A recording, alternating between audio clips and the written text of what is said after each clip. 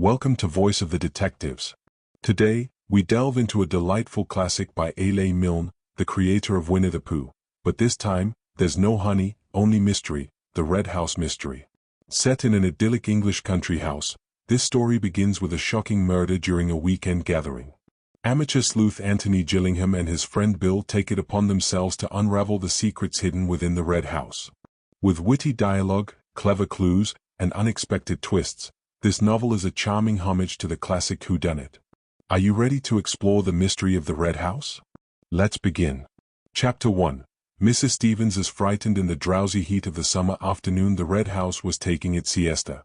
There was a lazy murmur of bees in the flower borders, a gentle cooing of pigeons in the tops of the elms. From distant lawns came the whir of a mowing machine, that most restful of all country sounds, making ease the sweeter in that it is taken while others are working. It was the hour when even those whose business it is to attend to the wants of others have a moment or two for themselves. In the housekeeper's room, Audrey Stevens, the pretty parlor maid, retrimmed her best hat, and talked idly to her aunt, the cook-housekeeper of Mr. Mark Ablett's bachelor home. "For Joe?" said Mrs. Stevens placidly, her eye on the hat. Audrey nodded. She took a pin from her mouth, found a place in the hat for it, and said, "He likes a bit of pink."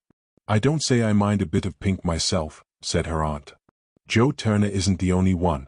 "It isn't everybody's color," said Audrey, holding the hat out at arm's length, and regarding it thoughtfully. "Stylish, isn't it?" "Oh, it'll suit you all right, and it would have suited me at your age. A bit too dressy for me now, though wearing better than some other people, I dare say. I was never the one to pretend to be what I wasn't. If I'm 55, I'm 55, that's what I say. 58, isn't it, Auntie?" "I was just giving that as an example," said Mrs. Stevens with great dignity. Audrey threaded a needle, held her hand out and looked at her nails critically for a moment, and then began to sew. "Funny thing that about Mr. Mark's brother. Fancy not seeing your brother for 15 years. She gave a self-conscious laugh and went on, "Wonder what I should do if I didn't see Joe for 15 years. "As I told you all this morning," said her aunt, "I've been here 5 years, and never heard of a brother. I could say that before everybody if I was going to die tomorrow. There's been no brother here while I've been here. You could have knocked me down with a feather when he spoke about him at breakfast this morning. I didn't hear what went before, naturally, but they was all talking about the brother when I went in. Now what was it I went in for, hot milk, was it, or toast? Well, they was all talking, and Mr. Mark turns to me, and says, you know his way, Stevens, he says, my brother is coming to see me this afternoon. I'm expecting him about 3, he says. Show him into the office, he says, just like that. Yes, sir, I says quite quietly, but I was never so surprised in my life, not knowing he had a brother. My brother from Australia, he says, there, I'd forgotten that. From Australia. Well, he may have been in Australia, said Mrs. Stevens, judicially. I can't say for that, not knowing the country, but what I do say is he's never been here. Not while I've been here, and that's 5 years. Well, but, Auntie, he hasn't been here for 15 years. I heard Mr. Mark telling Mr. Cayley. 15 years, he says. Mr. Cayley having asked him when his brother was last in England. Mr. Cayley knew of him, I heard him telling Mr. Beverley, but didn't know when he was last in England, see? So that's why he asked Mr. Mark. I'm not saying anything about 15 years, Audrey. I can only speak for what I know, and that's 5 years Whitsuntide. I can take my oath he's not set foot in the house since 5 years Whitsuntide. And if he's been in Australia, as you say, well, I dare say he's had his reasons. What reasons? Said Audrey lightly. Never mind what reasons. Being in the place of a mother to you, since your poor mother died, I say this, Audrey, when a gentleman goes to Australia, he has his reasons. And when he stays in Australia 15 years, as Mr. Mark says, and as I know for myself for 5 years, he has his reasons. And a respectably brought-up girl doesn't ask what reasons. Got into trouble, I suppose, said Audrey carelessly. They were saying at breakfast he'd been a wild one. Debts. I'm glad Joe isn't like that. He's got £15 in the post office savings bank. Did I tell you? But there was not to be any more talk of Joe Turner that afternoon. The ringing of a bell brought Audrey to her feet, no longer Audrey, but now Stevens. She arranged her cap in front of the glass. There, that's the front door, she said. That's him. Show him into the office, said Mr. Mark. I suppose he doesn't want the other ladies and gentlemen to see him. Well, they're all out at their golf, anyhow. Wonder if he's going to stay. Perhaps he's brought back a lot of gold from Australia. I might hear something about Australia, because if anybody can get gold there, then I don't say but what Joe and I. Now, get on, Audrey. Just going, darling. She went out. To anyone who had just walked down the drive in the August sun, the open door of the red house revealed a delightfully inviting hall, of which even the mere sight was cooling. It was a big low-roofed, oak-beamed place, with cream-washed walls and diamond-paned windows, blue-curtained. On the right and left were doors leading into other living rooms, but on the side which faced you as you came in were windows again, looking onto a small grass court, and from open windows to open windows such air as there was played gently. The staircase went up in broad, low steps along the right-hand wall, and, turning to the left, led you along a gallery, which ran across the width of the hall, to your bedroom. That is, if you were going to stay the night. Mr. Robert Ablett's intentions in this matter were as yet unknown. As Audrey came across the hall she gave a little start as she saw Mr. Cayley suddenly, sitting unobtrusively in a seat beneath one of the front windows, reading. No reason why he shouldn't be there, certainly a much cooler place than the golf links on such a day, but somehow there was a deserted air about the house that afternoon, as if all the guests were outside, or, perhaps the wisest place of all, up in their bedrooms, sleeping.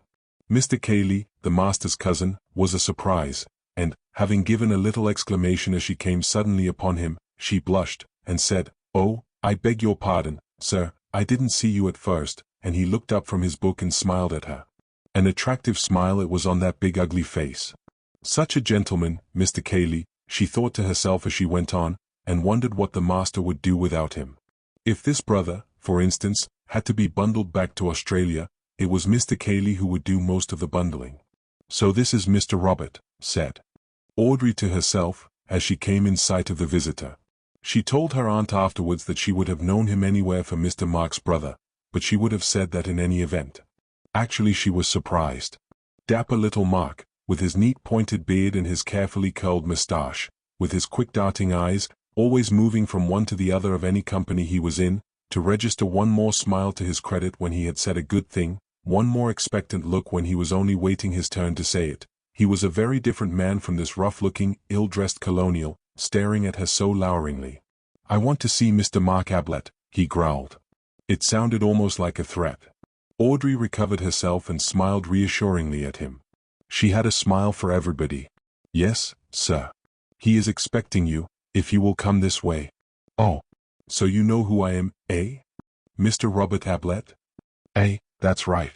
So he's expecting me, eh? He'll be glad to see me, eh?" "If you will come this way, sir," said Audrey primly. She went to the second door on the left, and opened it.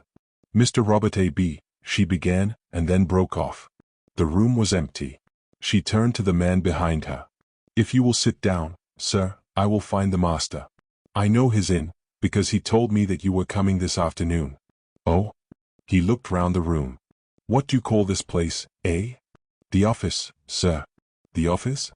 "The room where the master works, sir." "Works, eh? That's new. Didn't know he'd ever done a stroke of work in his life."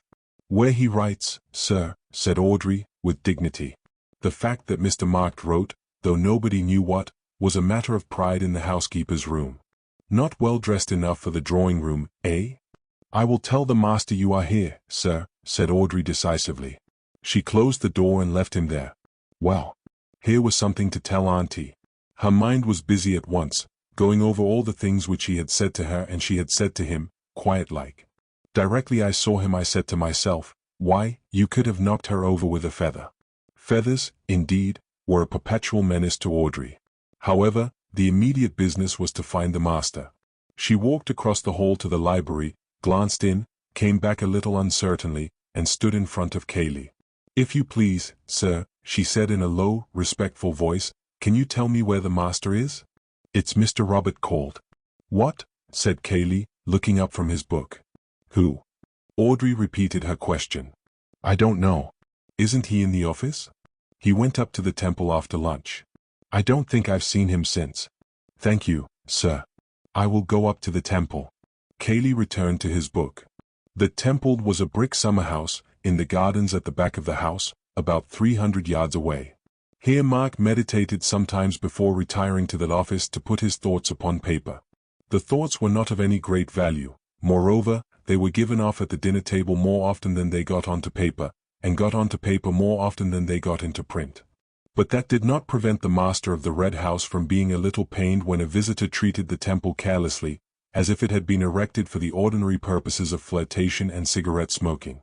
There had been an occasion when 2 of his guests had been found playing fives in it. Mark had said nothing at the time, save to ask with a little less than his usual point, whether they couldn't find anywhere else for their game, but the offenders were never asked to the Red House again. Audrey walked slowly up to the temple, looked in and walked slowly back. All that walk for nothing. Perhaps the master was upstairs in his room. Not well dressed enough for the drawing room. Well, now, Auntie, would you like anyone in your drawing room with a red handkerchief round his neck and great big dusty boots? And, listen. One of the men shooting rabbits. Auntie was partial to a nice rabbit and onion sauce. How hot it was, she wouldn't say no to a cup of tea. Well, one thing, Mr. Robert wasn't staying the night, he hadn't any luggage. Of course Mr. Mark could lend him things, he had clothes enough for 6. She would have known him anywhere for Mr. Mark's brother. She came into the house. As she passed the housekeeper's room on her way to the hall, the door opened suddenly, and a rather frightened face looked out. "Hello, Audie," said Elsie. "It's Audrey," she said, turning into the room. "Come in, Audrey," called Mrs. Stevens. "What's up?" said Audrey, looking in at the door. "Oh, my dear, you gave me such a turn. Where have you been?" "Up to the temple." "Did you hear anything?" "Hear what?" "Bangs and explosions and terrible things." "Oh," said Audrey, rather relieved. "One of the men shooting rabbits." "Why, I said to myself as I came along, Auntie's partial to a nice rabbit, I said, and I shouldn't be surprised if—" "Rabbits," said her aunt scornfully. "It was inside the house, my girl." "Straight it was," said Elsie. She was one of the housemaids. "I said to Mrs. Stevens, didn't I, Mrs. Stevens? That was in the house, I said." Audrey looked at her aunt and then at Elsie. "Do you think he had a revolver with him?" she said in a hushed voice. "Who?" said Elsie excitedly. "That brother of his. From Australia. I said as soon as I set eyes on him, you're a bad lot, my man. That's what I said, Elsie. Even before he spoke to me. Rude." She turned to her aunt. "Well, I give you my word. If you remember, Audrey, I always said there was no saying with anyone from Australia." Mrs. Stevens lay back in her chair, breathing rather rapidly. "I wouldn't go out of this room now, not if you paid me £100,000. "Oh, Mrs. Stevens," said Elsie, who badly wanted 5 shillings for a new pair of shoes, "I wouldn't go as far as that, not myself, but—" "There," cried Mrs. Stevens, sitting up with a start. They listened anxiously, the 2 girls instinctively coming closer to the older woman's chair. A door was being shaken, kicked, rattled. "Listen." Audrey and Elsie looked at each other with frightened eyes. They heard a man's voice, loud, angry. "Open the door," it was shouting. "Open the door. I say, open the door." "Don't open the door," cried Mrs. Stevens in a panic, as if it was her door which was threatened. "Audrey. Elsie. Don't let him in." "Damn it, open the door," came the voice again. "We're all going to be murdered in our beds," she quavered. Terrified, the 2 girls huddled closer, and with an arm round each, Mrs. Stevens sat there, waiting. Chapter 2. Mr. Gillingham gets out at the wrong station. Whether Mark Ablett was a bore or not depended on the point of view, but it may be said at once that he never bored his company on the subject of his early life. However, stories get about. There is always somebody who knows. It was understood, and this, anyhow, on Mark's own authority, that his father had been a country clergyman. It was said that, as a boy, Mark had attracted the notice and patronage of some rich old spinster of the neighborhood, who had paid for his education, both at school and university. At about the time when he was coming down from Cambridge, his father had died, leaving behind him a few debts, as a warning to his family, and a reputation for short sermons, as an example to his successor. Neither warning nor example seems to have been effective. Mark went to London, with an allowance from his patron, and, it is generally agreed, made acquaintance with the moneylenders. He was supposed, by his patron and any others who inquired, to be in writing. But what he wrote, other than letters asking for more time to pay, has never been discovered. However, he attended the theatres and music halls very regularly, no doubt with a view to some serious articles in the Spectator on the decadence of the English stage. Fortunately, from Mark's point of view, his patron died during his 3rd year in London, and left him all the money he wanted. From that moment his life loses its legendary character, and becomes more a matter of history. He settled accounts with the moneylenders, abandoned his crop of wild oats to the harvesting of others, and became in his turn a patron. He patronized the arts. It was not only usurers who discovered that Mark Ablett no longer wrote for money. Editors were now offered free contributions as well as free lunches. Publishers were given agreements for an occasional slender volume, in which the author paid all expenses and waived all royalties. Promising young painters and poets dined with him, and he even took a theatrical company on tour, playing host and lead with equal lavishness. He was not what most people call a snob. A snob has been defined carelessly as a man who loves a lord, and, more carefully, as a mean lover of mean things, which would be a little unkind to the peerage if the first definition were true. Mark had his vanities undoubtedly, but he would sooner have met an actor manager than an owl. He would have spoken of his friendship with Dante, had that been possible, more glibly than of his friendship with the Duke.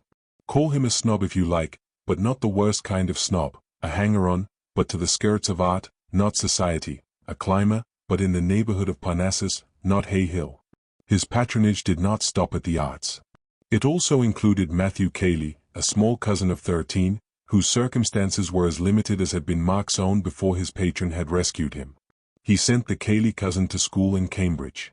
His motives, no doubt, were unworldly enough at first, a mere repaying to his account in the Recording Angel's book of the generosity which had been lavished on himself, a laying up of treasure in heaven. But it is probable that, as the boy grew up, Mark's designs for his future were based on his own interests as much as those of his cousin, and that a suitably educated Matthew Cayley of 23 was felt by him to be a useful property for a man in his position. A man, that is to say, whose vanities left him so little time for his affairs. Cayley, then, at 23, looked after his cousin's affairs. By this time Mark had bought the Red House and the considerable amount of land which went with it. Cayley superintended the necessary staff. His duties, indeed, were many. He was not quite secretary, not quite land agent, not quite business advisor, not quite companion, but something of all four. Mark leant upon him and called him Key, objecting quite rightly in the circumstances to the name of Matthew. Key, he felt, was, above all, dependable, a big, heavy-jawed, solid fellow, who didn't bother you with unnecessary talk, a boon to a man who liked to do most of the talking himself. Cayley was now 28, but had all the appearance of 40, which was his patron's age. Spasmodically they entertained a good deal at the Red House, and Mark's preference, call it kindliness or vanity, as you please, was for guests who were not in a position to repay his hospitality. Let us have a look at them as they came down to that breakfast, of which Stevens, the parlour-maid, has already given us a glimpse. The first to appear was Major Rumbold, a tall, grey-haired, grey-moustached, silent man, wearing a Norfolk coat and grey flannel trousers, who lived on his retired pay and wrote natural history articles for the papers. He inspected the dishes on the side table, decided carefully on kedgeree, and got to work on it. He had passed on to a sausage by the time of the next arrival. This was Bill Beverley, a cheerful young man in white flannel trousers and a blazer. "Hello, Major," he said as he came in, "how's the gout?" "It isn't gout," said the Major gruffly. "Well, whatever it is." The Major grunted. "I make a point of being polite at breakfast," said Bill, helping himself largely to porridge. "Most people are so rude. That's why I asked you. But don't tell me if it's a secret. Coffee?" he added, as he poured himself out a cup. "No, thanks. I never drink till I've finished eating." "Quite right, Major, it's only manners." He sat down opposite to the other.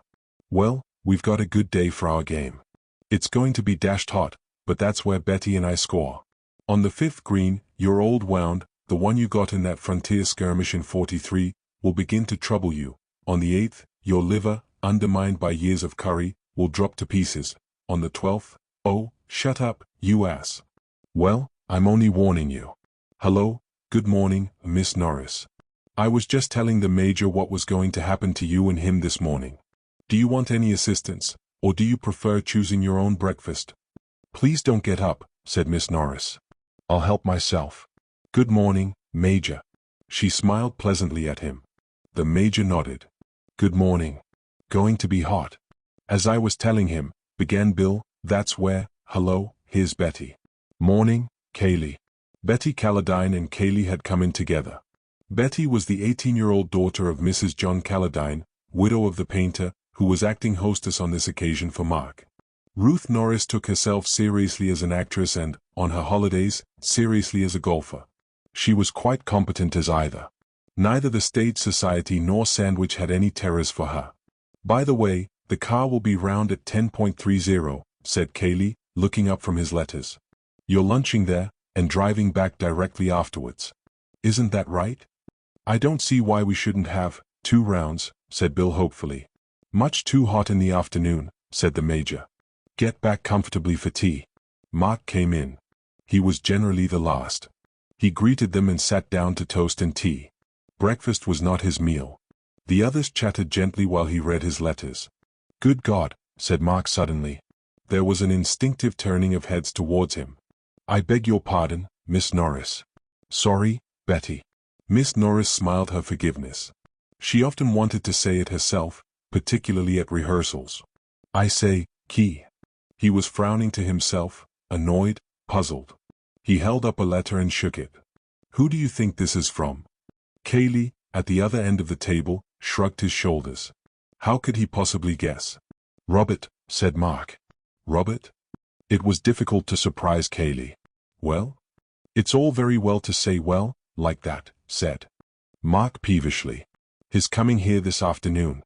I thought he was in Australia, or somewhere. Of course. So did I. He looked across at Rumbold. Got any brothers, Major? No, well, take my advice, and don't have any. Not likely to now, said the Major. Bill laughed. Miss Norris said politely, but you haven't any brothers, Mr. Ablett? One, said Mark grimly. If you're back in time you'll see him this afternoon. He'll probably ask you to lend him £5. Don't. Everybody felt a little uncomfortable. I've got a brother, said Bill helpfully, but I always borrow from him. Like Robert, said Mark.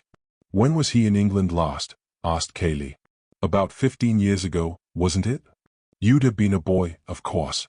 Yes, I remember seeing him once about then, but I didn't know if he had been back since. No.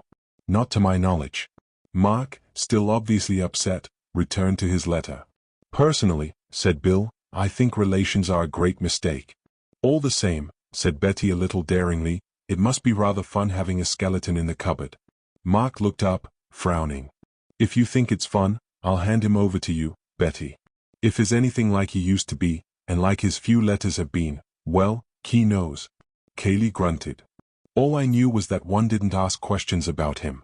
It may have been meant as a hint to any too curious guest not to ask more questions, or a reminder to his host not to talk too freely in front of strangers, although he gave it the sound of a mere statement of fact. But the subject dropped, to be succeeded by the more fascinating one of the coming foursome. Mrs. Calladine was driving over with the players in order to lunch with an old friend who lived near the links, and Mark and Kaylee were remaining at home, on affairs. Apparently affairs were now to include a prodigal brother. But that need not make the foursome less enjoyable. At about the time when the Major, for whatever reasons, was fluffing his tea-shot at the 16th, and Mark and his cousin were at their business at the Red House, an attractive gentleman of the name of Antony Gillingham was handing up his ticket at Woodham Station and asking the way to the village. Having received directions, he left his bag with the station master and walked off leisurely. He is an important person to this story, so that it is as well we should know something about him before letting him loose in it. Let us stop him at the top of the hill on some excuse, and have a good look at him. The first thing we realize is that he is doing more of the looking than we are. Above a clean-cut, clean-shaven face, of the type usually associated with the Navy, he carries a pair of gray eyes which seem to be absorbing every detail of our person. To strangers this look is almost alarming at first, until they discover that his mind is very often elsewhere, that he has, so to speak, left his eyes on guard, while he himself follows a train of thought in another direction. Many people do this, of course, when, for instance, they are talking to one person and trying to listen to another, but their eyes betray them. Antony's never did. He had seen a good deal of the world with those eyes, though never as a sailor. When at the age of 21 he came into his mother's money, £400 a year, Old Gillingham looked up from the Stockbreeder's Gazette to ask what he was going to do. See the world, said Antony. Well, send me a line from America, or wherever you get to. Right, said Antony. Old Gillingham returned to his paper. Antony was a younger son, and, on the whole, not so interesting to his father as the cadets of certain other families, Champion Burkitt's, for instance. But, then, Champion Burkitt was the best Hereford bull he had ever bred. Antony, however, had no intention of going further away than London. His idea of seeing the world was to see, not countries, but people, and to see them from as many angles as possible. There are all sorts in London if you know how to look at them. So Antony looked at them, from various strange corners, from the viewpoint of the valet, the newspaper reporter, the waiter, the shop assistant. With the independence of £400 a year behind him, he enjoyed it immensely. He never stayed long in one job, and generally closed his connection with it by telling his employer, contrary to all etiquette as understood between master and servant, exactly what he thought of him. He had no difficulty in finding a new profession. Instead of experience and testimonials, he offered his personality and a sporting bet. He would take no wages the first month, and, if he satisfied his employer, double wages the second. He always got his double wages. He was now 30. He had come to Woodham for a holiday, because he liked the look of the station. His ticket entitled him to travel further, but he had always intended to please himself in the matter. Woodham attracted him, and he had a suitcase in the carriage with him and money in his pocket. Why not get out? The landlady of the George was only too glad to put him up, and promised that her husband would drive over that afternoon for his luggage. And you would like some lunch, I expect, sir. Yes, but don't give yourself any trouble about it. Cold anything you've got. What about beef, sir? She asked, as if she had 100 varieties of meat to select from, and was offering him her best. That will do splendidly. And a pint of beer. While he was finishing his lunch, the landlord came in to ask about the luggage. Antony ordered another pint, and soon had him talking. It must be rather fun to keep a country inn, he said, thinking that it was about time he started another profession. I don't know about fun, sir. It gives us a living, and a bit over. You ought to take a holiday, said Antony, looking at him thoughtfully. Funny thing you're saying that, said the landlord, with a smile. Another gentleman, over from the Red House, was saying that only yesterday. Offered to take my place and all. He laughed rumblingly. The Red House? Not the Red House, Stanton? That's right, sir. Stanton's the next station to Woodham. The Red House is about a mile from here, Mr. Ablett. Antony took a letter from his pocket. It was addressed from the Red House, Stanton, and signed Bill. Good old Bill, he murmured to himself. His getting on. Antony had met Bill Beverley 2 years before in a tobacconist's shop. Gillingham was on one side of the counter and Mr. Beverley on the other. Something about Bill, his youth and freshness, perhaps, attracted Antony, and when cigarettes had been ordered, and an address given to which they were to be sent, he remembered that he had come across an aunt of Beverley's once at a country house. Beverley and he met again a little later at a restaurant. Both of them were in evening dress, but they did different things with their napkins, and Antony was the more polite of the two. However, he still liked Bill. So on one of his holidays, when he was unemployed, he arranged an introduction through a mutual friend. Beverley was a little inclined to be shocked when he was reminded of their previous meetings, but his uncomfortable feelings soon wore off, and he and Antony quickly became intimate. But Bill generally addressed him as Dear Madman when he happened to write. Antony decided to stroll over to the Red House after lunch and call upon his friend. Having inspected his bedroom, which was not quite the lavender-smelling country inn bedroom of fiction, but sufficiently clean and comfortable, he set out over the fields. As he came down the drive and approached the old red brick front of the house, there was a lazy murmur of bees in the flower borders, a gentle cooing of pigeons in the tops of the elms, and from distant lawns the whir of a mowing machine, that most restful of all country sounds. And in the hall a man was banging at a locked door, and shouting, "Open the door, I say, open the door." "Hello," said Antony in amazement. Chapter 3. 2 men and a body. Cayley looked round suddenly at the voice. "Can I help?" said Antony politely. "Something's happened," said Cayley. He was breathing quickly. "I heard a shot. It sounded like a shot. I was in the library. A loud bang. I didn't know what it was. And the door's locked." He rattled the handle again, and shook it. "Open the door," he cried. I say, Mark, what is it? Open the door. But he must have locked the door on purpose, said Antony. So why should he open it just because you ask him to? Cayley looked at him in a bewildered way. Then he turned to the door again. We must break it in, he said, putting his shoulder to it. Help me. Isn't there a window? Cayley turned to him stupidly. Window? Window? So much easier to break in a window, said Antony with a smile. He looked very cool and collected, as he stood just inside the hole, leaning on his stick, and thinking, no doubt, that a great deal of fuss was being made about nothing. But then, he had not heard the shot. Window, of course. What an idiot I am. He pushed past Antony, and began running out into the drive. Antony followed him. They ran along the front of the house, down a path to the left, and then to the left again over the grass, Cayley in front, the other close behind him. Suddenly Cayley looked over his shoulder and pulled up short. Here, he said. They had come to the windows of the locked room, French windows which opened onto the lawns at the back of the house. But now they were closed. Antony couldn't help feeling a thrill of excitement as he followed Cayley's example, and put his face close up to the glass. For the first time he wondered if there really had been a revolver shot in this mysterious room. It had all seemed so absurd and melodramatic from the other side of the door. But if there had been one shot, why should there not be two more? At the careless fools who were pressing their noses against the panes and asking for it. My God, can you see it? Said Cayley in a shaking voice. Down there. Look. The next moment Antony saw it. A man was lying on the floor at the far end of the room, his back towards them. A man? Or the body of a man? Who is it? Said Antony. I don't know, the other whispered. Well, we'd better go and see. He considered the windows for a moment. I should think, if you put your weight into it, just where they join, they'll give all right. Otherwise, we can kick the glass in. Without saying anything, Cayley put his weight into it. The window gave, and they went into the room. Cayley walked quickly to the body, and dropped on his knees by it. For the moment he seemed to hesitate, then with an effort he put a hand onto its shoulder and pulled it over. Thank God, he murmured, and let the body go again. Who is it? Said Antony. Robert Ablett. Oh, said Antony.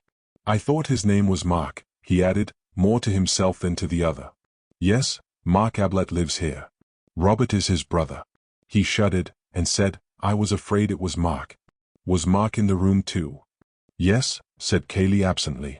Then, as if resenting suddenly these questions from a stranger, who are you? But Antony had gone to the locked door, and was turning the handle. I suppose he put the key in his pocket, he said, as he came back to the body again. Who? Antony shrugged his shoulders. Whoever did this, he said, pointing to the man on the floor. Is he dead? Help me, said Cayley simply. They turned the body onto its back, nerving themselves to look at it. Robert Ablett had been shot between the eyes. It was not a pleasant sight, and with his horror Antony felt a sudden pity for the man beside him, and a sudden remorse for the careless, easy way in which he had treated the affair. But then one always went about imagining that these things didn't happen, except to other people. It was difficult to believe in them just at first, when they happened to yourself.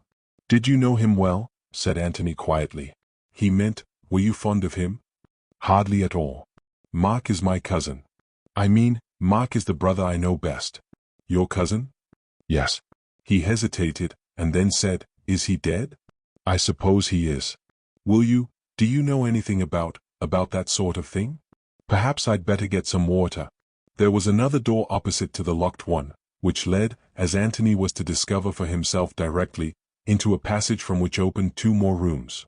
Cayley stepped into the passage, and opened the door on the right. The door from the office, through which he had gone, remained open. The door, at the end of the short passage, was shut.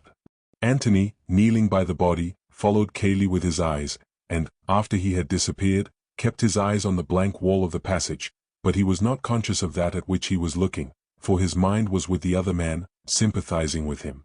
Not that water is any use to a dead body, he said to himself, but the feeling that you're doing something, when there's obviously nothing to be done, is a great comfort. Cayley came into the room again. He had a sponge in one hand, a handkerchief in the other.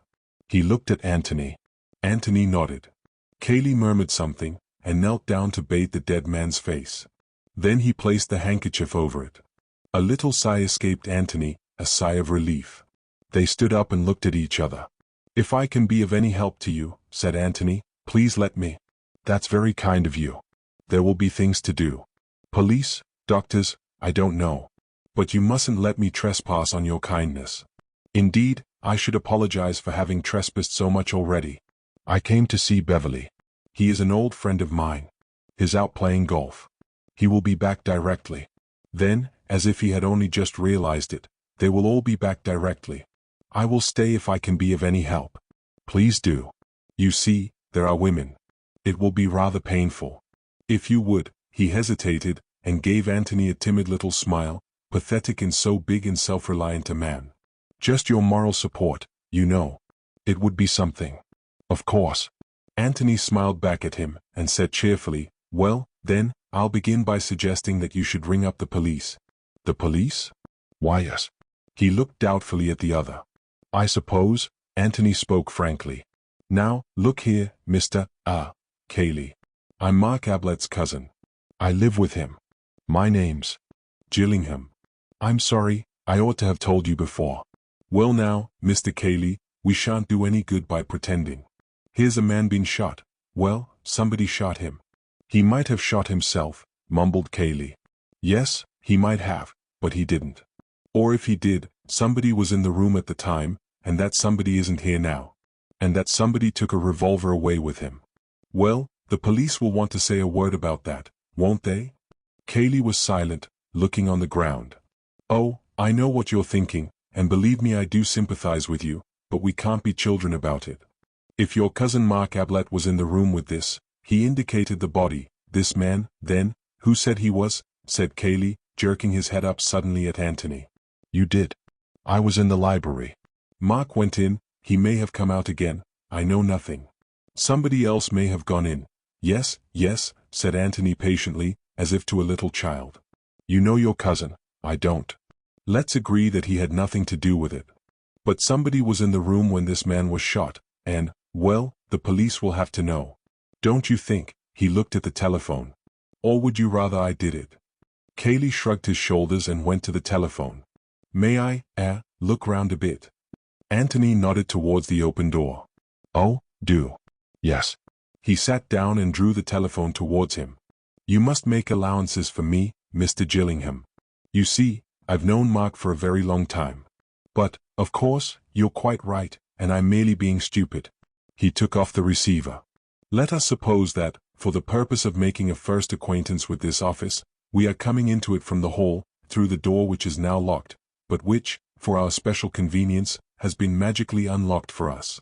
As we stand just inside the door, the length of the room runs right and left, or, more accurately, to the right only, for the left-hand wall is almost within our reach. Immediately opposite to us, across the breadth of the room, some 15 feet, is that other door, by which Cayley went out and returned a few minutes ago. In the right-hand wall, 30 feet away from us, are the French windows. Crossing the room and going out by the opposite door, we come into a passage, from which 2 rooms lead. The one on the right, into which Cayley went, is less than half the length of the office, a small, square room, which has evidently been used some time or other as a bedroom. The bed is no longer there, but there is a basin, with hot and cold taps, in a corner, chairs, a cupboard or two, and a chest of drawers. The window faces the same way as the French windows in the next room, but anybody looking out of the bedroom window has his view on the immediate right shut off by the outer wall of the office, which projects, by reason of its greater length, 15 feet further into the lawn. The room on the other side of the bedroom is a bathroom. The 3 rooms together, in fact, form a sort of private suite, used, perhaps, during the occupation of the previous owner, by some invalid, who could not manage the stairs, but allowed by Mark to fall into disuse, save for the living room. At any rate, he never slept downstairs. Antony glanced at the bathroom, and then wandered into the bedroom, the room into which Cayley had been. The window was open, and he looked out at the well-kept grass beneath him, and the peaceful stretch of park beyond, and he felt very sorry for the owner of it all, who was now mixed up in so grim a business. "Cayley thinks he did it," said Antony to himself. "That's obvious. It explains why he wasted so much time banging on the door. Why should he try to break a lock when it's so much easier to break a window? Of course he might just have lost his head. On the other hand, he might, well, he might have wanted to give his cousin a chance of getting away. The same about the police, and, oh, lots of things. Why, for instance, did we run all the way round the house in order to get to the windows? Surely there's a back way out through the hall. I must have a look later on. Antony, it will be observed, had by no means lost his head. There was a step in the passage outside, and he turned round, to see Cayley in the doorway. He remained looking at him for a moment, asking himself a question. It was rather a curious question. He was asking himself why the door was open. Well, not exactly why the door was open, that could be explained easily enough. But why had he expected the door to be shut? He did not remember shutting it, but somehow he was surprised to see it open now, to see Cayley through the doorway, just coming into the room. Something working subconsciously in his brain had told him that it was surprising. Why? He tucked the matter away in a corner of his mind for the moment. The answer would come to him later on. He had a wonderfully retentive mind. Everything which he saw or heard seemed to make its corresponding impression somewhere in his brain, often without his being conscious of it, and these photographic impressions were always there ready for him when he wished to develop them. Cayley joined him at the window. "I've telephoned," he said.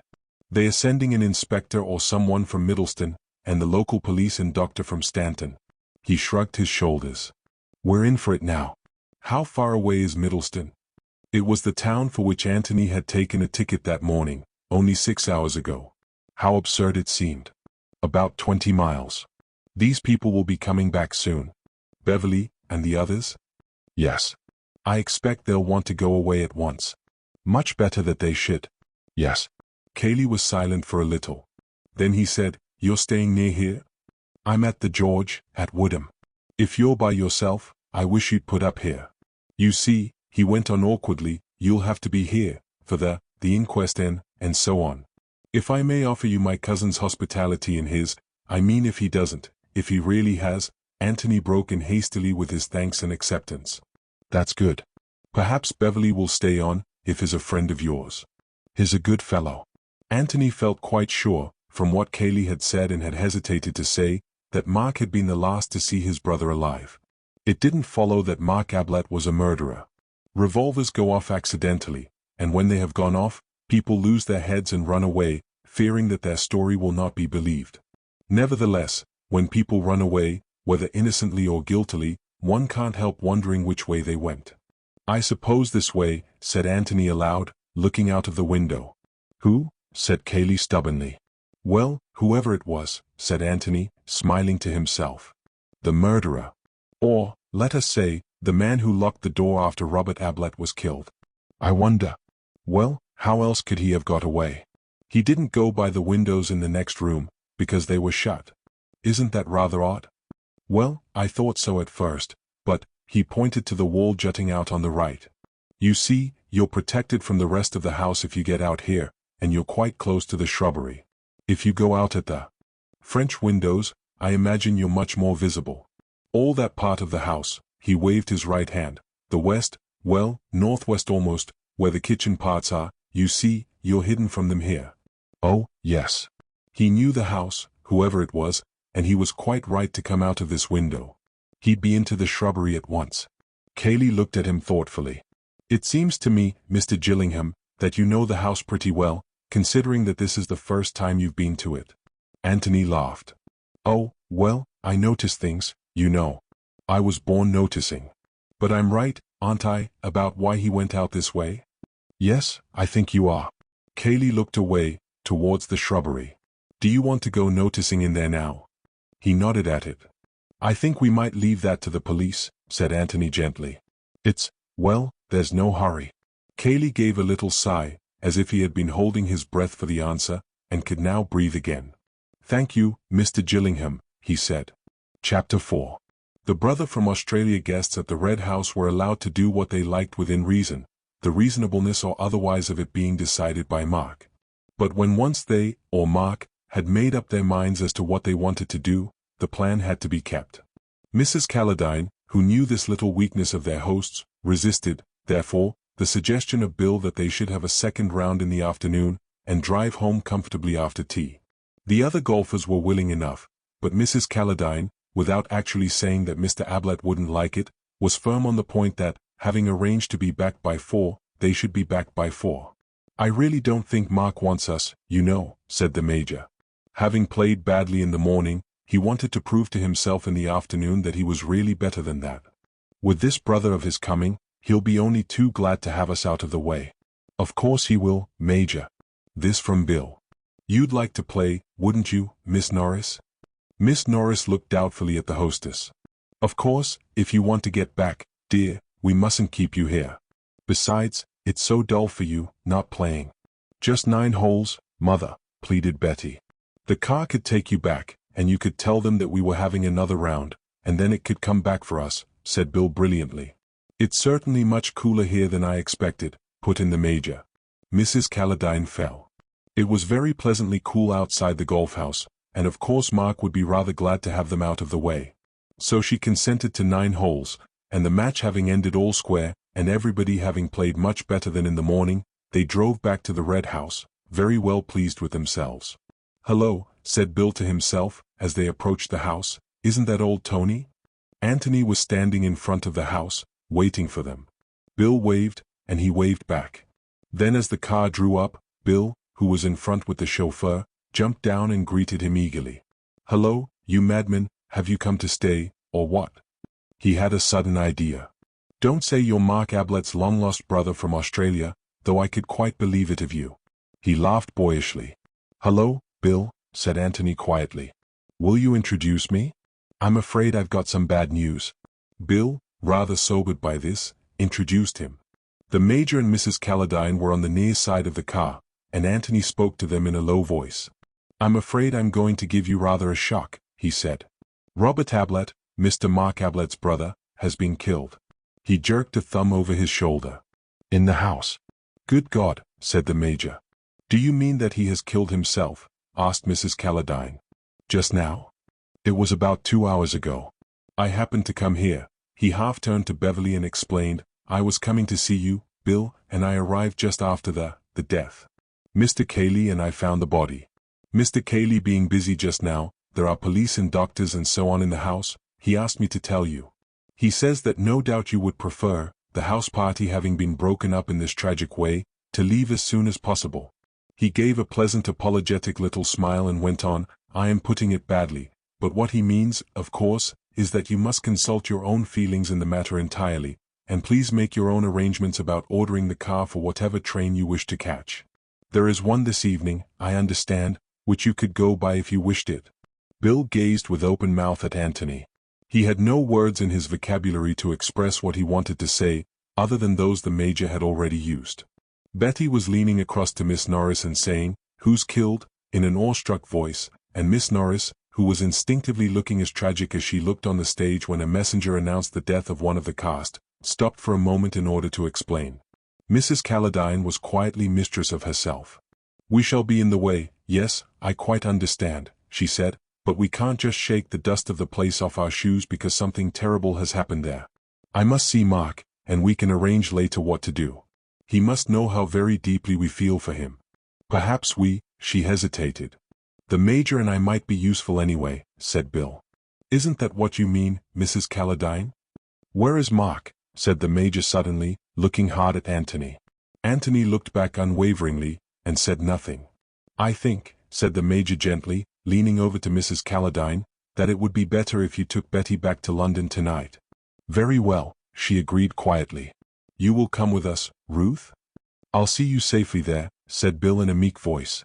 He didn't quite know what was happening, and, having expected to stay at the Red House for another week, he had nowhere to go to in London, but London seemed to be the place that everyone was going to, and when he could get Tony alone for a moment, Tony no doubt would explain. Cayley wants you to stay, Bill. You have to go anyhow, tomorrow, Major Rumbold? Yes. I'll come with you, Mrs. Calladine. Mr. Cayley would wish me to say again that you will please not hesitate to give your own orders, both as regard the car and as regard any telephoning or telegraphing that you want done. He smiled again and added, Please forgive me if I seem to have taken a good deal upon myself, but I just happened to be handy as a mouthpiece for Cayley. He bowed to them and went into the house. Well, said Miss Norris dramatically. As Antony re-entered the hall, the inspector from Middleston was just crossing into the library with Cayley. The latter stopped and nodded to Antony. "Wait a moment, Inspector. Here's Mr. Gillingham. He'd better come with us." And then to Antony, "This is Inspector Birch." Birch looked inquiringly from one to the other. "Mr. Gillingham and I found the body together," explained Cayley. "Oh. Well, come along, and let's get the facts sorted out a bit. I like to know where I am, Mr. Gillingham." "We all do." "Oh?" He looked at Antony with interest. "Do you know where you are in this case?" "I know where I'm going to be." "Where's that?" "Put through it by Inspector Birch," said Antony with a smile. The inspector laughed genially. "Well, I'll spare you as much as I can. Come along." They went into the library. The inspector seated himself at a writing table, and Cayley sat in a chair by the side of it. Antony made himself comfortable in an armchair and prepared to be interested. "We'll start with the dead man," said the inspector. "Robert Ablett, didn't you say?" He took out his notebook. "Yes. Brother of Mark Ablett, who lives here." "Ah." He began to sharpen a pencil. "Staying in the house?" "Oh, no." Antony listened attentively while Cayley explained all that he knew about Robert. This was news to him. "I see. Sent out of the country in disgrace. What had he done?" "I hardly know. I was only about 12 at the time. The sort of age when you're told not to ask questions." "Inconvenient questions?" "Exactly." "So you don't really know whether he had been merely wild or wicked?" "No." "Old Mr. Ablett was a clergyman," added Cayley. "Perhaps what might seem wicked to a clergyman might seem only wild to a man of the world." "I dare say, Mr. Cayley," smiled the inspector. "Anyhow, it was more convenient to have him in Australia?" "Yes." "Mark Ablett never talked about him?" "Hardly ever. He was very much ashamed of him, and, well, very glad he was in Australia." "Did he write Mark sometimes?" "Occasionally. Perhaps 3 or 4 times in the last 5 years." "Asking for money?" "Something of the sort. I don't think Mark always answered them. As far as I know, he never sent any money." "Now your own private opinion, Mr. Cayley. Do you think that Mark was unfair to his brother? Unduly hard on him?" "They'd never liked each other as boys. There was never any affection between them. I don't know whose fault it was in the first place, if anybody's.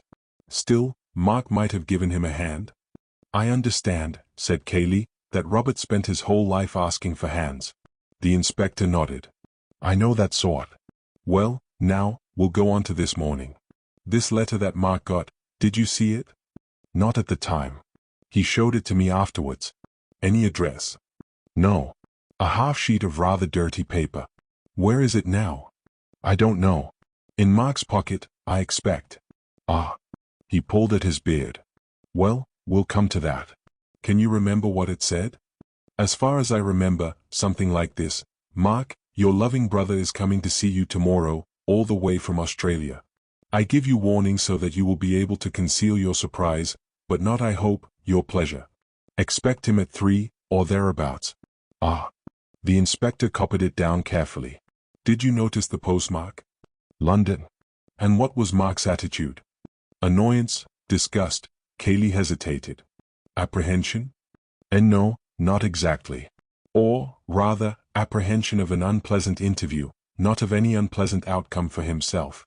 "You mean that he wasn't afraid of violence, or blackmail, or anything of that sort?" "He didn't appear to be." "Right. Now then, he arrived, you say, about 3 o'clock?" "Yes, about that." "Who was in the house then?" "Mark and myself, and some of the servants." "I don't know which." "Of course, you will ask them directly, no doubt." "With your permission." "No guests." "They were out all day playing golf," explained Cayley. "Oh, by the way," he put in, "if I may interrupt a moment, will you want to see them at all? It isn't very pleasant for them now, naturally, and I suggested," he turned to Antony, who nodded back to him.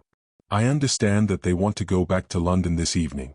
There's no objection to that, I suppose? You will let me have their names and addresses in case I want to communicate with them?" "Of course. One of them is staying on, if you would like to see him later, but they only came back from their golf as we crossed the hall." "That's all right, Mr. Cayley." "Well, now then, let's go back to 3 o'clock.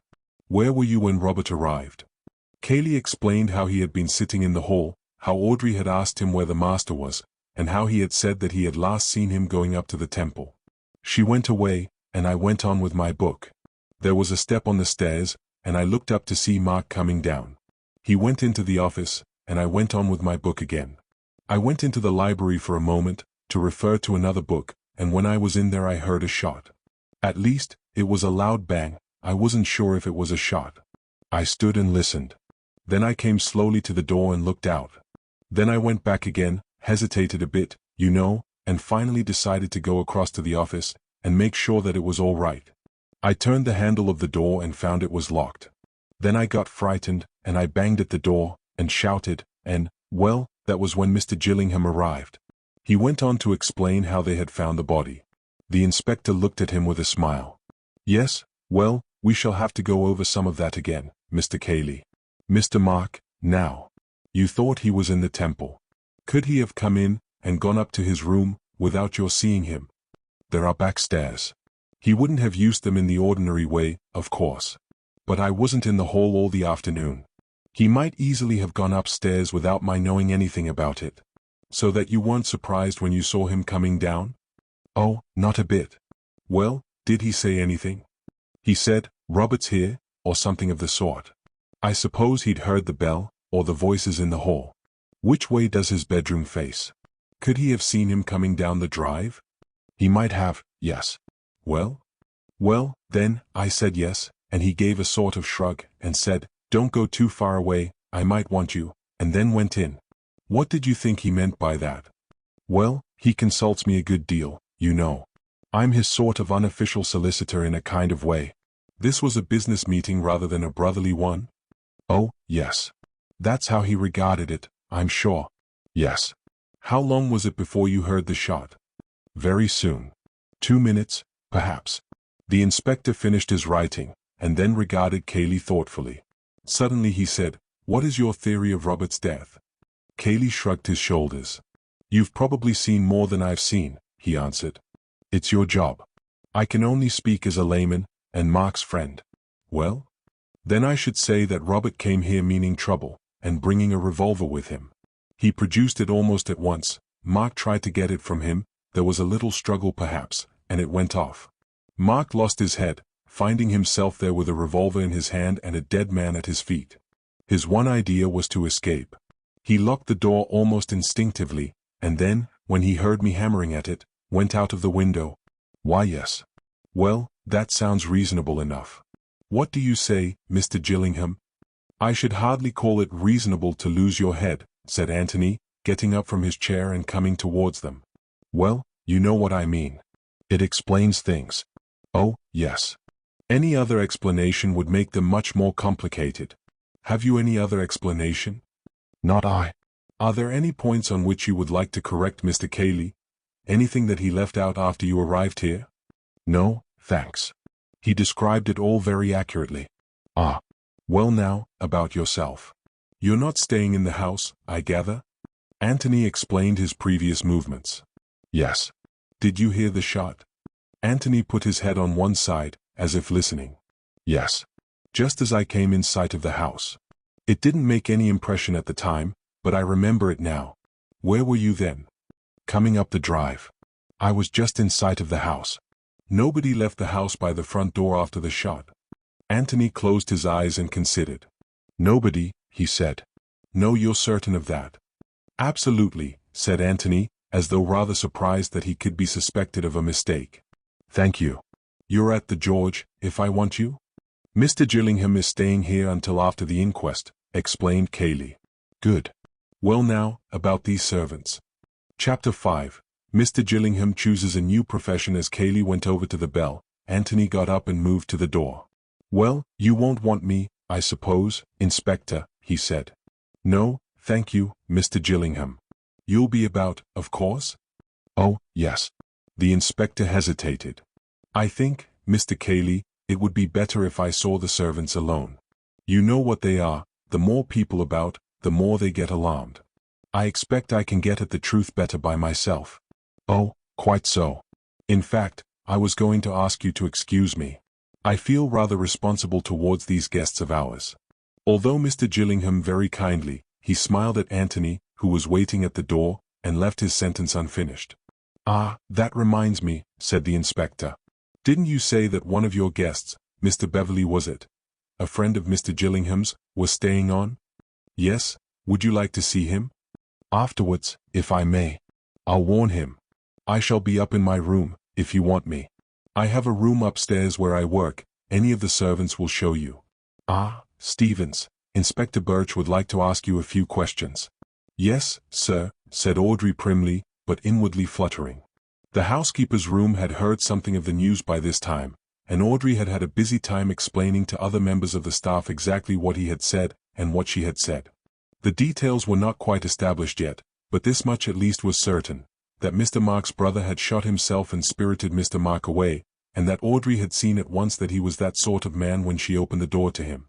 She had passed the remark to Mrs. Stevens.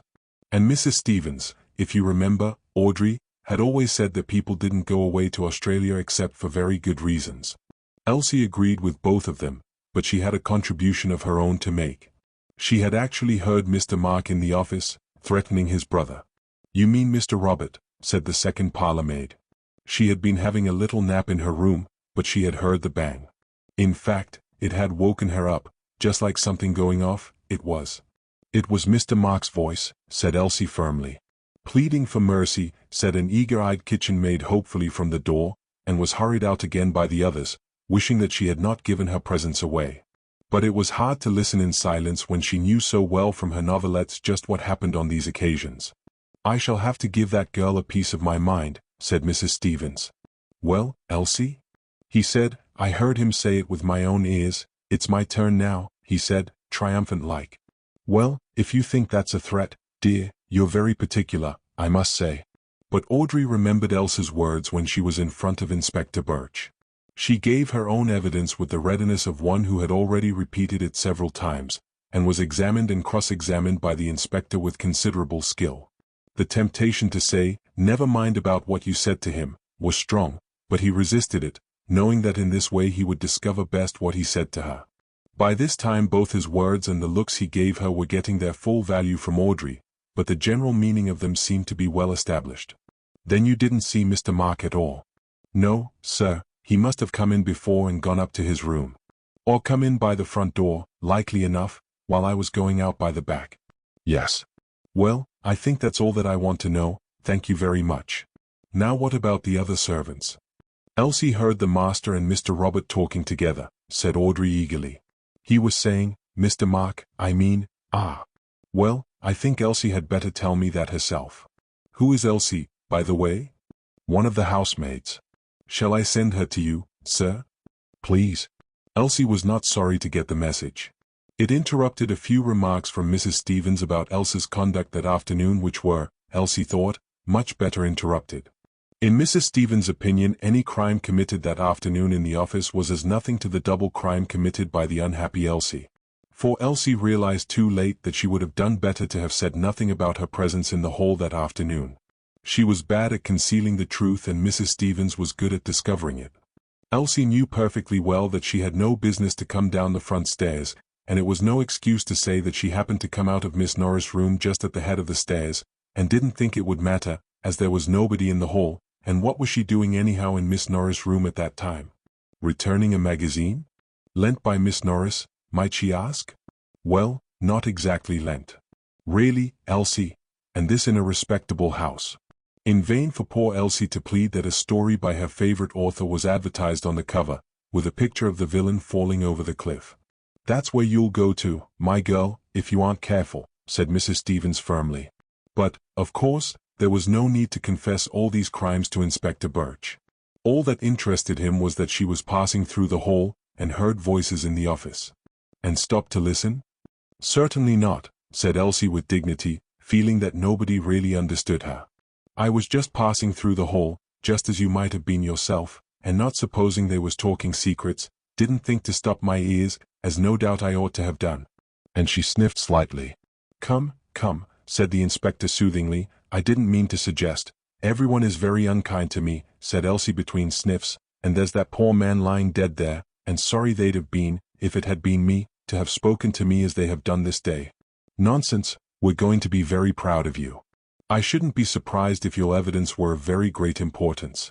Now then, what was it you heard?" Try to remember the exact words. Something about working in a passage, thought Elsie. Yes, but who said it? Mr. Robert. How do you know it was Mr. Robert? Had you heard his voice before? I don't take it upon myself to say that I had had any acquaintance with Mr. Robert, but seeing that it wasn't Mr. Mark, nor yet Mr. Cayley, nor any other of the gentlemen, and Miss Stevens had shown Mr. Robert into the office not 5 minutes before.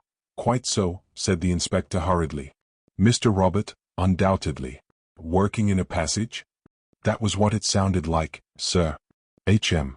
Working a passage over, could that have been it? That's right, sir, said Elsie eagerly. He'd worked his passage over. Well?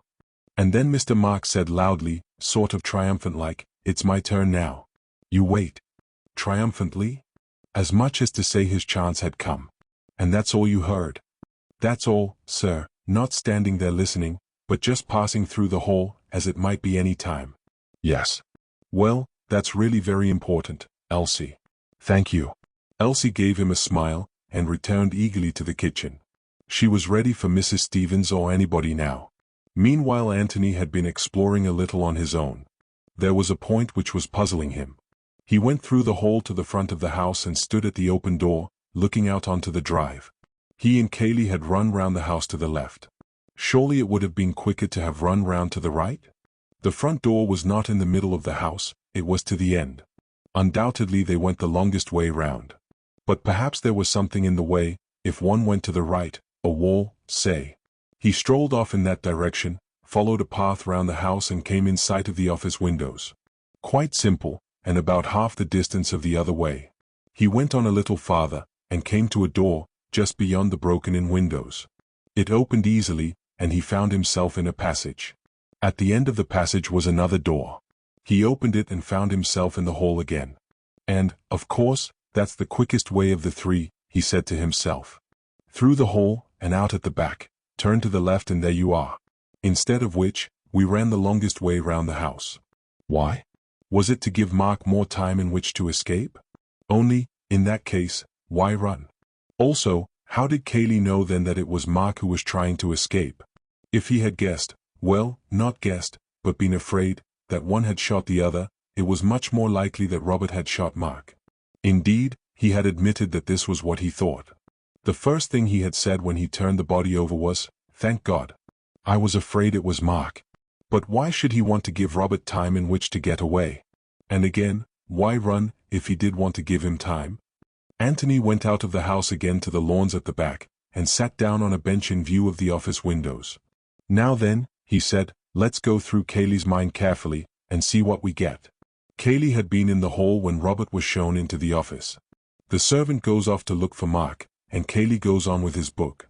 Mark comes down the stairs, warns Cayley to stand by in case he is wanted, and goes to meet his brother. What does Cayley expect? Possibly that he won't be wanted at all, possibly that his advice may be wanted in the matter, say, of paying Robert's debts, or getting him a passage back to Australia, possibly that his physical assistance may be wanted to get an obstreperous Robert out of the house. Well, he sits there for a moment, and then goes into the library. Why not? He is still within reach, if wanted. Suddenly he hears a pistol shot. A pistol shot is the last noise you expect to hear in a country house. Very natural, then, that for the moment he would hardly realize what it was. He listens, and hears nothing more. Perhaps it wasn't a pistol shot after all. After a moment or two he goes to the library door again. The profound silence makes him uneasy now. Was it a pistol shot? Absurd. Still, no harm in going into the office on some excuse, just to reassure himself. So he tries the door, and finds it locked. What are his emotions now? Alarm, uncertainty. Something is happening. Incredible though it seems, it must have been a pistol shot. He is banging at the door and calling out to Mark, and there is no answer. Alarm, yes. But alarm for whose safety? Mark's, obviously. Robert is a stranger, Mark is an intimate friend. Robert has written a letter that morning, the letter of a man in a dangerous temper. Robert is the tough customer, Mark the highly civilized gentleman. If there has been a quarrel, it is Robert who has shot Mark. He bangs at the door again. Of course, to Antony, coming suddenly upon this scene, Cayley's conduct had seemed rather absurd, but then, just for the moment, Cayley had lost his head. Anybody else might have done the same. But, as soon as Antony suggested trying the windows, Cayley saw that that was the obvious thing to do. So he leads the way to the windows, the longest way. Why? To give the murderer time to escape? If he had thought then that Mark was the murderer, perhaps, yes.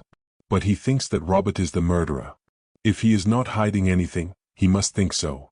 Indeed he says so, when he sees the body. I was afraid it was Mark, he says, when he finds that it is Robert who is killed. No reason, then, for wishing to gain time. On the contrary, every instinct would urge him to get into the room as quickly as possible, and seize the wicked Robert. Yet he goes the longest way round. Why? And then, why run? That's the question, said Antony to himself, as he filled his pipe, and bless me if I know the answer. It may be, of course, that Cayley is just a coward.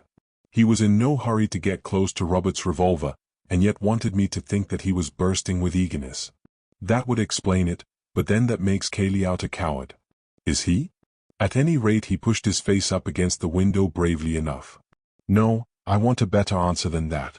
He sat there with his unlit pipe in his hand, thinking. There were one or two other things in the back of his brain, waiting to be taken out and looked at.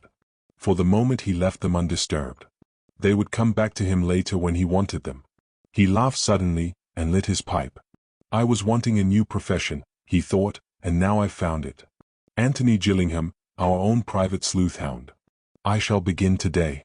Whatever Antony Gillingham's other qualifications for his new profession, he had at any rate a brain which worked clearly and quickly. And this clear brain of his had already told him that he was the only person in the house at that moment who was unhandicapped in the search for truth. The inspector had arrived in it to find a man dead and a man missing. It was extremely probable, no doubt, that the missing man had shot the dead man. But it was more than extremely probable. It was almost certain that the inspector would start with the idea that this extremely probable solution was the one true solution, and that, in consequence, he would be less disposed to consider without prejudice any other solution.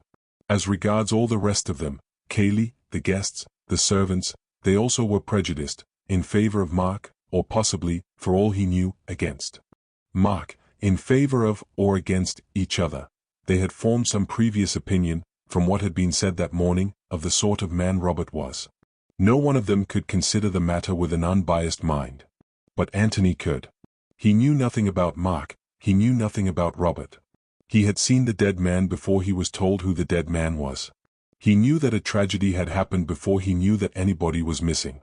Those first impressions, which are so vitally important, had been received solely on the merits of the case. They were founded on the evidence of his senses, not on the evidence of his emotions or of other people's senses. He was in a much better position for getting at the truth than was the inspector. It is possible that, in thinking this, Antony was doing Inspector Birch a slight injustice. Birch was certainly prepared to believe that Mark had shot his brother. Robert had been shown into the office, witness Audrey. Mark had gone into Robert, witness Cayley. Mark and Robert had been heard talking, witness Elsie. There was a shot, witness everybody. The room had been entered and Robert's body had been found, witness Cayley and Gillingham. And Mark was missing. Obviously, then, Mark had killed his brother, accidentally, as Cayley believed, or deliberately, as Elsie's evidence seemed to suggest. There was no point in looking for a difficult solution to a problem, when the easy solution had no flaw in it.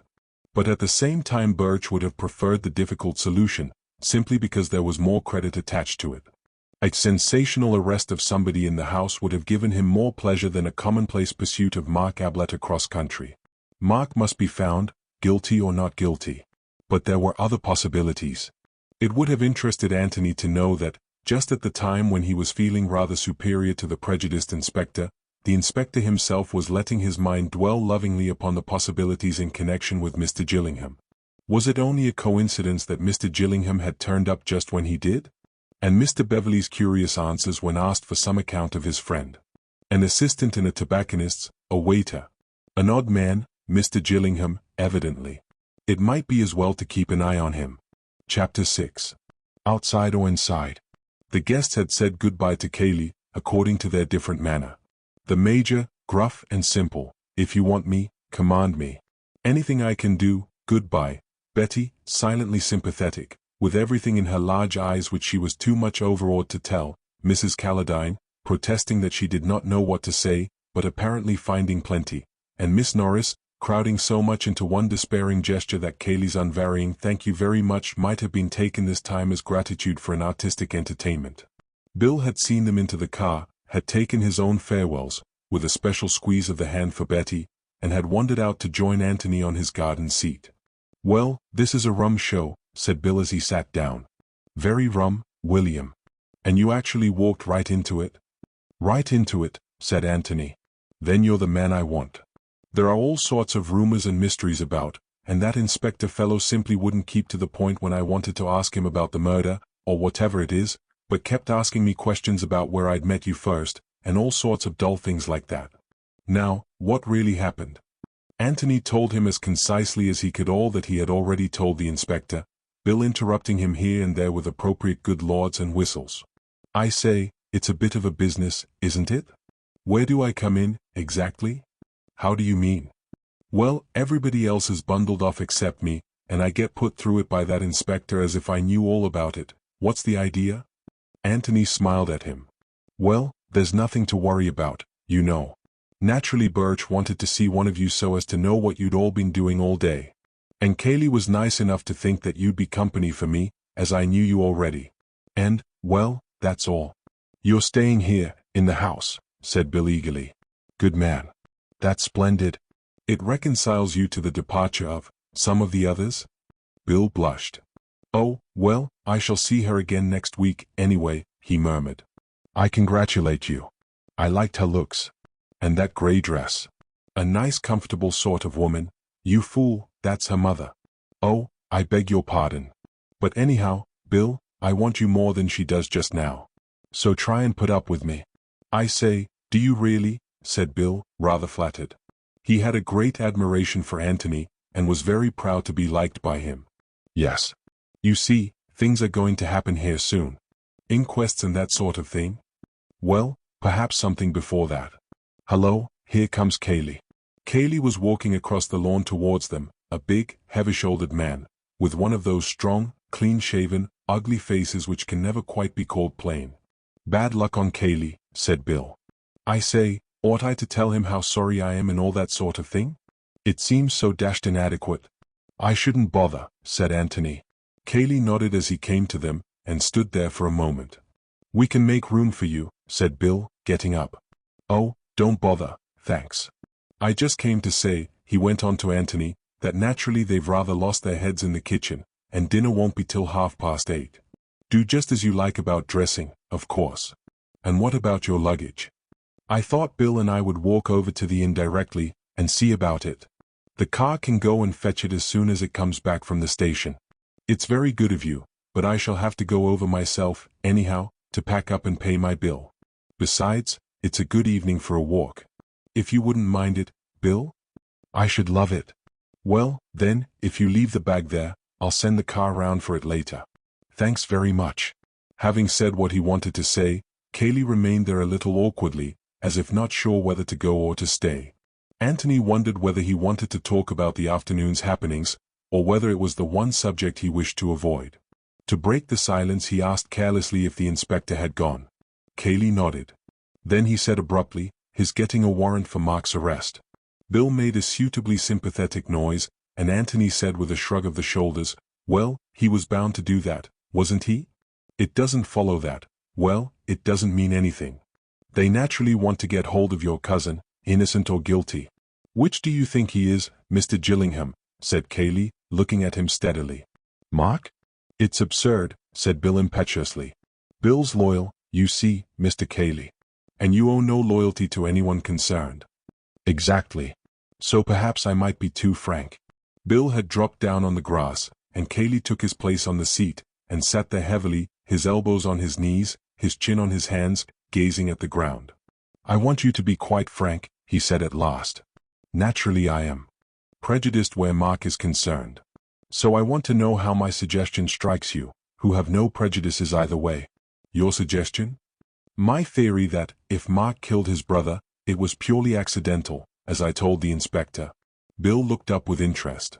"You mean that Robert did the hold-up business," he said, "and there was a bit of a struggle, and the revolver went off, and then Mark lost his head and bolted?"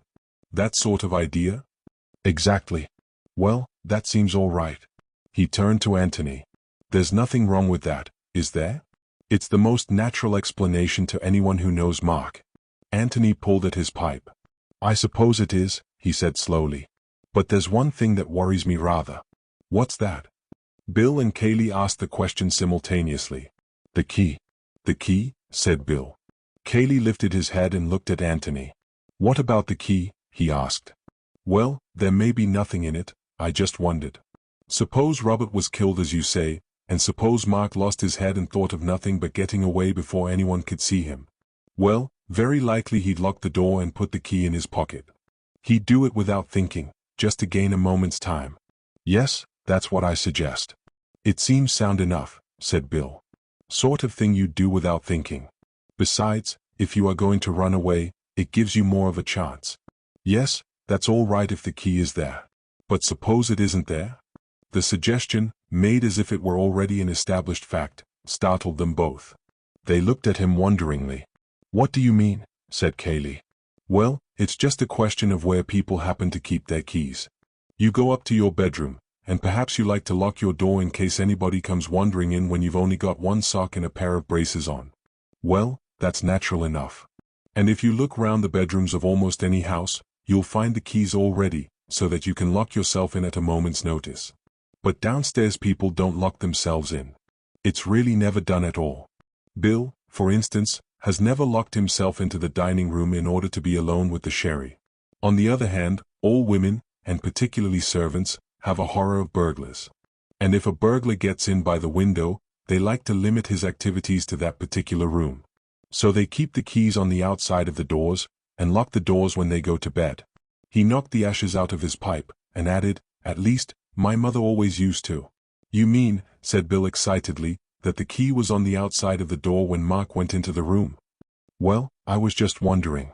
Have you noticed the other rooms, the billiard room, and library, and so on? Said Kaylee. I've only just thought about it while I've been sitting out here. You live here, haven't you ever noticed them? Kaylee sat considering, with his head on one side. It seems rather absurd, you know, but I can't say that I have. He turned to Bill. Have you? Good Lord, no. I should never worry about a thing like that. I'm sure you wouldn't, laughed Antony. Well, we can have a look when we go in. If the other keys are outside, then this one was probably outside too, and in that case, well, it makes it more interesting. Kaylee said nothing. Bill chewed a piece of grass, and then said, Does it make much difference? It makes it more hard to understand what happened in there. Take your accidental theory and see where you get to. No instinctive turning of the key now, is there? He's got to open the door to get it, and opening the door means showing his head to anybody in the hall, his cousin, for instance, whom he left there 2 minutes ago.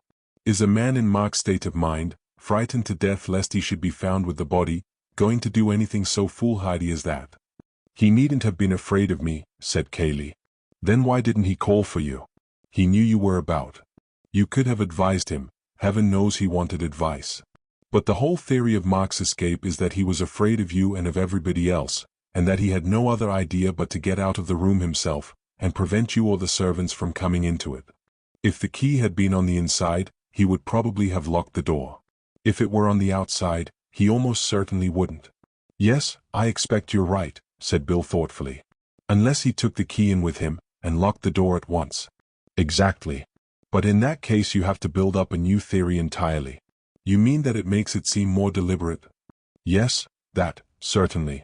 But it also seems to make Mark out an absolute idiot. Just suppose for a moment that, for urgent reasons which neither of you know anything about, he had wished to get rid of his brother. Would he have done it like that? Just killed him and then run away? Why, that's practically suicide whilst of unsound mind. No. If you really wanted to remove an undesirable brother, you would do it a little bit more cleverly than that. You'd begin by treating him as a friend, so as to avoid suspicion, and when you did kill him at last, you would try to make it look like an accident, or suicide, or the work of some other man. Wouldn't you? You mean you'd give yourself a bit of a run for your money? Yes, that's what I mean. If you were going to do it deliberately, that is to say, and lock yourself in before you began. Kaylee had been silent, apparently thinking over this new idea.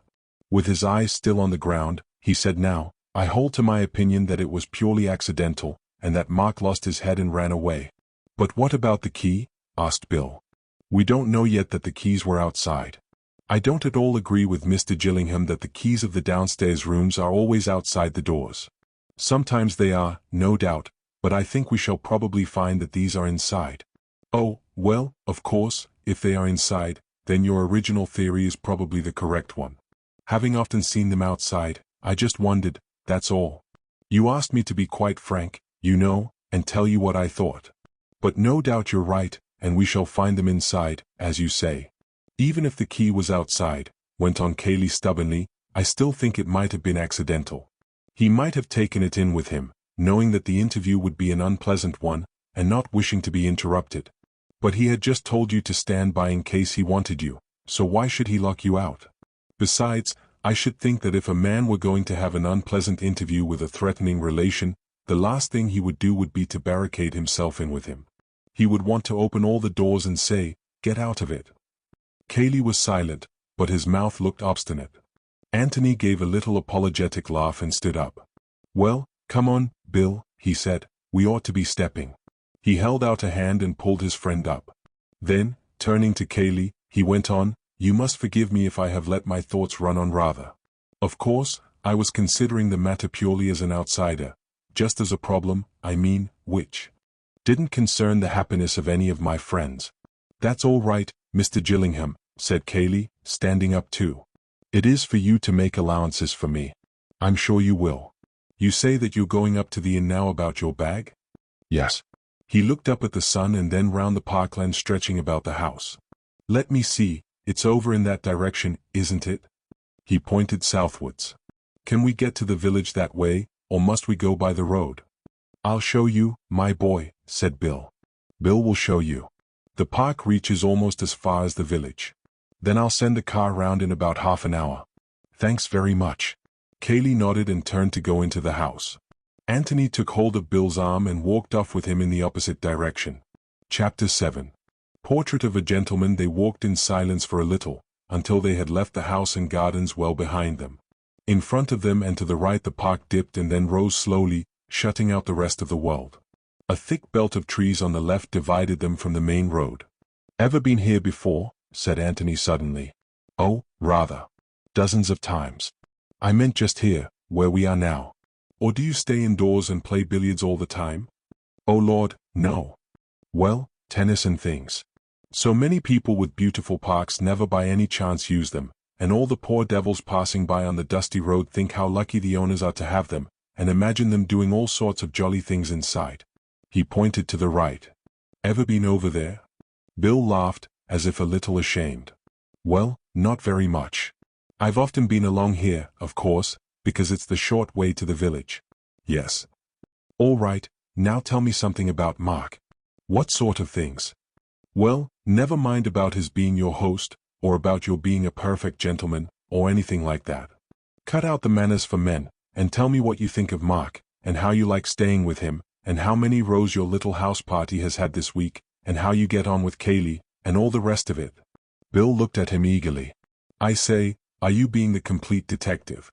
"Well, I wanted a new profession," smiled the other. "What fun." "I mean," he corrected himself apologetically, "one oughtn't to say that, when there's a man dead in the house, and one's host." He broke off a little uncertainly, and then rounded off his period by saying again, "By Jove, what a rum show it is. Good Lord." "Well," said Antony. "Carry on, Mark. What do I think of him?" "Yes." Bill was silent, wondering how to put into words thoughts which had never formed themselves very definitely in his own mind. What did he think of Mark? Seeing his hesitation, Antony said, "I ought to have warned you that nothing that you say will be taken down by the reporters, so you needn't bother about a split infinitive or two. Talk about anything you like, how you like. Well, I'll give you a start. Which do you enjoy more, a weekend here or at the Barringtons, say?" "Well, of course, that would depend. Take it that she was there in both cases." "Ass," said Bill, putting an elbow into Antony's ribs. "It's a little difficult to say," he went on. "Of course they do you awfully well here." "Yes. I don't think I know any house where things are so comfortable. One's room, the food, drinks, cigars, the way everything's arranged. All that sort of thing. They look after you awfully well. Yes? Yes. He repeated it slowly to himself, as if it had given him a new idea. They look after you awfully well. Well, that's just what it is about Mark. That's one of his little ways. Weaknesses. Looking after you. Arranging things for you? Yes. Of course, it's a delightful house, and there's plenty to do, and opportunities for every game or sport that's ever been invented, and, as I say, one gets awfully well done. But with it all, Tony, there's a faint sort of feeling that, well, that one is on parade, as it were. You've got to do as you're told. How do you mean? Well, Mark fancies himself rather at arranging things. He arranges things, and it's understood that the guests fall in with the arrangement. For instance, Betty, Miss Calladine, and I were going to play a single just before tea, the other day. Tennis. She's frightfully hot stuff at tennis, and backed herself to take me on level. I'm rather erratic, you know. Mark saw us going out with our rackets and asked us what we were going to do. Well, he got up a little tournament for us after tea, handicaps all arranged by him, and everything ruled out neatly in red and black ink, prizes and all, quite decent ones, you know. He'd had the lawn specially cut and marked for it. Well, of course Betty and I wouldn't have spoilt the court, and would have been quite ready to play again after tea. I had to give her half 15 according to his handicap, but somehow, Bill stopped and shrugged his shoulders. It didn't quite fit in? No. It spoilt the effect of his tournament. Took the edge off it just a little, I suppose he felt. So we didn't play. He laughed, and added, it would have been as much as our place was worth to have played. Do you mean you wouldn't have been asked here again? Probably. Well, I don't know. Not for some time, anyway. Really, Bill? Oh, rather. He's a devil for taking offense. That Miss Norris, did you see her? She's done for herself.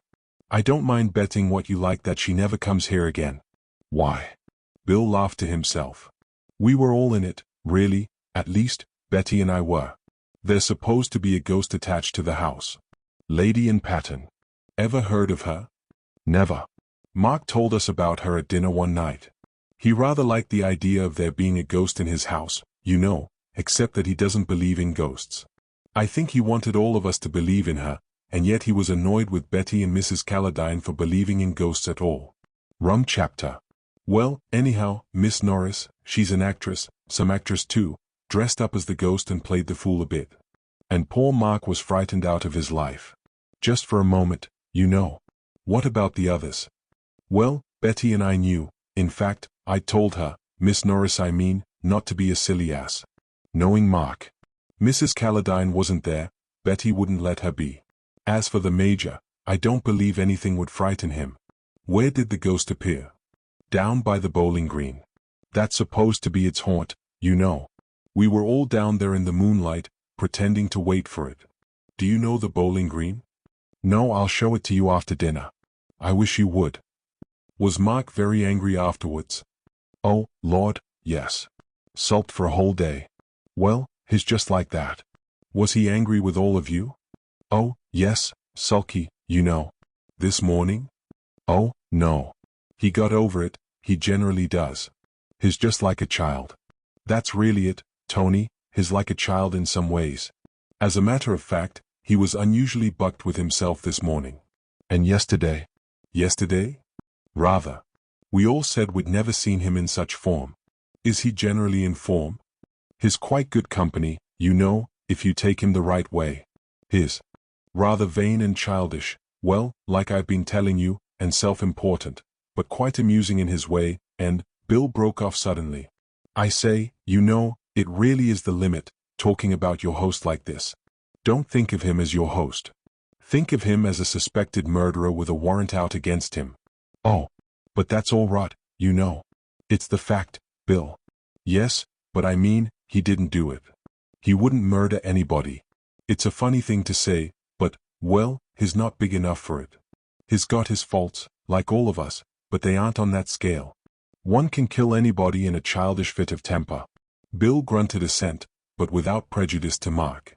All the same, he said, I can't believe it. That he would do it deliberately, I mean. Suppose it was an accident, as Kaylee says, would he lose his head and run away? Bill considered for a moment. Yes, I really think he might, you know. He nearly ran away when he saw the ghost. Of course, that's different, rather. Oh, I don't know. In each case it's a question of obeying your instinct instead of your reason. They had left the open land and were following a path through the bordering trees. Two abreast was uncomfortable, so Antony dropped behind, and further conversation was postponed until they were outside the boundary fence and in the high road. The road sloped gently down to the village of Whodunit, a few red-roofed cottages, and the grey tower of a church showing above the green. "Well, now," said Antony, as they stepped out more quickly, "what about Cayley?" "How do you mean, what about him?" "I want to see him." "I can see Mark perfectly, thanks to you, Bill. You were wonderful. Now let's have Cayley's character. Cayley from within." Bill laughed in pleased embarrassment, and protested that he was not a blooming novelist. "Besides," he added, "Mark's easy. Cayley's one of these heavy, quiet people, who might be thinking about anything. Mark gives himself away. Ugly, black-jawed devil, isn't he? Some women like that type of ugliness." "Yes, that's true. Between ourselves, I think there's one here who does. Rather a pretty girl at Jallan's." He waved his left hand, "down that way." "What's Jallan's?" "Well, I suppose it used to be a farm, belonging to a bloke called Jalland, but now it's a country cottage belonging to a widow called Norbury. Mark and Cayley used to go there a good deal together. Miss Norbury, the girl, has been here once or twice for tennis, seemed to prefer Cayley to the rest of us. But of course he hadn't much time for that sort of thing." "What sort of thing?" "Walking about with a pretty girl and asking her if she's been to any theatres lately. He nearly always had something to do." "Mark kept him busy?" "Yes. Mark never seemed quite happy unless he had Cayley doing something for him. He was quite lost and helpless without him. And, funnily enough, Cayley seemed lost without Mark." "He was fond of him?" "Yes, I should say so. In a protective kind of way. He'd sized Mark up, of course, his vanity, his self-importance, his amateurishness and all the rest of it, but he liked looking after him. And he knew how to manage him." "Yes. What sort of terms was he on with the guests, you and Miss Norris and all of them?" "Just polite and rather silent, you know. Keeping himself to himself. We didn't see so very much of him, except at meals. We were here to enjoy ourselves, and, well, he wasn't. He wasn't there when the ghost walked." "No. I heard Mark calling for him when he went back to the house. I expect Cayley stroked down his feathers a bit, and told him that girls will be girls. Hello, here we are." They went into the inn, and while Bill made himself pleasant to the landlady, Antony went upstairs to his room. It appeared that he had not very much packing to do, after all. He returned his brushes to his bag, glanced round to see that nothing else had been taken out, and went down again to settle his bill. He had decided to keep on his room for a few days, partly to save the landlord and his wife the disappointment of losing a guest so suddenly, partly in case he found it undesirable later on to remain at the Red House. For he was taking himself seriously as a detective. Indeed, he took himself seriously, while getting all the fun out of it which was possible, at every new profession he adopted, and he felt that there might come a time, after the inquest, say when he could not decently remain at the Red House as a guest, a friend of Bill's, enjoying the hospitality of Mark or Cayley, whichever was to be regarded as his host, without forfeiting his independent attitude towards the events of that afternoon. At present he was staying in the house merely as a necessary witness, and, since he was there, Cayley could not object to him using his eyes. But if, after the inquest, it appeared that there was still work for a pair of independent and very keen eyes to do, then he must investigate, either with his host's approval or from beneath the roof of some other host, the landlord of the George, for instance, who had no feelings in the matter. For of one thing Antony was certain. Cayley knew more than he professed to know. That is to say, he knew more than he wanted other people to know he knew. Antony was one of the other people. If, therefore, he was for trying to find out what it was that Cayley knew, he could hardly expect Cayley's approval of his labors. It would bid the George, then, for Antony after the inquest. What was the truth? Not necessarily discreditable to Cayley, even though he were hiding something. All that could be said against him at the moment was that he had gone the longest way round to get into the locked office, and that this did not fit in with what he had told the inspector. But it did fit in with the theory that he had been an accessory after the event, and that he wanted, while appearing to be in a hurry, to give his cousin as much time as possible in which to escape. That might not be the true solution, but it was at least a workable one. The theory which he had suggested to the inspector was not. However, there would be a day or two before the inquest, in which Antony could consider all these matters from within the Red House. The car was at the door. He got in with Bill, the landlord put his bag on the front seat next to the chauffeur, and they drove back. Chapter 8. Do you follow me, Watson? Antony's bedroom looked over the park at the back of the house. The blinds were not yet drawn while he was changing his clothes for dinner, and at various stages of undress he would pause and gaze out of the window, sometimes smiling to himself, sometimes frowning, as he turned over in his mind all the strange things that he had seen that day. He was sitting on his bed, in shirt and trousers, absently smoothing down his thick black hair with his brushes, when Bill shouted an hello, through the door, and came in. "I say, buck up, old boy, I'm hungry," he said. Antony stopped smoothing himself and looked up at him thoughtfully. "Where's Mark?" he said. "Mark? You mean Cayley?" Antony corrected himself with a little laugh. "Yes, I mean Cayley. Is he down?" "I say, I shan't be a moment, Bill." He got up from the bed and went on briskly with his dressing. "Oh, by the way," said Bill, taking his place on the bed, "your idea about the keys is a washout." "Why, how do you mean?" "I went down just now and had a look at them. We were asses not to have thought of it when we came in. The library key is outside, but all the others are inside." "Yes, I know." "You devil, I suppose you did think of it, then?" "I did, Bill," said Antony apologetically. "Bother. I hoped you'd forgotten." "Well, that knocks your theory on the head, doesn't it?" "I never had a theory. I only said that if they were outside, it would probably mean that the office key was outside, and that in that case Cayley's theory was knocked on the head." "Well, now, it isn't, and we don't know anything. Some were outside and some inside, and there you are. It makes it much less exciting. When you were talking about it on the lawn, I really got quite keen on the idea of the key being outside and Mark taking it in with him." "It's going to be exciting enough," said Antony mildly, as he transferred his pipe and tobacco into the pocket of his black coat. "Well, let's come down, I'm ready now." Cayley was waiting for them in the hall. He made some polite inquiry as to the guests' comfort, and the three of them fell into a casual conversation about houses in general and the Red House in particular. "You were quite right about the keys," said Bill, during a pause. He was less able than the other two, perhaps because he was younger than they, to keep away from the subject which was uppermost in the minds of them all. "Keys?" said Cayley blankly. "We were wondering whether they were outside or inside." Oh, yes." He looked slowly round the hall, at the different doors, and then smiled in a friendly way at Antony. "We both seem to have been right, Mr. Gillingham. So we don't get much farther." "No," he gave a shrug. "I just wondered, you know. I thought it was worth mentioning." "Oh, quite. Not that you would have convinced me, you know. Just as Elsie's evidence doesn't convince me." "Elsie?" said Bill excitedly. Antony looked inquiringly at him, wondering who Elsie was. "One of the housemaids," explained Cayley. "You didn't hear what she told the inspector?" "Of course, as I told Birch, girls of that class make things up, but he seemed to think she was genuine." "What was it?" said Bill. Cayley told them of what Elsie had heard through the office door that afternoon. "You were in the library then, of course," said Antony, rather to himself than to the other. "She might have gone through the hall without your hearing." "Oh, I've no doubt she was there, and heard voices. Perhaps heard those very words. But," he broke off, and then added impatiently, "it was accidental." "I know it was accidental. What's the good of talking as if Mark was a murderer?" Dinner was announced at that moment, and as they went in, he added, "What's the good of talking about it at all, if it comes to that?" "What, indeed?" said Antony, and to Bill's great disappointment they talked of books and politics during the meal. Cayley made an excuse for leaving them as soon as their cigars were alight. He had business to attend to, as was natural. Bill would look after his friend. Bill was only too willing.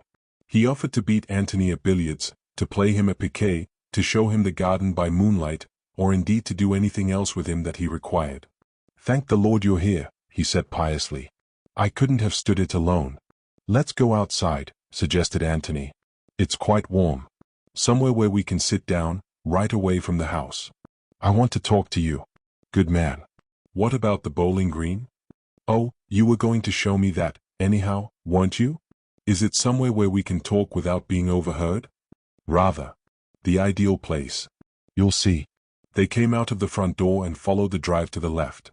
Coming from Woodham, Antony had approached the house that afternoon from the other side. The way they were going now would take them out at the opposite end of the park, on the high road to Stanton, a country town some 3 miles away. They passed by a gate and a gardener's lodge, which marked the limit of what auctioneers like to call the ornamental grounds of the estate, and then the open park was before them. "Sure we haven't missed it," said Antony. The park lay quietly in the moonlight on either side of the drive, wearing a little way ahead of them a deceptive air of smoothness which retreated always as they advanced. "Rum, isn't it?" said Bill. "An absurd place for a bowling green, but I suppose it was always here." "Yes, but always where?" "It's short enough for golf, perhaps, but, hello." They had come to the place. The road bent round to the right, but they kept straight on over a broad grass path for 20 yards, and there in front of them was the green. A dry ditch, 10 feet wide and 6 feet deep, surrounded it, except in the one place where the path went forward. 2 or 3 grass steps led down to the green, on which there was a long wooden bench for the benefit of spectators. "Yes, it hides itself very nicely," said Antony. "Where do you keep the bowls?" "In a sort of summer house place. Round here." They walked along the edge of the green until they came to it, a low wooden bunk which had been built into one wall of the ditch. Jolly view." Bill laughed. "Nobody sits there. It's just for keeping things out of the rain." They finished their circuit of the green, "just in case anybody's in the ditch," said Antony, and then sat down on the bench. "Now then," said Bill, "we are alone. Fire ahead." Antony smoked thoughtfully for a little. Then he took his pipe out of his mouth and turned to his friend. "Are you prepared to be the complete Watson?" he asked. "Watson? Do you follow me, Watson? That one. Are you prepared to have quite obvious things explained to you, to ask futile questions, to give me chances of scoring off you, to make brilliant discoveries of your own 2 or 3 days after I have made them myself, all that kind of thing? Because it all helps." "My dear Tony," said Bill delightedly, "need you ask?" Antony said nothing, and Bill went on happily to himself. "I perceive from the strawberry mark on your shirt front that you had strawberries for dessert. Holmes, you astonish me." "Tut, tut, you know my methods." "Where is the tobacco?" "The tobacco is in the Persian slipper." "Can I leave my practice for a week?" "I can." Antony smiled and went on smoking. After waiting hopefully for a minute or two, Bill said in a firm voice, "Well then, Holmes, I feel bound to ask you if you have deduced anything. Also, whom do you suspect?" Antony began to talk. "Do you remember," he said, "one of Holmes's little scores over Watson about the number of steps up to the Baker Street lodging? Poor old Watson had been up and down them 1,000 times, but he had never thought of counting them, whereas Holmes had counted them as a matter of course, and knew that there were 17. And that was supposed to be the difference between observation and non-observation. Watson was crushed again, and Holmes appeared to him more amazing than ever. Now, it always seemed to me that in that matter Holmes was the ass, and Watson the sensible person. What on earth is the point of keeping in your head an unnecessary fact like that? If you really want to know at any time the number of steps to your lodging, you can ring up your landlady and ask her. I've been up and down the steps of the club 1,000 times, but if you asked me to tell you at this moment how many steps there are, I couldn't do it. Could you? "I certainly couldn't," said Bill. "But if you really wanted to know," said Antony casually, with a sudden change of voice, "I could find out for you without even bothering to ring up the hall porter." Bill was puzzled as to why they were talking about the club steps, but he felt it his duty to say that he did want to know how many they were. "Right," said Antony. "I'll find out." He closed his eyes. "I'm walking up St. James Street," he said slowly. "Now I've come to the club and I'm going past the smoking room, windows, 1, 2, 3, 4. Now I'm at the steps. I turn in and begin going up them. 1, 2, 3, 4, 5, 6, then a broad step, 6, 7, 8, 9, another broad step, 9, 10, 11. 11, I'm inside. Good morning, Rogers. Fine day again." With a little start he opened his eyes and came back again to his present surroundings. He turned to Bill with a smile. 11, he said. "Count them the next time you're there. 11, and now I hope I shall forget it again." Bill was distinctly interested. "That's rather hot," he said. "Expound." "Well, I can't explain it, whether it's something in the actual eye, or something in the brain, or what, but I have got rather an uncanny habit of recording things unconsciously. You know that game where you look at a tray full of small objects for 3 minutes, and then turn away and try to make a list of them? It means a devil of a lot of concentration for the ordinary person, if he wants to get his list complete, but in some odd way I manage to do it without concentration at all. I mean that my eyes seem to do it without the brain consciously taking any part. I could look at the tray, for instance, and talk to you about golf at the same time, and still get my list right. I should think that's rather a useful gift for an amateur detective. You ought to have gone into the profession before. Well, it is rather useful. It's rather surprising, you know, to a stranger. Let's surprise Cayley with it, shall we? How? Well, let's ask him. Antony stopped and looked at Bill comically. Let's ask him what he's going to do with the key of the office.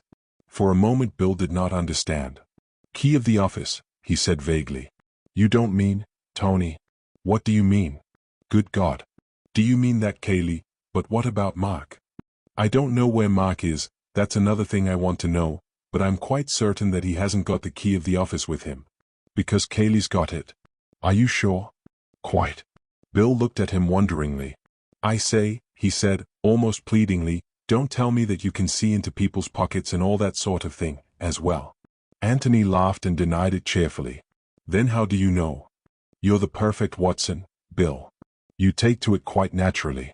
Properly speaking, I oughtn't to explain till the last chapter, but I always think that that's so unfair. So here goes. Of course, I don't really know that he's got it, but I do know that he had it. I know that when I came on him this afternoon, he had just locked the door and put the key in his pocket. You mean you saw him at the time, but that you've only just remembered it, reconstructed it, in the way you were explaining just now? No. I didn't see him. But I did see something. I saw the key of the billiard room. Where? Outside the billiard room door. Outside? But it was inside when we looked just now. Exactly. Who put it there? Obviously Cayley. But, let's go back to this afternoon. I don't remember noticing the billiard room key at the time. I must have done so without knowing. Probably when I saw Cayley banging at the door I may have wondered subconsciously whether the key of the room next to it would fit. Something like that, I dare say. Well, when I was sitting out by myself on that seat just before you came along, I went over the whole scene in my mind, and I suddenly saw the billiard room key there, outside. And I began to wonder if the office key had been outside too. When Cayley came up, I told you my idea and you were both interested. But Cayley was just a shade too interested. I dare say you didn't notice it, but he was. By Jove. Well, of course that proved nothing, and the key business didn't really prove anything, because whatever side of the door the other keys were, Mark might have locked his own private room from the inside sometimes.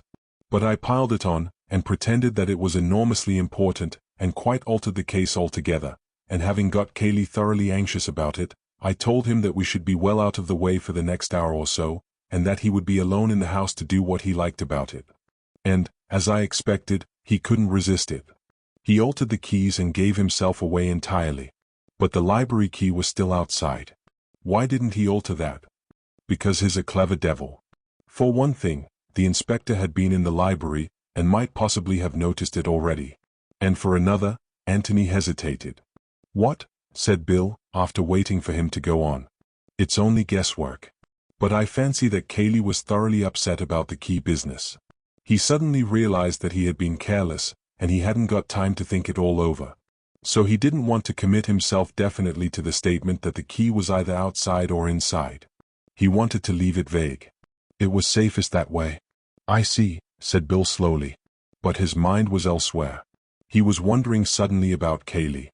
Cayley was just an ordinary man, like himself. Bill had had little jokes with him sometimes, not that Cayley was much of a hand at joking. Bill had helped him to sausages, played tennis with him, borrowed his tobacco, lent him a putter. And here was Antony saying that he was, what? Well, not an ordinary man, anyway. A man with a secret. Perhaps a murderer. No, not a murderer, not Cayley. That was rot, anyway.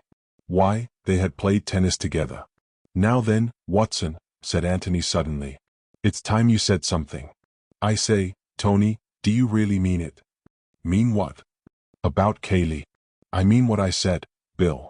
No more. Well, what does it amount to?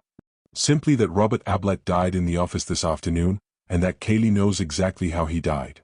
That's all. It doesn't follow that Kaylee killed him. No. No, of course it doesn't. Bill gave a sigh of relief. He's just shielding Mark. What? I wonder. Well, isn't that the simplest explanation? It's the simplest if you're a friend of Kaylee and want to let him down lightly. But then I'm not, you see. Why isn't it simple, anyhow? Well, let's have the explanation then, and I'll undertake to give you a simpler one afterwards. Go on. Only remember, the key is on the outside of the door to start with. Yes, well, I don't mind that. Mark goes in to see his brother, and they quarrel and all the rest of it, just as Kaylee was saying. Kaylee hears the shot, and in order to give Mark time to get away, locks the door, puts the key in his pocket and pretends that Mark has locked the door, and that he can't get in. How's that? Hopeless, Watson, hopeless. Why? How does Kaylee know that it is Mark who has shot Robert, and not the other way round? Oh, said Bill, rather upset. Yes. He thought for a moment. All right. Say that Kaylee has gone into the room first, and seen Robert on the ground. Well, there you are. And what does he say to Mark? That it's a fine afternoon, and could he lend him a pocket handkerchief? Or does he ask him what's happened? Well, of course, I suppose he asks what happened, said Bill reluctantly. And what does Mark say? Explains that the revolver went off accidentally during a struggle. Whereupon Kaylee shields him by doing what, Bill? Encouraging him to do the damn silliest thing that any man could possibly do, confess his guilt by running away. No, that's rather hopeless, isn't it? Bill thought again. Well, he said reluctantly, suppose Mark confessed that he'd murdered his brother? That's better, Bill. Don't be afraid of getting away from the accident idea. Well then, your new theory is this. Mark confesses to Kaylee that he shot Robert on purpose, and Kaylee decides, even at the risk of committing perjury, and getting into trouble himself, to help Mark to escape. Is that right? Bill nodded. Well then, I want to ask you two questions. First, is it possible, as I said before dinner, that any man would commit such an idiotic murder, a murder that puts the rope so very tightly round his neck? Secondly, if Kaylee is prepared to perjure himself for Mark, as he has to, anyway, now, wouldn't it be simpler for him to say that he was in the office all the time, and that Robert's death was accidental? Bill considered this carefully, and then nodded slowly again. Yes, my simple explanation is a washout, he said. Now let's have yours. Antony did not answer him. He had begun to think about something quite different. Chapter 9. Possibilities of a croquet set. What's the matter? Said Bill sharply. Antony looked round at him with raised eyebrows. You've thought of something suddenly, said Bill. What is it? Antony laughed. My dear Watson, he said, you aren't supposed to be as clever as this. Oh, you can't take me in. No. Well, I was wondering about this ghost of yours, Bill. It seems to me, that. Bill was profoundly disappointed. What on earth has the ghost got to do with it? I don't know, said Antony apologetically. I don't know what anything has got to do with it. I was just wondering. You shouldn't have brought me here if you hadn't wanted me to think about the ghost. This is where she appeared, isn't it? Yes. Bill was distinctly short about it. How? What? I said, how? How? How do ghosts appear? I don't know. They just appear. Over 400 or 500 yards of open park. Well, but she had to appear here, because this is where the original one, Lady Anne, you know, was supposed to walk. Oh, never mind Lady Anne. A real ghost can do anything. But how did Miss Norris appear suddenly, over 500 yards of bare park? Bill looked at Antony with open mouth. I don't know, he stammered. We never thought of that. You would have seen her long before, wouldn't you, if she had come the way we came? Of course we should. And that would have spoilt it rather. You would have had time to recognize her walk. Bill was interested now. That's rather funny, you know, Tony. We none of us thought of that. You're sure she didn't come across the park when none of you were looking? Quite. Because, you see, Betty and I were expecting her, and we kept looking round in case we saw her, so that we should all be playing with our backs to her. You and Miss Calladine were playing together? I say, however do you know that? Brilliant deductive reasoning. Well, then you suddenly saw her? Yes, she walked across that side of the lawn. He indicated the opposite side, nearer to the house. She couldn't have been hiding in the ditch? Do you call it the moat, by the way? Mark does. We don't among ourselves. No, she couldn't. Betty and I were here before the others, and walked round a bit. We should have seen her. Then she must have been hiding in the shed. Or do you call it the summer house? We had to go there for the balls, of course. She couldn't have been there. Oh? It's dashed funny, said Bill, after an interval for thought. But it doesn't matter, does it? It has nothing to do with Robert. Hasn't it? I say, has it? Said Bill, getting excited again. I don't know. We don't know what has, or what hasn't. But it has got something to do with Miss Norris. And Miss Norris, he broke off suddenly. What about her? Well, you're all in it in a kind of way. And if something unaccountable happens to one of you a day or two before something unaccountable happens to the whole house, one is, well, interested. It was a good enough reason, but it wasn't the reason he had been on the point of giving. I see. Well? Antony knocked out his pipe and got up slowly. Well then, let's find the way from the house by which Miss Norris came. Bill jumped up eagerly. By Jove!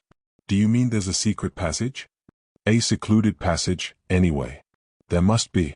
I say, what fun. I love secret passages. Good Lord, and this afternoon I was playing golf just like an ordinary merchant. What a life. Secret passages. They made their way down into the ditch. If an opening was to be found which led to the house, it would probably be on the house side of the green, and on the outside of the ditch. The most obvious place at which to begin the search was the shed where the bowls were kept. It was a tidy place, as anything in Mark's establishment would be. There were 2 boxes of croquet things, one of them with the lid open, as if the balls and mallets and hoops, neatly enough put away, though, had been recently used, a box of bowls, a small lawn-mower, a roller, and so forth. A seat ran along the back of it, whereon the bowls players could sit when it rained. Antony tapped the wall at the back. This is where the passage ought to begin. It doesn't sound very hollow, does it? It needn't begin here at all, need it? Said Bill, walking round with bent head, and tapping the other walls. He was just too tall to stand upright in the shed.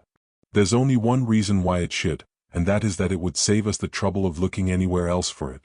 Surely Mark didn't let you play croquet on his bowling green? He pointed to the croquet things. He didn't encourage it at one time, but this year he got rather keen about it. There's really nowhere else to play. Personally, I hate the game. He wasn't very keen on bowls, you know, but he liked calling it the bowling green, and surprising his visitors with it. Antony laughed. I love you on Mark, he said. You're priceless. He began to feel in his pockets for his pipe and tobacco, and then suddenly stopped. And stiffened to attention. For a moment he stood listening, with his head on one side, holding up a finger to bid Bill listen too. What is it? Whispered Bill. Antony waved him to silence, and remained listening. Very quietly he went down on his knees, and listened again. Then he put his ear to the floor. He got up and dusted himself quickly, walked across to Bill and whispered in his ear, footsteps. Somebody coming. When I begin to talk, back me up. Bill nodded. Antony gave him an encouraging pat on the back, and stepped firmly across to the box of bowls, whistling loudly to himself. He took the bowls out, dropped one with a loud bang on the floor, said, "Oh, Lord," and went on, "I say, Bill, I don't think I want to play bowls, after all." "Well, why did you say you did?" grumbled Bill. Antony flashed a smile of appreciation at him. "Well, I wanted to when I said I did, and now I don't want to." "Then what do you want to do?" "Talk." "Oh, righto," said Bill eagerly. "There's a seat on the lawn, I saw it. Let's bring these things along in case we want to play, after all." "Righto," said Bill again. He felt safe with that, not wishing to commit himself until he knew what he was wanted to say. As they went across the lawn, Antony dropped the bowls and took out his pipe. "Got a match," he said loudly. As he bent his head over the match, he whispered, "There'll be somebody listening to us. You take the Cayley view," and then went on in his ordinary voice, "I don't think much of your matches, Bill," and struck another. They walked over to the seat and sat down. "What a heavenly night," said Antony.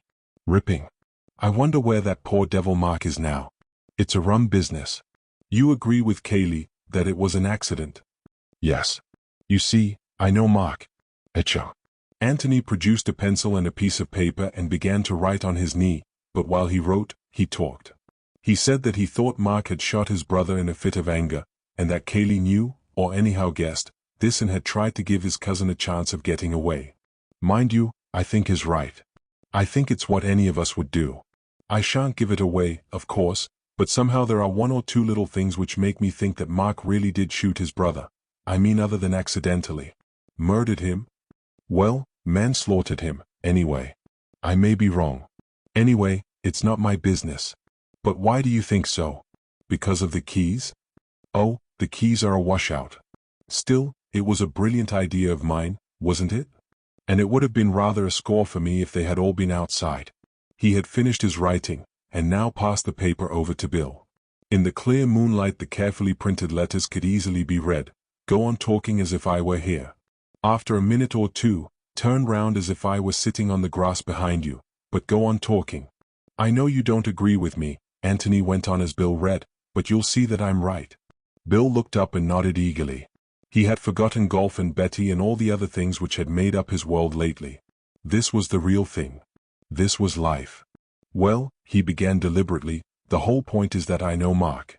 Now, Mark, but Antony was off the seat and letting himself gently down into the ditch. His intention was to crawl round it until the shed came in sight. The footsteps which he had heard seemed to be underneath the shed. Probably there was a trapdoor of some kind in the floor. Whoever it was would have heard their voices, and would probably think it worthwhile to listen to what they were saying. He might do this merely by opening the door a little without showing himself, in which case Antony would have found the entrance to the passage without any trouble to himself. But when Bill turned his head and talked over the back of the seat, it was probable that the listener would find it necessary to put his head outside in order to hear, and then Antony would be able to discover who it was. Moreover, if he should venture out of his hiding place altogether and peep at them over the top of the bank, the fact that Bill was talking over the back of the seat would mislead the watcher into thinking that Antony was still there, sitting on the grass, no doubt, behind the seat, swinging his legs over the side of the ditch. He walked quickly but very silently along the half-length of the bowling green to the first corner, passed cautiously round, and then went even more carefully along the width of it to the second corner. He could hear Bill hard at it, arguing from his knowledge of Mark's character that this, that and the other must have happened, and he smiled appreciatively to himself. Bill was a great conspirator worth 100 Watsons. As he approached the second corner he slowed down, and did the last few yards on hands and knees. Then, lying at full length, inch by inch his head went round the corner. The shed was 2 or 3 yards to his left, on the opposite side of the ditch. From where he lay he could see almost entirely inside it. Everything seemed to be as they left it. The bowls box, the lawn-mower, the roller, the open croquet box, by Jove, said Antony to himself, that's neat. The lid of the other croquet box was open, too. Bill was turning round now, his voice became more difficult to hear. You see what I mean, he was saying. If Kaylee, and out of the second croquet box came Kaylee's black head. Antony wanted to shout his applause. It was neat, devilish neat. For a moment he gazed, fascinated, at that wonderful new kind of croquet ball which had appeared so dramatically out of the box, and then reluctantly wriggled himself back. There was nothing to be gained by staying there, and a good deal to be lost, for Bill showed signs of running down. As quickly as he could Antony hurried round the ditch and took up his place at the back of the seat. Then he stood up with a yawn, stretched himself and said carelessly, well, don't worry yourself about it, Bill, old man. I dare say you're right. You know Mark, and I don't, and that's the difference. Shall we have a game or shall we go to bed? Bill looked at him for inspiration, and, receiving it, said, oh, just let's have one game, shall we? Right you are, said Antony. But Bill was much too excited to take the game which followed very seriously. Antony, on the other hand, seemed to be thinking of nothing but bowls. He played with great deliberation for 10 minutes, and then announced that he was going to bed. Bill looked at him anxiously. It's all right, laughed Antony. You can talk if you want to. Just let's put him away first, though. They made their way down to the shed, and while Bill was putting the bowls away, Antony tried the lid of the closed croquet box. As he expected, it was locked. Now then, said Bill, as they were walking back to the house again, I'm simply bursting to know. Who was it? Kaylee. Good Lord. Where? Inside one of the croquet boxes. Don't be an ass. It's quite true, Bill. He told the other what he had seen. But aren't we going to have a look at it? Asked Bill, in great disappointment. I'm longing to explore. Aren't you? Tomorrow and tomorrow and tomorrow. We shall see Kaylee coming along this way directly. Besides, I want to get in from the other end, if I can. I doubt very much if we can do it this end without giving ourselves away. Look, there's Kaylee. They could see him coming along the drive towards them. When they were a little closer, they waved to him and he waved back. I wondered where you were, he said, as he got up to them. I rather thought you might be along this way. What about bed? Bed it is, said Antony. We've been playing bowls, added Bill, and talking, and playing bowls. Ripping night, isn't it? But he left the rest of the conversation, as they wandered back to the house, to Antony. He wanted to think. There seemed to be no doubt now that Kaylee was a villain. Bill had never been familiar with a villain before. It didn't seem quite fair of Kaylee, somehow, he was taking rather a mean advantage of his friends. Lot of funny people there were in the world, funny people with secrets. Look at Tony, that first time he had met him in a tobacconist's shop. Anybody would have thought he was a tobacconist's assistant. And Kaylee. Anybody would have thought that Kaylee was an ordinary decent sort of person. And Mark. Dash it. One could never be sure of anybody. Now, Robert was different. Everybody had always said that Robert was a shady fellow. But what on earth had Miss Norris got to do with it? What had Miss Norris got to do with it? This was a question which Antony had already asked himself that afternoon, and it seemed to him now that he had found the answer. As he lay in bed that night he reassembled his ideas, and looked at them in the new light which the events of the evening threw upon the dark corners in his brain. Of course it was natural that Kaylee should want to get rid of his guests as soon as the tragedy was discovered. He would want this for their own sake as well as for his. But he had been a little too quick about suggesting it, and about seeing the suggestion carried out. They had been bustled off as soon as they could be packed. The suggestion that they were in his hands, to go or stay as he wished, could have been left safely to them. As it was, they had been given no alternative, and Miss Norris, who had proposed to catch an after-dinner train at the junction, in the obvious hope that she might have in this way a dramatic cross-examination at the hands of some keen-eyed detective, was encouraged tactfully, but quite firmly, to travel by the earlier train with the others. Antony had felt that Kaylee, in the tragedy which had suddenly befallen the house, ought to have been equally indifferent to her presence or absence. But he was not, and Antony assumed from this that Kaylee was very much alive to the necessity for her absence. Why? Well, that question was not to be answered offhand.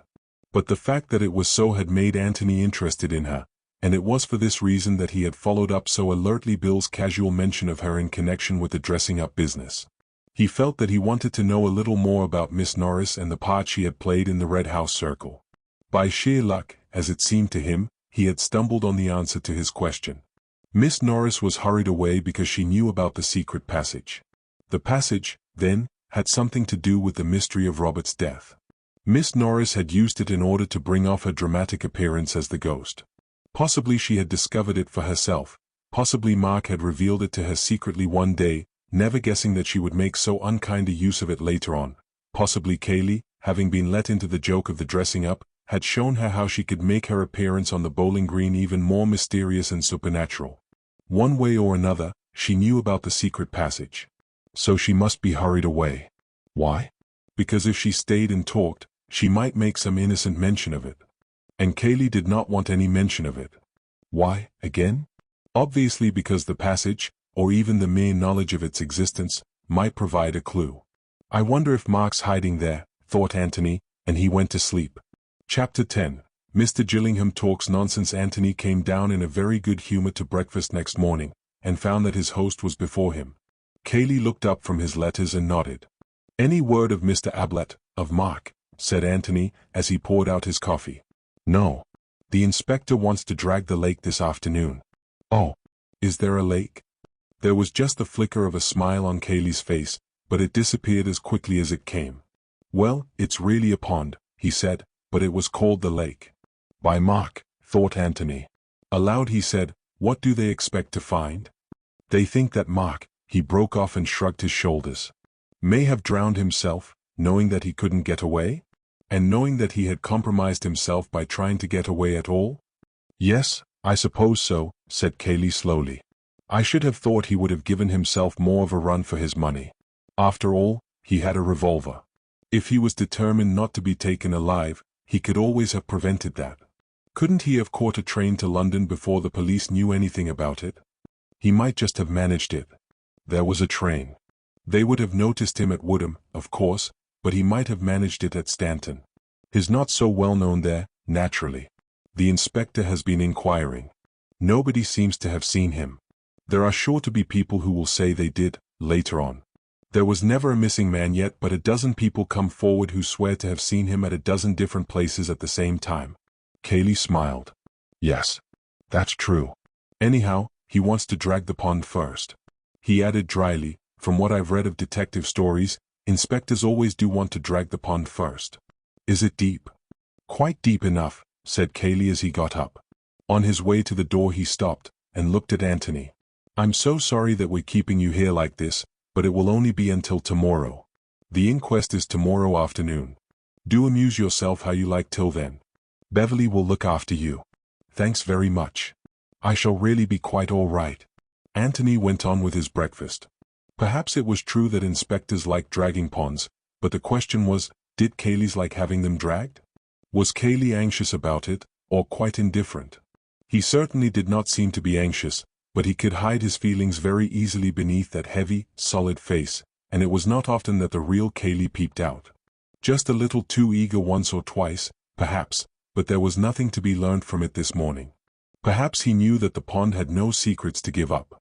After all, inspectors were always dragging ponds. Bill came in noisily. Bill's face was an open book. Excitement was written all over it. Well, he said eagerly, as he sat down to the business of the meal, what are we going to do this morning? Not talk so loudly, for one thing, said Antony. Bill looked about him apprehensively. Was Cayley under the table, for example? After last night one never knew. He raised his eyebrows. No. But one doesn't want to shout. One should modulate the voice, my dear William, while breathing gently from the hips. Thus one avoids those chest notes which have betrayed many a secret. In other words, pass the toast. You seem bright this morning. I am. Very bright. Cayley noticed it. Cayley said, were it not that I have other business, I would come gathering nuts in May with thee. Fain would I gyrate round the mulberry bush and hop upon the little hills. But the waters of Jordan encompass me, and Inspector Birch tarries outside with his shrimping net. My friend William Beverly will attend thee anon. Farewell, a long farewell to all, thy grape nuts. He then left up center. Enter W. Beverly. Are you often like this at breakfast? Almost invariably, said he with his mouth full. Exit W. Beverly, L. It's a touch of the sun, I suppose, said Bill, shaking his head sadly. It's the sun and the moon and the stars, all acting together on an empty stomach. Do you know anything about the stars, Mr. Beverly? Do you know anything about Orion's belt, for instance? And why isn't there a star called Beverly's Belt? Or a novel? Said he, masticating. Re-enter W. Beverly through trapdoor. Talking about trapdoors, don't, said Antony, getting up. Some talk of Alexander and some of Hercules, but nobody talks about, what's the Latin for trapdoor? Mensa, a table, you might get it from that. Well, Mr. Beverly, and he slapped him heartily on the back as he went past him, I shall see you later. Cayley says that you will amuse me, but so far you have not made me laugh once. You must try and be more amusing when you have finished your breakfast. But don't hurry. Let the upper mandibles have time to do the work. With those words Mr. Gillingham then left the spacious apartment. Bill continued his breakfast with a slightly bewildered air. He did not know that Cayley was smoking a cigarette outside the windows behind him, not listening, perhaps, possibly not even overhearing, but within sight of Antony, who was not going to take any risks. So he went on with his breakfast, reflecting that Antony was a rum fellow, and wondering if he had dreamed only of the amazing things which had happened the day before. Antony went up to his bedroom to fetch his pipe. It was occupied by a housemaid, and he made a polite apology for disturbing her. Then he remembered. Is it Elsie? He asked, giving her a friendly smile. Yes, sir, she said, shy but proud. She had no doubts as to why it was that she had achieved such notoriety. It was you who heard Mr. Mark yesterday, wasn't it? I hope the inspector was nice to you? Yes, thank you, sir. It's my turn now. You wait, murmured Antony to himself. Yes, sir. Nasty like. Meaning to say his chance had come. I wonder. Well, that's what I heard, sir. Truly? Antony looked at her thoughtfully and nodded. Yes. I wonder why. Why what, sir? Oh, lots of things, Elsie. It was quite an accident your being outside just then? Elsie blushed. She had not forgotten what Mrs. Stevens had said about it. Quite, sir. In the general way I use the other stairs. Of course. He had found his pipe and was about to go downstairs again when she stopped him. I beg your pardon, sir, but will there be an inquest? Oh, yes. Tomorrow, I think. Shall I have to give my evidence, sir? Of course. There's nothing to be frightened of. I did hear it, sir. Truly? Why, of course you did. Who says you didn't? Some of the others, sir, Mrs. Stevens and all. Oh, that's just because they're jealous, said Antony with a smile. He was glad to have spoken to her, because he had recognized at once the immense importance of her evidence. To the inspector no doubt it had seemed only of importance in that it had shown Mark to have adopted something of a threatening attitude towards his brother. To Antony it had much more significance. It was the only trustworthy evidence that Mark had been in the office at all that afternoon. For who saw Mark go into the office? Only Cayley. And if Cayley had been hiding the truth about the keys, why should he not be hiding the truth about Mark's entry into the office? Obviously all Cayley's evidence went for nothing. Some of it no doubt was true, but he was giving it, both truth and falsehood, with a purpose. What the purpose was Antony did not know as yet, to shield Mark, to shield himself, even to betray Mark, it might be any of these. But since his evidence was given for his own ends, it was impossible that it could be treated as the evidence of an impartial and trustworthy onlooker. Such, for instance, as Elsie appeared to be. Elsa's evidence, however, seemed to settle the point. Mark had gone into the office to see his brother, Elsie had heard them both talking, and then Antony and Cayley had found the body of Robert. And the inspector was going to drag the pond. But certainly Elsa's evidence did not prove anything more than the mere presence of Mark in the room. It's my turn now, you wait. That was not an immediate threat, it was a threat for the future. If Mark had shot his brother immediately afterwards it must have been an accident, the result of a struggle, say, provoked by that nasty-like tone of voice. Nobody would say you wait to a man who was just going to be shot. You wait meant you wait, and see what's going to happen to you later on. The owner of the Red House had had enough of his brother's sponging, his brother's blackmail. Now it was Mark's turn to get a bit of his own back. Let Robert just wait a bit, and he would see. The conversation which Elsie had overheard might have meant something like this. It couldn't have meant murder. Anyway, not murder of Robert by Mark. It's a funny business, thought Antony. The one obvious solution is so easy and yet so wrong. And I've got 100 things in my head, and I can't fit them together. And this afternoon will make 101. I mustn't forget this afternoon. He found Bill in the hall and proposed a stroll. Bill was only too ready. Where do you want to go? He asked. I don't mind much. Show me the park. Righto. They walked out together. Watson, old man, said Antony, as soon as they were away from the house, you really mustn't talk so loudly indoors. There was a gentleman outside, just behind you, all the time. Oh, I say, said Bill, going pink. I'm awfully sorry. So that's why you were talking such rot? Partly, yes. And partly because I do feel rather bright this morning. We're going to have a busy day. Are we really? What are we going to do? They're going to drag the pond, beg its pardon, the lake. Where is the lake? We're on the way to it now, if you'd like to see it. We may as well look at it. Do you haunt the lake much in the ordinary way? Oh, no, rather not. There's nothing to do there. You can't bathe? Well, I shouldn't care to. Too dirty. I see. This is the way we came yesterday, isn't it? The way to the village? Yes. We go off a bit to the right directly. What are they dragging it for? Mark. Oh, rot, said Bill uneasily.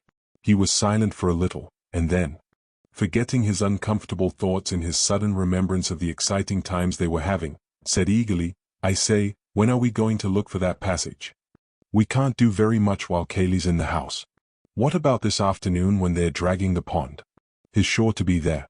Antony shook his head. There's something I must do this afternoon, he said. Of course we might have time for both. Has Cayley got to be out of the house for the other thing too? Well, I think he ought to be. I say, is it anything rather exciting? I don't know. It might be rather interesting. I dare say I could do it at some other time, but I rather fancy it at 3 o'clock, somehow. I've been specially keeping it back for then. I say, what fun. You do want me, don't you? Of course I do. Only, Bill, don't talk about things inside the house, unless I begin. There's a good Watson. I won't. I swear I won't. They had come to the pond, Mark's lake, and they walked silently round it. When they had made the circle, Antony sat down on the grass and relit his pipe. Bill followed his example. Well, Mark isn't there, said Antony. No, said Bill. At least, I don't quite see why you know he isn't. It isn't knowing, it's guessing, said Antony rapidly. It's much easier to shoot yourself than to drown yourself, and if Mark had wanted to shoot himself in the water, with some idea of not letting the body be found, he'd have put big stones in his pockets, and the only big stones are near the water's edge, and they would have left marks, and they haven't, and therefore he didn't, and, oh, bother the pond, that can wait till this afternoon. Bill, where does the secret passage begin? Well, that's what we've got to find out, isn't it? Yes. You see, my idea is this.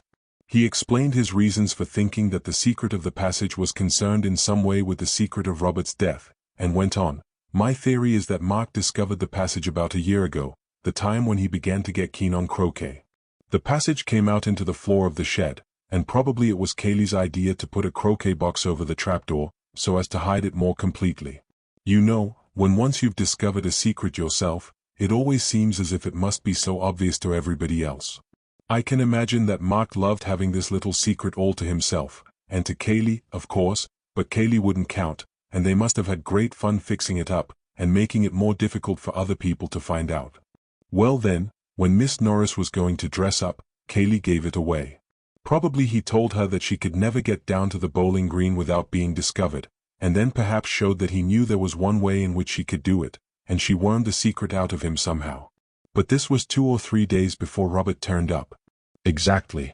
I am not suggesting that there was anything sinister about the passage in the first place. It was just a little private bit of romance and adventure for Mark, 3 days ago. He didn't even know that Robert was coming. But somehow the passage has been used since, in connection with Robert. Perhaps Mark escaped that way, perhaps is hiding there now. And if so, then the only person who could give him away was Miss Norris. And she of course would only do it innocently, not knowing that the passage had anything to do with it. So it was safer to have her out of the way? Yes. But, look here, Tony, why do you want to bother about this end of it? We can always get in at the bowling green end. I know, but if we do that we shall have to do it openly. It will mean breaking open the box, and letting Kaylee know that we've done it. You see, Bill, if we don't find anything out for ourselves in the next day or two, we've got to tell the police what we have found out, and then they can explore the passage for themselves. But I don't want to do that yet. Rather not. So we've got to carry on secretly for a bit. It's the only way. He smiled and added, and it's much more fun. Rather. Bill chuckled to himself. Very well. Where does the secret passage begin? Chapter 11. The Reverend Theodore ushered. There's one thing, which we have got to realize at once, said Antony, and that is that if we don't find it easily, we shan't find it at all. You mean that we shan't have time? Neither time nor opportunity. Which is rather a consoling thought to a lazy person like me. But it makes it much harder, if we can't really look properly. Harder to find, yes, but so much easier to look. For instance, the passage might begin in Kaylee's bedroom. Well, now we know that it doesn't. We don't know anything of the sort, protested Bill. We know for the purposes of our search. Obviously we can't go tailing into Kaylee's bedroom and tapping his wardrobes, and obviously, therefore, if we are going to look for it at all, we must assume that it doesn't begin there. Oh, I see. Bill chewed a piece of grass thoughtfully. Anyhow, it wouldn't begin on an upstairs floor, would it? Probably not. Well, we're getting on. You can wash out the kitchen and all that part of the house, said Bill, after more thought. We can't go there. Right. And the cellars, if there are any. Well, that doesn't leave us much. No. Of course it's only 100 to 1 chance that we find it, but what we want to consider is which is the most likely place of the few places in which we can look safely. All it amounts to, said Bill, is the living rooms downstairs, dining room, library, hall, billiard room and the office rooms. Yes, that's all. Well, the office is the most likely, isn't it? Yes. Except for one thing. What's that? Well, it's on the wrong side of the house. One would expect the passage to start from the nearest place to which it is going. Why make it longer by going under the house first? Yes, that's true. Well, then, you think the dining room or the library? Yes. And the library for choice. I mean for our choice. There are always servants going into dining rooms. We shouldn't have much of a chance of exploring properly in there. Besides, there's another thing to remember. Mark has kept this a secret for a year. Could he have kept it a secret in the dining room? Could Miss Norris have got into the dining room and used the secret door just after dinner without being seen? It would have been much too risky. Bill got up eagerly. Come along, he said, let's try the library. If Kaylee comes in, we can always pretend we're choosing a book. Antony got up slowly, took his arm and walked back to the house with him. The library was worth going into, passages or no passages. Antony could never resist another person's bookshelves. As soon as he went into the room, he found himself wandering round it to see what books the owner read, or, more likely, did not read, but kept for the air which they lent to the house. Mark had prided himself on his library. It was a mixed collection of books. Books which he had inherited both from his father and from his patron. Books which he had bought because he was interested in them or, if not in them, in the authors, to whom he wished to lend his patronage. Books which he had ordered in beautifully bound editions, partly because they looked well on his shelves, lending a noble color to his rooms, partly because no man of culture should ever be without them, old editions, new editions, expensive books, cheap books, a library in which everybody, whatever his taste, could be sure of finding something to suit him. And which is your particular fancy, Bill? Said Antony, looking from one shelf to another. Or are you always playing billiards? I have a look at badminton sometimes, said Bill. It's over in that corner there. He waved a hand. Over here, said Antony, going to it. Yes. He corrected himself suddenly. Oh, no, it's not. It's over there on the right now. Mark had a grand rearrangement of his library about a year ago. It took him more than a week, he told us. He's got such a frightful lot, hasn't he? Now that's very interesting, said Antony, and he sat down and filled his pipe again. There was indeed a frightful lot of books. The four walls of the library were plastered with them from floor to ceiling, save only where the door and the two windows insisted on living their own life, even though an illiterate one. To Bill it seemed the most hopeless room of any in which to look for a secret opening. We shall have to take every blessed book down, he said, before we can be certain that we haven't missed it.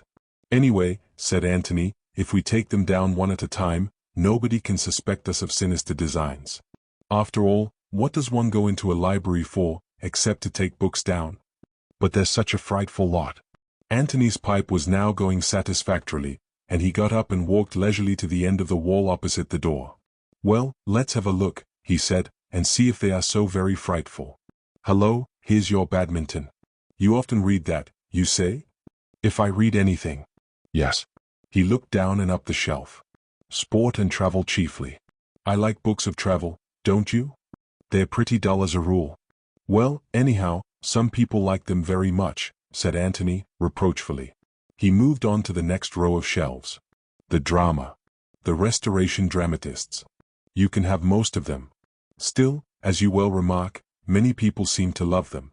Shaw, Wilde, Robertson. I like reading plays, Bill. There are not many people who do, but those who do are usually very keen. Let us pass on.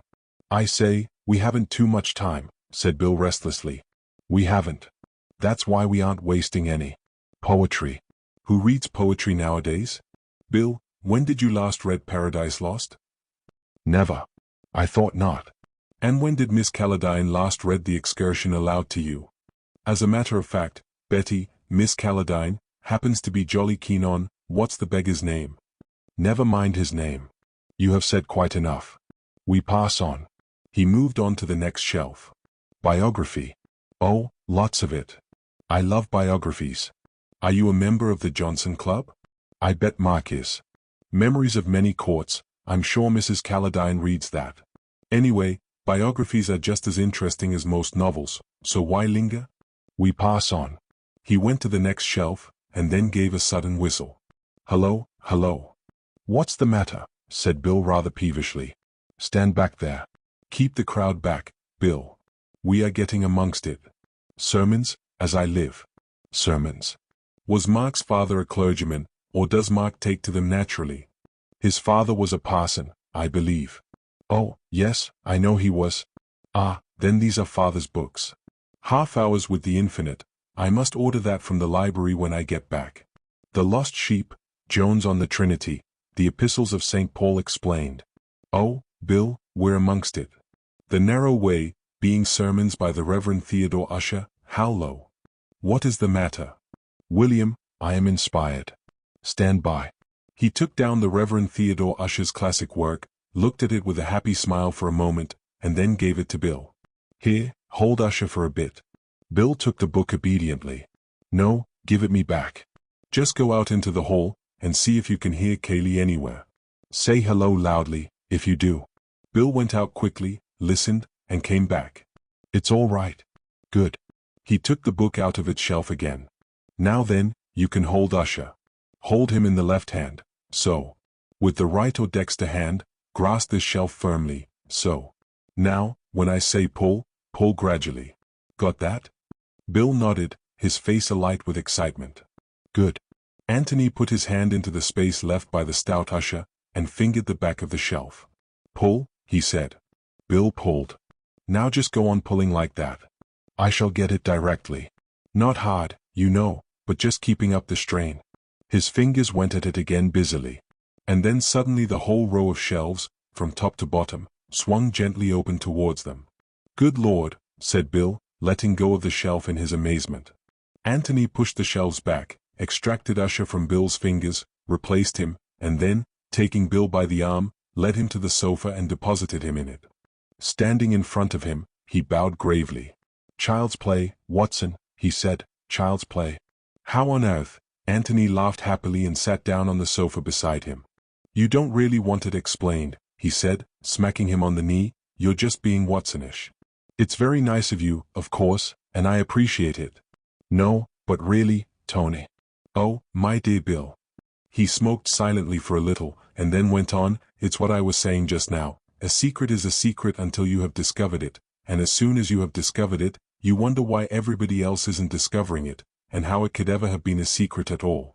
This passage has been here for years, with an opening at one end into the library, and at the other end into the shed. Then Mark discovered it, and immediately he felt that everybody else must discover it. So he made the shed end more difficult by putting the croquet box there, and this end more difficult by, he stopped and looked at the other by what, Bill? But Bill was being Watsonish. What? Obviously by rearranging his books. He happened to take out The Life of Nelson or Three Men in a Boat, or whatever it was, and by the merest chance discovered the secret. Naturally he felt that everybody else would be taking down The Life of Nelson or Three Men in a Boat. Naturally he felt that the secret would be safer if nobody ever interfered with that shelf at all. When you said that the books had been rearranged a year ago, just about the time the croquet box came into existence, of course, I guessed why. So I looked about for the dullest books I could find, the books nobody ever read. Obviously the collection of sermon books of a mid-Victorian clergyman was the shelf we wanted. Yes, I see. But why were you so certain of the particular place? Well, he had to mark the particular place by some book. I thought that the joke of putting the narrow way just over the entrance to the passage might appeal to him. Apparently it did.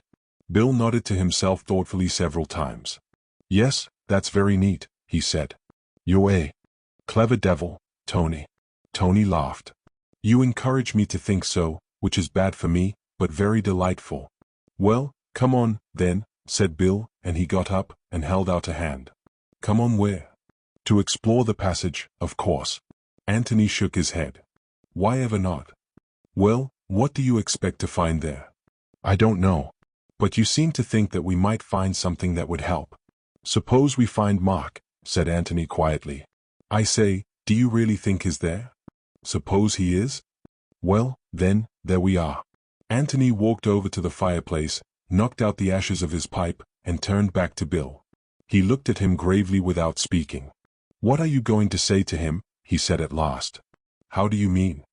Are you going to arrest him, or help him to escape? Well, of course, began Bill, stammering, and then ended lamely, Well, I don't know. Exactly. We've got to make up our minds, haven't we? Bill didn't answer. Very much disturbed in his mind, he walked restlessly about the room, frowning to himself, stopping now and then at the newly discovered door and looking at it as if he were trying to learn what lay behind it. Which side was he on, if it came to choosing sides, Mark's or the law's? You know, you can't just say, "Oh, hello," to him, said Antony, breaking rather appropriately into his thoughts. Bill looked up at him with a start. "Nor," went on Antony, "can you say, 'This is my friend Mr. Gillingham, who is staying with you. We were just going to have a game of bowls.' Yes, it's difficult. I don't know what to say. I've been rather forgetting about Mark." He wandered over to the window and looked out onto the lawns. There was a gardener clipping the grass edges. No reason why the lawn should be untidy just because the master of the house had disappeared. It was going to be a hot day again. Dash it, of course he had forgotten Mark.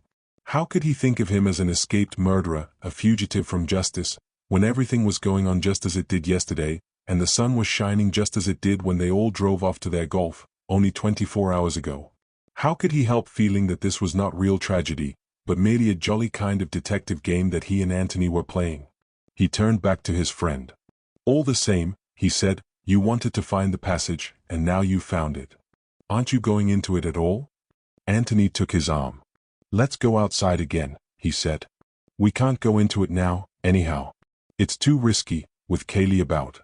Bill, I feel like you, just a little bit frightened. But what I'm frightened of I don't quite know. Anyway, you want to go on with it, don't you?" "Yes," said Bill firmly. "We must.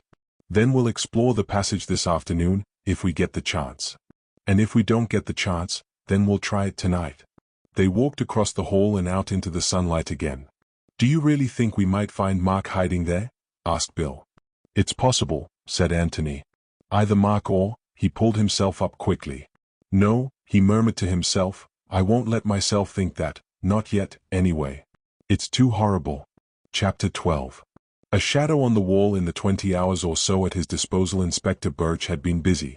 He had telegraphed to London a complete description of Mark in the brown flannel suit which he had last been seen wearing. He had made inquiries at Stanton as to whether anybody answering to this description had been seen leaving by the 4.20, and though the evidence which had been volunteered to him had been inconclusive, it made it possible that Mark had indeed caught that train, and had arrived in London before the police at the other end had been ready to receive him. But the fact that it was market day at Stanton, and that the little town would be more full than usual of visitors, made it less likely that either the departure of Mark by the 4.20, or the arrival of Robert by the 2.10 earlier in the afternoon, would have been particularly noticed. As Antony had said to Kaylee, there would always be somebody ready to hand the police a circumstantial story of the movements of any man in whom the police were interested. That Robert had come by the 2.10 seemed fairly certain. To find out more about him in time for the inquest would be difficult. All that was known about him in the village where he and Mark had lived as boys bore out the evidence of Kaylee. He was an unsatisfactory son, and he had been hurried off to Australia, nor had he been seen since in the village. Whether there were any more substantial grounds of quarrel between the two brothers than that the younger one was at home and well-to-do, while the elder was poor and an exile, was not known, nor, as far as the inspector could see, was it likely to be known until Mark was captured. The discovery of Mark was all that mattered immediately.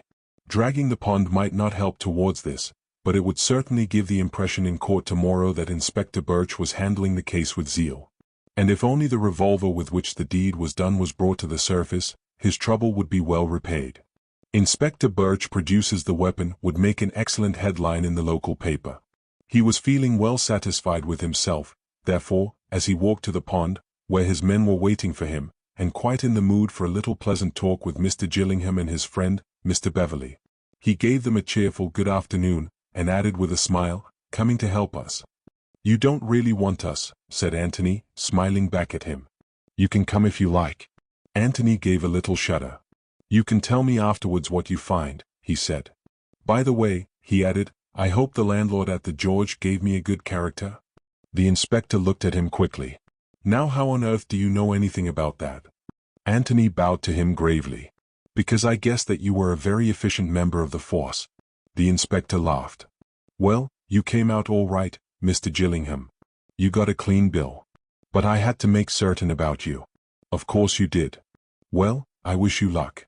But I don't think you'll find much at the pond. It's rather out of the way, isn't it, for anybody running away? That's just what I told Mr. Cayley when he called my attention to the pond. However, we shan't do any harm by looking. It's the unexpected that's the most likely in this sort of case. You're quite right, Inspector. Well, we mustn't keep you. Good afternoon, and Antony smiled pleasantly at him. Good afternoon, sir. Good afternoon, said Bill.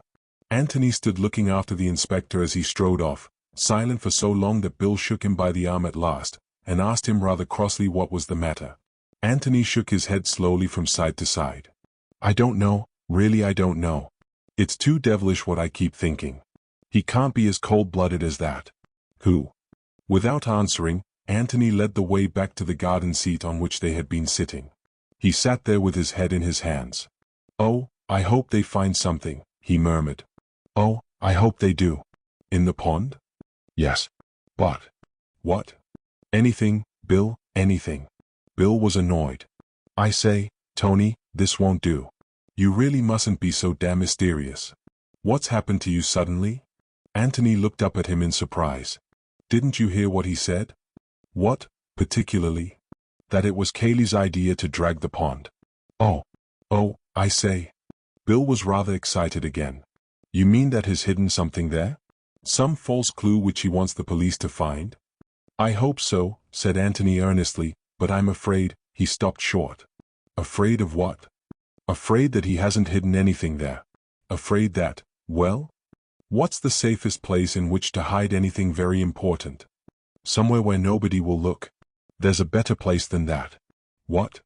Somewhere where everybody has already looked. By Jove. You mean that as soon as the pond has been dragged, Cayley will hide something there? Yes, I'm afraid so. But why afraid? Because I think that it must be something very important, something which couldn't easily be hidden anywhere else. What? Asked Bill eagerly. Antony shook his head. No, I'm not going to talk about it yet. We can wait and see what the inspector finds. He may find something, I don't know what, something that Cayley has put there for him to find.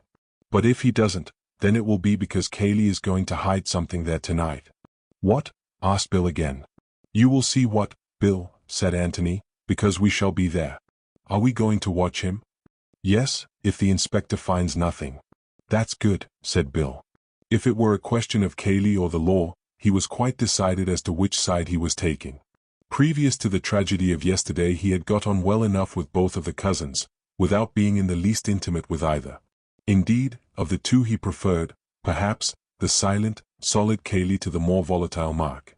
Cayley's qualities, as they appeared to Bill, may have been chiefly negative, but even if this merit lay in the fact that he never exposed whatever weaknesses he may have had, this is an excellent quality in a fellow guest, or, if you like, fellow host, in a house where one is continually visiting. Mark's weaknesses, on the other hand, were very plain to the eye, and Bill had seen a good deal of them.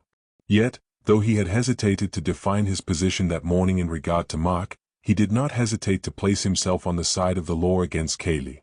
Mark, after all, had done him no harm, but Cayley had committed an unforgivable offense. Cayley had listened secretly to a private conversation between himself and Tony.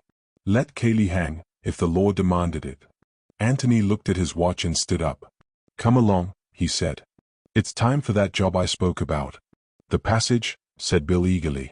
No, the thing which I said that I had to do this afternoon. Oh, of course. What is it? Without saying anything, Antony led the way indoors to the office. It was 3 o'clock, and at 3 o'clock yesterday Antony and Cayley had found the body. At a few minutes after 3, he had been looking out of the window of the adjoining room, and had been surprised suddenly to find the door open and Cayley behind him. He had vaguely wondered at the time why he had expected the door to be shut, but he had had no time then to worry the thing out, and he had promised himself to look into it at his leisure afterwards. Possibly it meant nothing. Possibly, if it meant anything, he could have found out its meaning by a visit to the office that morning. But he had felt that he would be more likely to recapture the impressions of yesterday if he chose as far as possible the same conditions for his experiment. So he had decided that 3 o'clock that afternoon should find him once more in the office. As he went into the room, followed by Bill, he felt it almost as a shock that there was now no body of Robert lying there between the two doors. But there was a dark stain which showed where the dead man's head had been, and Antony knelt down over it, as he had knelt 24 hours before. "I want to go through it again," he said. "You must be Kaylee." Kaylee said he would get some water. I remember thinking that water wasn't much good to a dead man, and that probably he was only too glad to do anything rather than nothing. He came back with a wet sponge and a handkerchief. I suppose he got the handkerchief from the chest of drawers. Wait a bit. He got up and went into the adjoining room, looked round it, pulled open a drawer or two, and, after shutting all the doors, came back to the office. "The sponge is there, and there are handkerchiefs in the top right-hand drawer. Now then, Bill, just pretend you're Kaylee. You've just said something about water, and you get up." Feeling that it was all a little uncanny, Bill, who had been kneeling beside his friend, got up and walked out. Antony, as he had done on the previous day, looked up after him as he went. Bill turned into the room on the right, opened the drawer and got the handkerchief, damped the sponge and came back. "Well?" he said wonderingly. Antony shook his head. "It's all different," he said. "For one thing, you made a devil of a noise and Kaylee didn't. Perhaps you weren't listening when Kaylee went in?" "I wasn't. But I should have heard him if I could have heard him, and I should have remembered afterwards. Perhaps Kaylee shut the door after him. Wait." He pressed his hand over his eyes and thought. It wasn't anything which he had heard, but something which he had seen. He tried desperately hard to see it again. He saw Kaylee getting up, opening the door from the office, leaving it open and walking into the passage, turning to the door on the right, opening it, going in, and then, what did his eyes see after that? If they would only tell him again. Suddenly he jumped up, his face alight. "Bill, I've got it," he cried. "What?" "The shadow on the wall. I was looking at the shadow on the wall. Oh, ass, and 10 times ass." Bill looked uncomprehendingly at him. Antony took his arm and pointed to the wall of the passage. "Look at the sunlight on it," he said. "That's because you've left the door of that room open. The sun comes straight in through the windows. Now, I'm going to shut the door. Look. Do you see how the shadow moves across? That's what I saw, the shadow moving across as the door shut behind him. Bill, go in and shut the door behind you, quite naturally. Quick." Bill went out and Antony knelt, watching eagerly. "I thought so," he cried. "I knew it couldn't have been that." "What happened?" said Bill, coming back. "Just what you would expect. The sunlight came, and the shadow moved back again, all in one movement." "And what happened yesterday?" "The sunlight stayed there, and then the shadow came very slowly back, and there was no noise of the door being shut." Bill looked at him with startled eyes. "By Jove! You mean that Kaylee closed the door afterwards as an afterthought, and very quietly, so that you couldn't hear?" Antony nodded. "Yes. That explains why I was surprised afterwards when I went into the room to find the door open behind me. You know how those doors with springs on them close? The sort which old gentlemen have to keep out drafts." "Yes. Just at first they hardly move at all, and then very, very slowly they swing to. Well, that was the way the shadow moved, and subconsciously I must have associated it with the movement of that sort of door. By Jove!" He got up, and dusted his knees. "Now, Bill, just to make sure, go in and close the door like that. As an afterthought, you know, and very quietly, so that I don't hear the click of it." Bill did as he was told, and then put his head out eagerly to hear what had happened. "That was it," said Antony, with absolute conviction. "That was just what I saw yesterday." He came out of the office, and joined Bill in the little room. "And now," he said, "let's try and find out what it was that Mr. Kaylee was doing in here, and why he had to be so very careful that his friend Mr. Gillingham didn't overhear him." Chapter 13. The open window. Antony's first thought was that Kaylee had hidden something. Something, perhaps, which he had found by the body, but that was absurd. In the time at his disposal, he could have done no more than put it away in a drawer, where it would be much more open to discovery by Antony than if he had kept it in his pocket. In any case he would have removed it by this time, and hidden it in some more secret place. Besides, why in this case bother about shutting the door? Bill pulled open a drawer in the chest, and looked inside. "Is it any good going through these, do you think?" he asked. Antony looked over his shoulder. "Why did he keep clothes here at all?" he asked. "Did he ever change down here?" "My dear Tony, he had more clothes than anybody in the world.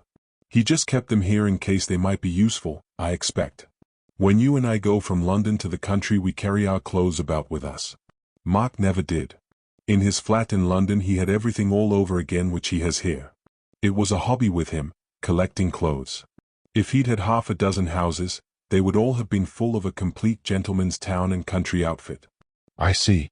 Of course, it might be useful sometimes, when he was busy in the next room, not to have to go upstairs for a handkerchief or a more comfortable coat. I see. Yes. He was walking round the room as he answered, and he lifted the top of the linen basket which stood near the wash basin and glanced in. He seems to have come in here for a collar lately. Bill peered in. There was one collar at the bottom of the basket. Yes. I dare say he would, he agreed. If he suddenly found that the one he was wearing was uncomfortable or a little bit dirty, or something. He was very finicking. Antony leant over and picked it out. It must have been uncomfortable this time, he said, after examining it carefully. It couldn't very well be cleaner. He dropped it back again. Anyway, he did come in here sometimes? Oh, yes, rather. Yes, but what did Cayley come in for so secretly? What did he want to shut the door for? Said Bill. That's what I don't understand. You couldn't have seen him, anyhow. No. So it follows that I might have heard him. He was going to do something which he didn't want me to hear. By Jove, that's it, said Bill eagerly. Yes, but what?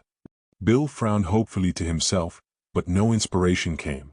Well, let's have some air, anyway, he said at last, exhausted by the effort, and he went to the window, opened it, and looked out. Then, struck by an idea, he turned back to Antony and said, Do you think I had better go up to the pond to make sure that they are still at it? Because, he broke off suddenly at the sight of Antony's face. Oh, idiot, idiot. Antony cried.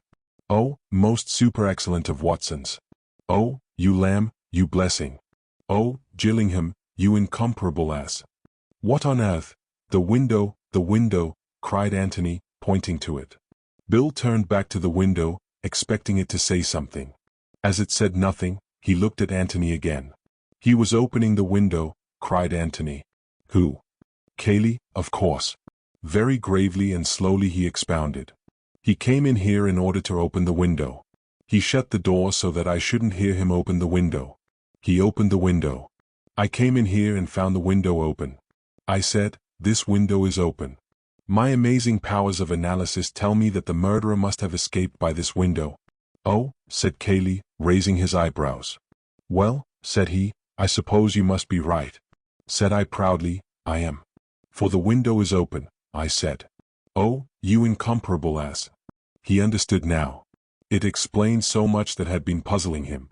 He tried to put himself in Cayley's place. Cayley, when Antony had first discovered him, hammering at the door and crying, Let me in.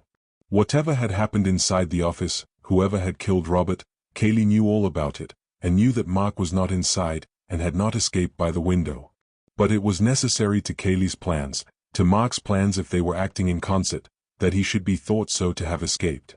At some time, then, while he was hammering, the key in his pocket, at the locked door, he must suddenly have remembered, with what a shock, that a mistake had been made. A window had not been left open. Probably it would just have been a horrible doubt at first. Was the office window open? Surely it was open. Was it? Would he have time now to unlock the door, slip in, open the French windows and slip out again? No. At any moment the servants might come. It was too risky. Fatal, if he were discovered. But servants were stupid. He could get the windows safely open while they were crowding round the body. They wouldn't notice. He could do it somehow. And then Antony's sudden appearance. Here was a complication. And Antony suggesting that they should try the window. Why, the window was just what he wanted to avoid. No wonder he had seemed dazed at first. Ah, and here at last was the explanation why they had gone the longest way round and yet run. It was Cayley's only chance of getting a start on Antony, of getting to the windows first, of working them open somehow before Antony caught him up. Even if that were impossible, he must get there first, just to make sure. Perhaps they were open. He must get away from Antony and see. And if they were shut, hopelessly shut, then he must have a moment to himself, a moment in which to think of some other plan, and avoid the ruin which seemed so suddenly to be threatening. So he had run. But Antony had kept up with him. They had broken in the window together and gone into the office. But Kaylee was not done yet. There was the dressing room window. But quietly, quietly. Antony mustn't hear. And Antony didn't hear. Indeed, he had played up to Kaylee splendidly. Not only had he called attention to the open window, but he had carefully explained to Kaylee why Mark had chosen this particular window in preference to the office window. And Kaylee had agreed that probably that was the reason. How he must have chuckled to himself. But he was still a little afraid. Afraid that Antony would examine the shrubbery. Why?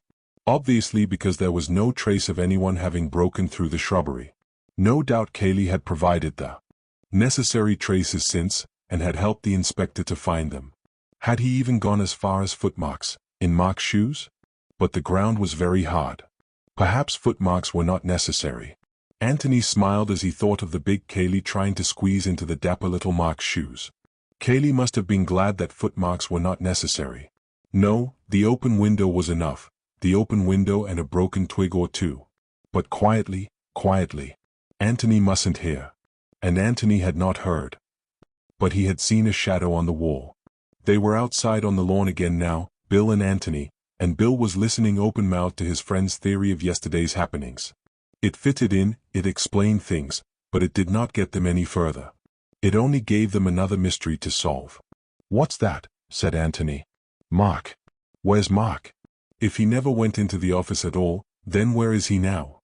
"I don't say that he never went into the office. In fact, he must have gone. Elsie heard him." He stopped and repeated slowly, "She heard him, at least she says she did. But if he was there, he came out again by the door." "Well, but where does that lead you?" "Where it led Mark. The passage." "Do you mean that he's been hiding there all the time?" Antony was silent until Bill had repeated his question, and then with an effort he came out of his thoughts and answered him. "I don't know. But look here. Here is a possible explanation. I don't know if it is the right one. I don't know, Bill, I'm rather frightened.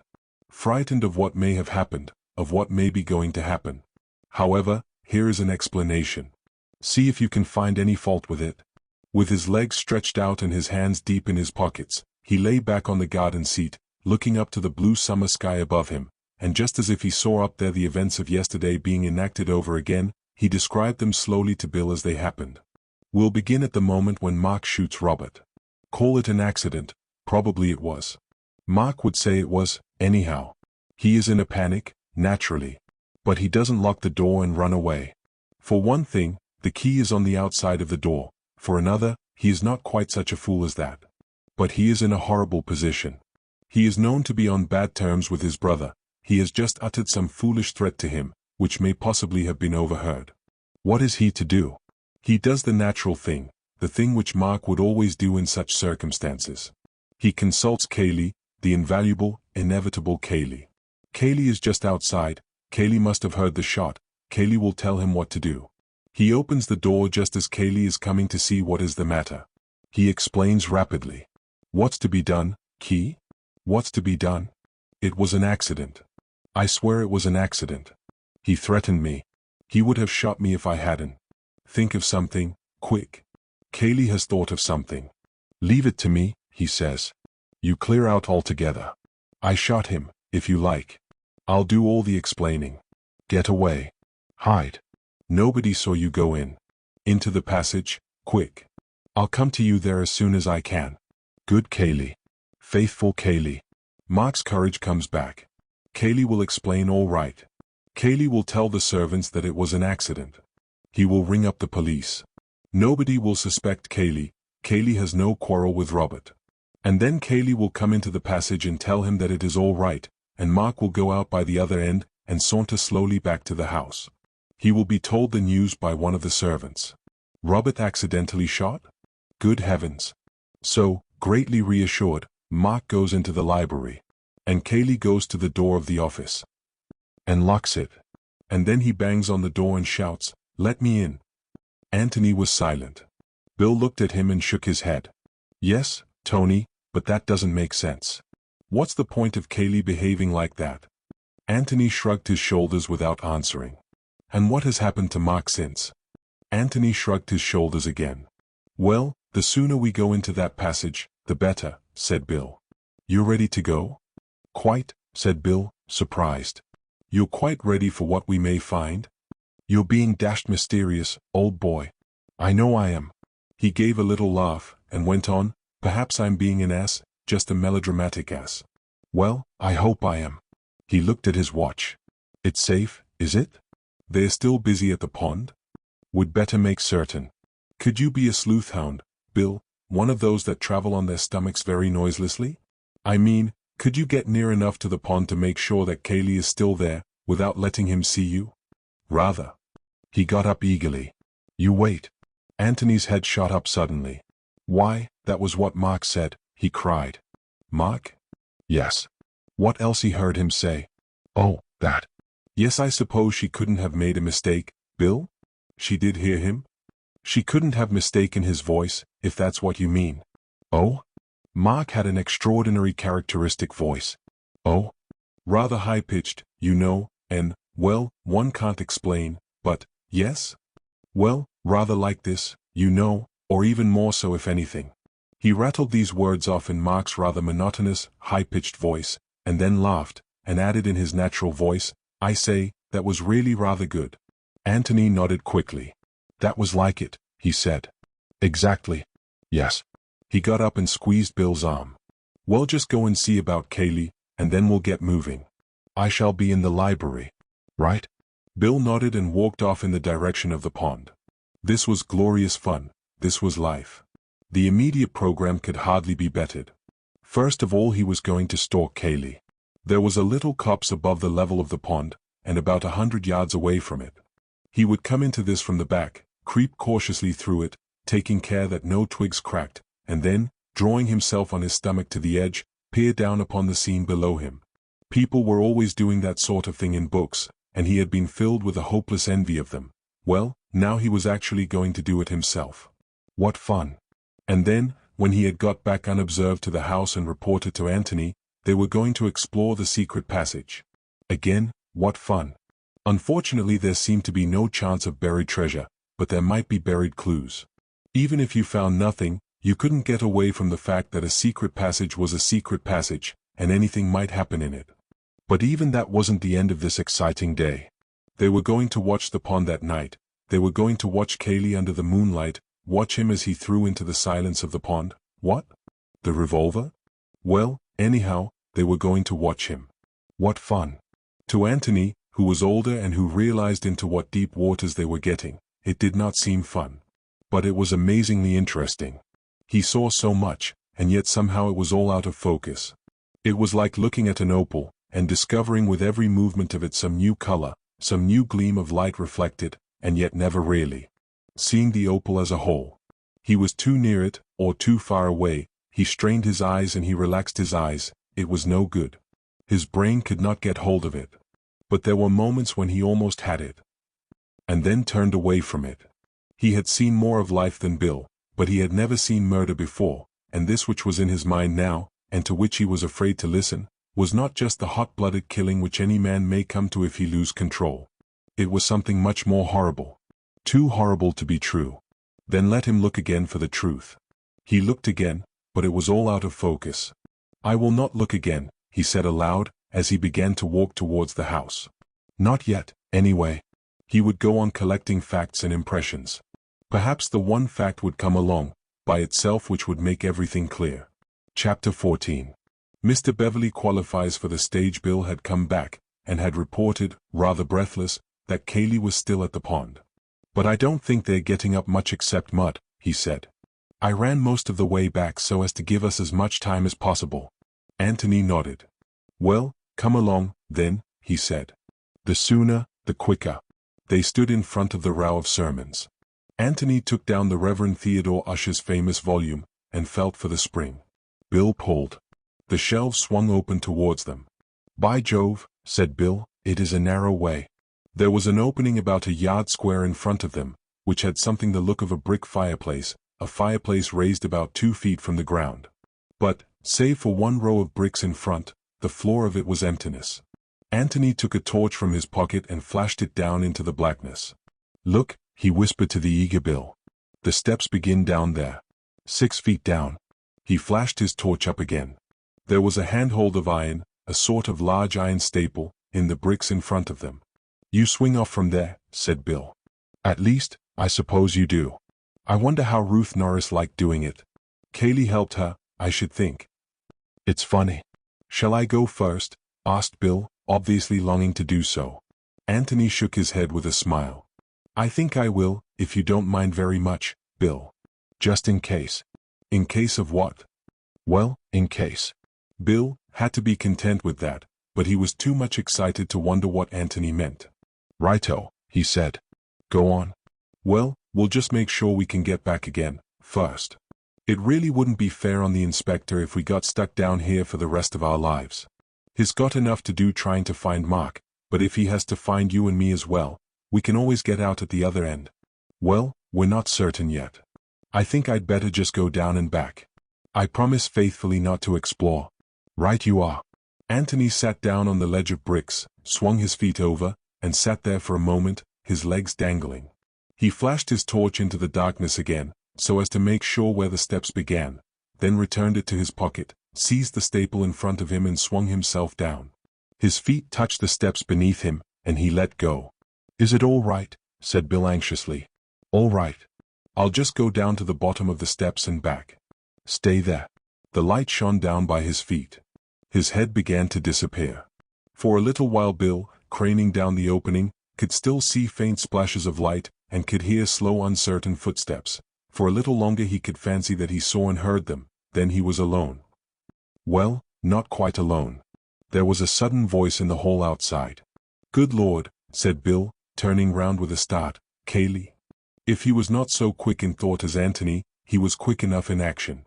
Thought was not demanded now. To close the secret door safely but noiselessly, to make sure that the books were in the right places, to move away to another row of shelves so as to be discovered deep in Badminton or Baedeker or whomever the kind gods should send to his aid. The difficulty was not to decide what to do, but to do all this in 5 seconds rather than in 6. "Ah, there you are," said Kaylee from the doorway. "Hello," said Bill, in surprise, looking up from the 4th volume of the Life and Works of Samuel Taylor Coleridge. "Have they finished?" "Finished what?" "The pond," said Bill, wondering why he was reading Coleridge on such a fine afternoon. Desperately he tried to think of a good reason. Verifying a quotation, an argument with Antony, that would do. But what quotation? Oh, no. They're still at it. Where's Gillingham? The ancient mariner, water, water, everywhere, or was that something else?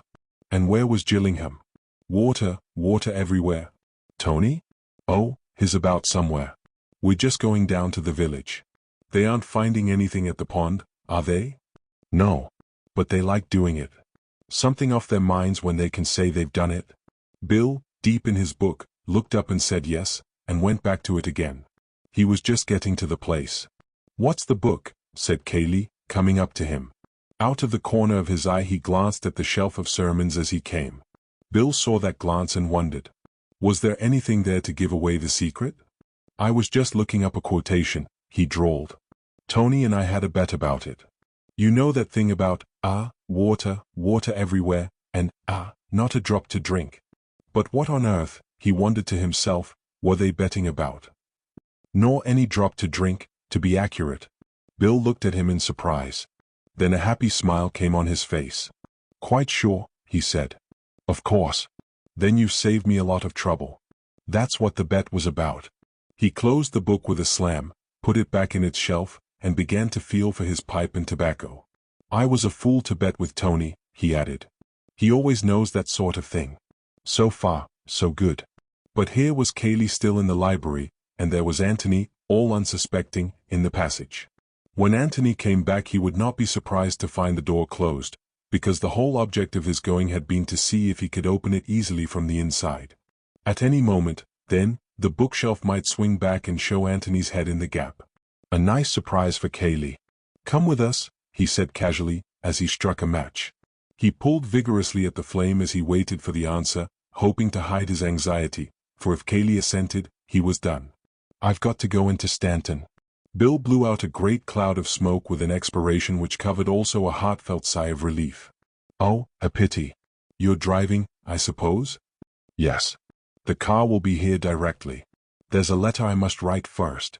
He sat down at a writing table and took out a sheet of notepaper. He was facing the secret door. If it opened, he would see it.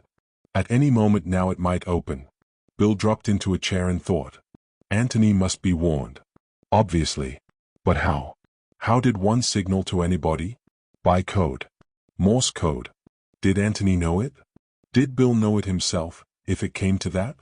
He had picked up a bit in the army, not enough to send a message, of course. But a message was impossible. Anyhow, Kaylee would hear him tapping it out. It wouldn't do to send more than a single letter. What letters did he know? And what letter would convey anything to Antony? He pulled at his pipe, his eyes wandering from Kaylee at his desk to the Reverend Theodore Usher in his shelf. What letter? C for Kaylee. Would Antony understand? Probably not, but it was just worth trying. What was C? Long, short, long, short. Umtiedy. Was that right? C, yes, that was C. He was sure of that. C, umtiedy. Hands in pockets, he got up and wandered across the room, humming vaguely to himself, the picture of a man waiting for another man, as it might be his friend Gillingham, to come in and take him away for a walk or something. He wandered across to the books at the back of Kaylee, and began to tap absent-mindedly on the shelves, as he looked at the titles. Umtiedy. Not that it was much like that at first, he couldn't get the rhythm of it. Umtwiedy. That was better. He was back at Samuel Taylor Coleridge now. Antony would begin to hear him soon. Umtwiedy. Just the aimless tapping of a man who is wondering what book he will take out with him to read on the lawn. Would Antony hear? One always heard the man in the next flat knocking out his pipe. Would Antony understand? Umtwiedy. C for Kaylee, Antony. Kaylee's here. For God's sake, wait. Good Lord. Sermons, said Bill, with a loud laugh. Umtwiedy, ever read em, Kaylee? What? Kaylee looked up suddenly. Bill's back moved slowly along, his fingers beating a tattoo on the shelves as he walked. Ah, no, said Kaylee, with a little laugh. An awkward, uncomfortable little laugh, it seemed to Bill. Nor do I. He was past the sermons now, past the secret door, but still tapping in the same aimless way. Oh, for God's sake sit down, burst out Kaylee. Or go outside if you want to walk about. Bill turned round in astonishment. Hello, what's the matter? Kaylee was slightly ashamed of his outburst. Sorry, Bill, he apologized. My nerves are on edge. Your constant tapping and fidgeting about. Tapping, said Bill with an air of complete surprise. Tapping on the shelves, and humming. Sorry. It got on my nerves. My dear old chap, I'm awfully sorry. I'll go out in the hall. It's all right, said Kaylee, and went on with his letter. Bill sat down in his chair again. Had Antony understood? Well, anyhow, there was nothing to do now but wait for Kaylee to go. And if you ask me, said Bill to himself, much pleased, I ought to be on the stage. That's where I ought to be. The complete actor. A minute, 2 minutes, 3 minutes. 5 minutes. It was safe now. Antony had guessed. Is the car there? Asked Kaylee, as he sealed up his letter. Bill strolled into the hall, called back yes, and went out to talk to the chauffeur. Kaylee joined him, and they stood there for a moment. Hello, said a pleasant voice behind them. They turned round and saw Antony. Sorry to keep you waiting, Bill. With a tremendous effort Bill restrained his feelings, and said casually enough that it was all right. Well, I must be off, said Kaylee. You're going down to the village? That's the idea. I wonder if you'd take this letter to Jallan's for me? Of course. Thanks very much. Well, I shall see you later. He nodded and got into the car. As soon as they were alone Bill turned eagerly to his friend. Well, he said excitedly. Come into the library. They went in, and Tony sank down into a chair. You must give me a moment, he panted. I've been running. Running? Well, of course. How do you think I got back here? You don't mean you went out at the other end? Antony nodded. I say, did you hear me tapping? I did, indeed. Bill, you're a genius. Bill blushed. I knew you'd understand, he said. You guessed that I meant Kaylee? I did. It was the least I could do after you had been so brilliant. You must have had rather an exciting time. Exciting? Good Lord, I should think it was. Tell me about it. As modestly as possible, Mr. Beverley explained his qualifications for a life on the stage. "Good man," said Antony at the end of it. "You are the most perfect Watson that ever lived. Bill, my lad," he went on dramatically, rising and taking Bill's hand in both of his, "there is nothing that you and I could not accomplish together, if we gave our minds to it." "Silly old ass. That's what you always say when I'm being serious." "Well, anyway, thanks awfully. You really saved us this time. Were you coming back?" "Yes. At least I think I was. I was just wondering when I heard you tapping. The fact of the door being shut was rather surprising. Of course the whole idea was to see if it could be opened easily from the other side, but I felt somehow that you wouldn't shut it until the last possible moment, until you saw me coming back. Well, then I heard the taps, and I knew it must mean something, so I sat tight. Then when C began to come along I said, 'Kaylee, be Jove, bright, aren't I?' And I simply head to the other end of the passage for all I was worth. And head back again. Because I thought you might be getting rather involved in explanations, about where I was, and so on. You didn't see Mark, then?" "No. Nor his, no, I didn't see anything." "Nor what?" Antony was silent for a moment. "I didn't see anything, Bill. Or rather, I did see something. I saw a door in the wall, a cupboard. And it's locked. So if there's anything we want to find, that's where it is. Could Mark be hiding there?" I called through the keyhole, in a whisper, "Mark, are you there?" He would have thought it was Kaylee. There was no answer. "Well, let's go down and try again. We might be able to get the door open." Antony shook his head. "Aren't I going at all?" said Bill in great disappointment. When Antony spoke, it was to ask another question. "Can Kaylee drive a car?" "Yes, of course." "Why?" Then he might easily drop the chauffeur at his lodge and go off to Stanton, or wherever he wanted to, on his own. "I suppose so, if he wanted to." "Yes." Antony got up. "Well, look here, as we said we were going into the village, and as we promised to leave that letter, I almost think we'd better do it." "Oh. Oh, very well. Jallands. What were you telling me about that?" "Oh, yes, the widow Norbury. That's right. Kaylee used to be rather keen on the daughter. The letter's for her." "Yes, well, let's take it. Just to be on the safe side." "Am I going to be done out of that secret passage altogether?" asked Bill fretfully. "There's nothing to see, really, I promise you. You're very mysterious. What's upset you? You did see something down there, I'm certain of it." "I did, and I've told you about it." "No, you haven't. You only told me about the door in the wall." "That's it, Bill. And it's locked. And I'm frightened of what's behind it. But then we shall never know what's there if we aren't going to look." "We shall know tonight," said Antony, taking Bill's arm and leading him to the hall, "when we watch our dear friend Kaylee dropping it into the pond." Chapter 15. Mrs. Norbury confides in dear Mr. Gillingham.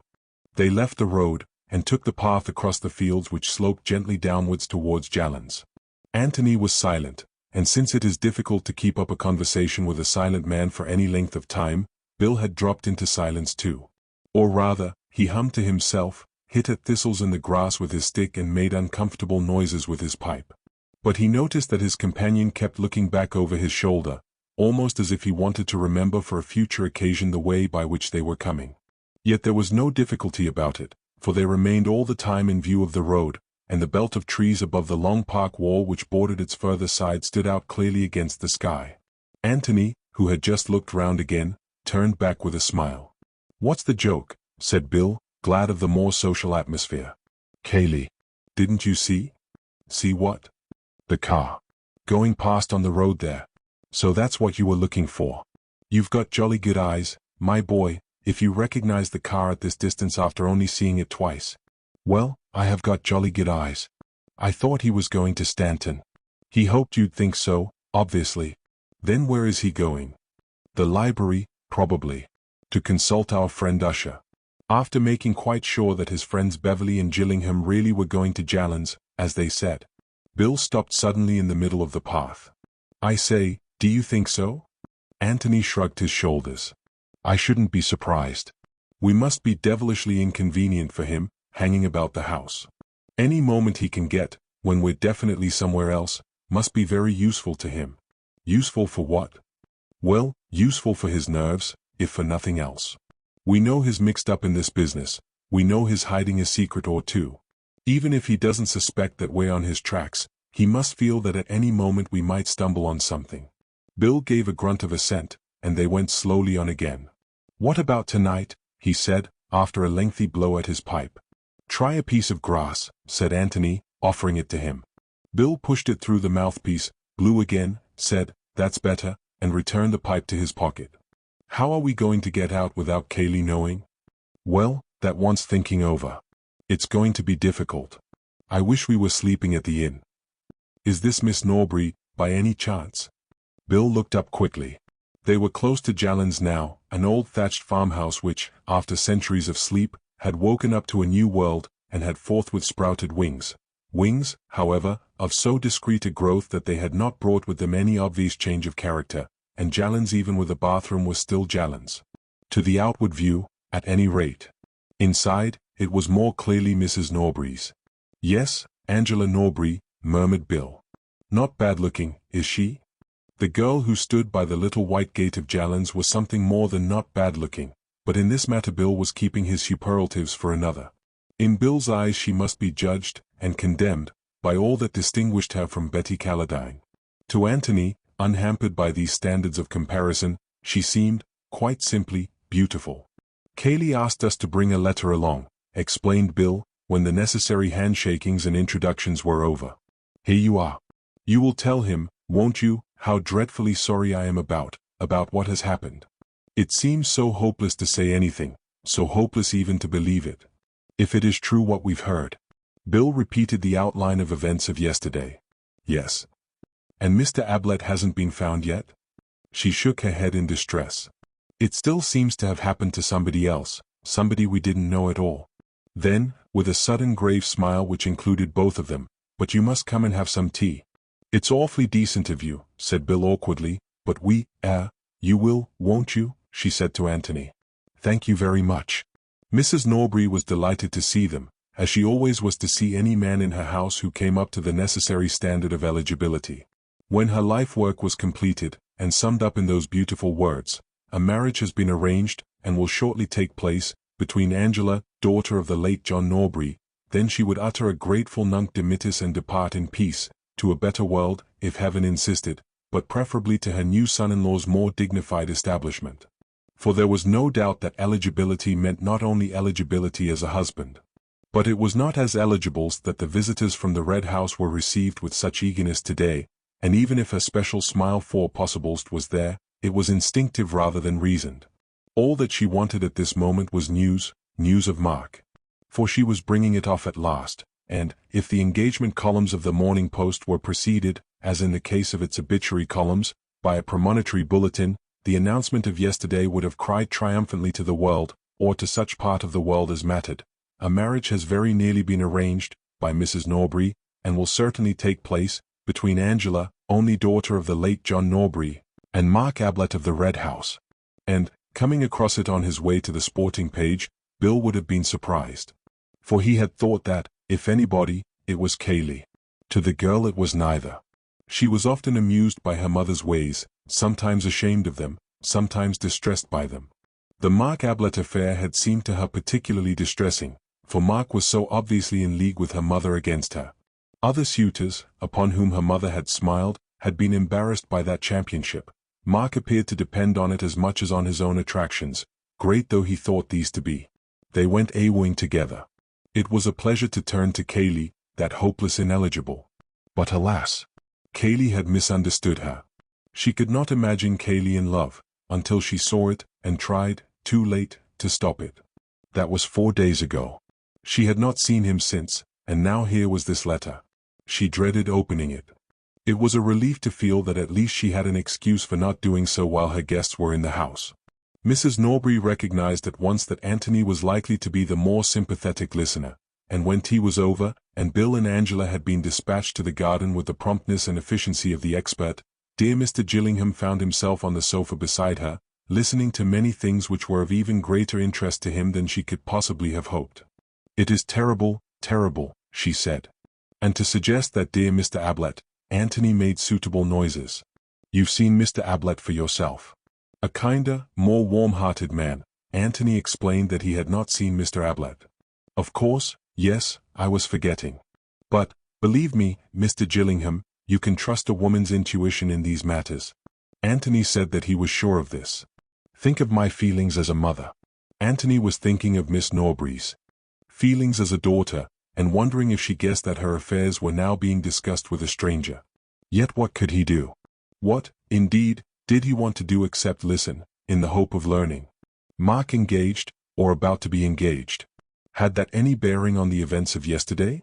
What, for instance, would Mrs. Norbury have thought of Brother Robert, that family skeleton?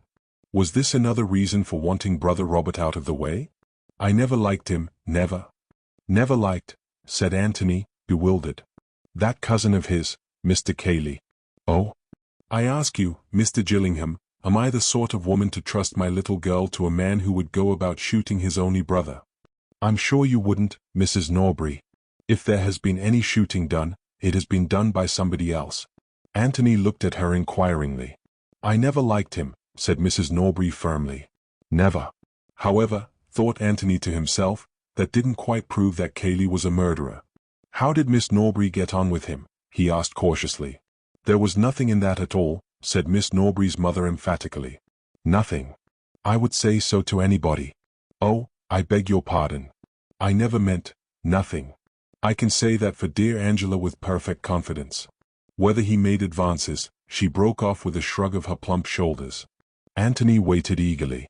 Naturally they met. Possibly he might have, I don't know. But my duty as a mother was clear, Mr. Gillingham. Mr. Gillingham made an encouraging noise. I told him quite frankly that, how shall I put it? That he was trespassing. Tactfully, of course. But frankly. You mean, said Antony, trying to speak calmly, that you told him that, Mr. Ablett and your daughter? Mrs. Norbury nodded several times. Exactly, Mr. Gillingham. I had my duty as a mother. I am sure, Mrs. Norbury, that nothing would keep you from doing your duty. But it must have been disagreeable. Particularly if you weren't quite sure. He was attracted, Mr. Gillingham. Obviously attracted. Who would not be, said Antony, with a charming smile. It must have been something of a shock to him too. It was just that which made me so glad that I had spoken. I saw at once that I had not spoken a moment too soon. There must have been a certain awkwardness about the next meeting, suggested Antony. Naturally, he has not been here since. No doubt they would have been bound to meet up at the Red House sooner or later. Oh, this was only quite lately? Last week, Mr. Gillingham. I spoke just in time. Ah, said Antony, under his breath. He had been waiting for it. He would have liked now to have gone away, so that he might have thought over the new situation by himself, or, perhaps preferably, to have changed partners for a little while with Bill. Miss Norbury would hardly be ready to confide in a stranger with the readiness of a mother, but he might have learnt something by listening to her. For which of them had she the greater feeling, Cayley or Mark? Was she really prepared to marry Mark? Did she love him, or the other, or neither? Mrs. Norbury was only a trustworthy witness in regard to her own actions and thoughts. He had learnt all that was necessary of those, and only the daughter now had anything left to tell him. But Mrs. Norbury was still talking. Girls are so foolish, Mr. Gillingham, she was saying. It is fortunate that they have mothers to guide them. It was so obvious to me from the beginning that dear Mr. Ablett was just the husband for my little girl. You never knew him? Antony said again that he had not seen Mr. Ablett. Such a gentleman. So nice-looking, in his artistic way. A regular Velasquez, I should say Van Dyck. Angela would have it that she could never marry a man with a beard. As if that mattered, when, she broke off, and Antony finished her sentence for her. The Red House is certainly charming, he said. Charming. Quite charming. And it is not as if Mr. Ablett's appearance were in any way undistinguished. Quite the contrary. I'm sure you agree with me? Antony said that he had never had the pleasure of seeing Mr. Ablett. Yes. And quite the center of the literary and artistic world. So desirable in every way. She gave a deep sigh, and communed with herself for a little. Antony was about to snatch the opportunity of leaving, when Mrs. Norbury began again. And then there's this scapegrace brother of his. He was perfectly frank with me, Mr. Gillingham. He would be. He told me of this brother, and I told him that I was quite certain it would make no difference to my daughter's feelings for him. After all, the brother was in Australia. When was this? Yesterday? Antony felt that, if Mark had only mentioned it after his brother's announcement of a personal call at the Red House, this perfect frankness had a good deal of wisdom behind it. It couldn't have been yesterday, Mr. Gillingham. Yesterday, she shuddered and shook her head. I thought perhaps he had been down here in the morning. Oh, no. There is such a thing, Mr. Gillingham, as being too devoted a lover. Not in the morning, no. We both agreed that, dear Angela. Oh, no.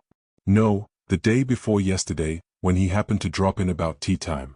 It occurred to Antony that Mrs. Norbury had come a long way from her opening statement that Mark and Miss Norbury were practically engaged.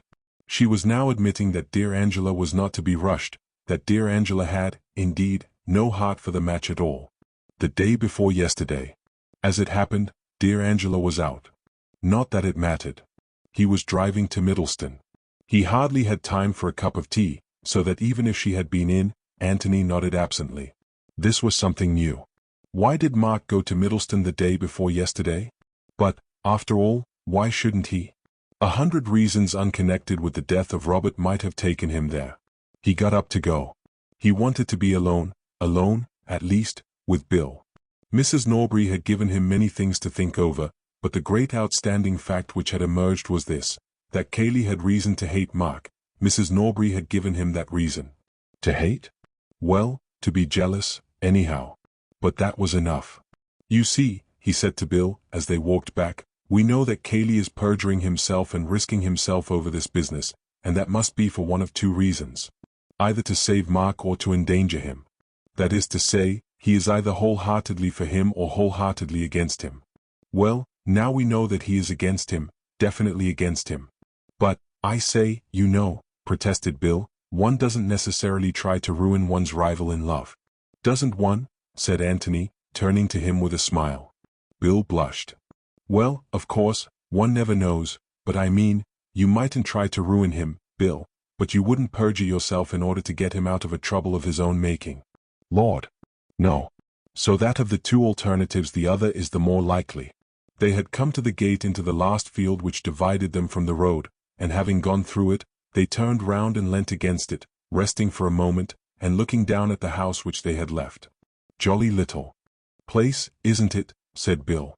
Very. But rather mysterious. In what way? Well, where's the front door? The front door? Why, you've just come out of it. But isn't there a drive, or a road or anything? Bill laughed. No, that's the beauty of it to some people. And that's why it's so cheap, and why the Norburys can afford it, I expect. They're not too well off. But what about luggage and tradesmen and that kind of thing? Oh, there's a cart track, but motor cars can't come any nearer than the road. He turned round and pointed, up there.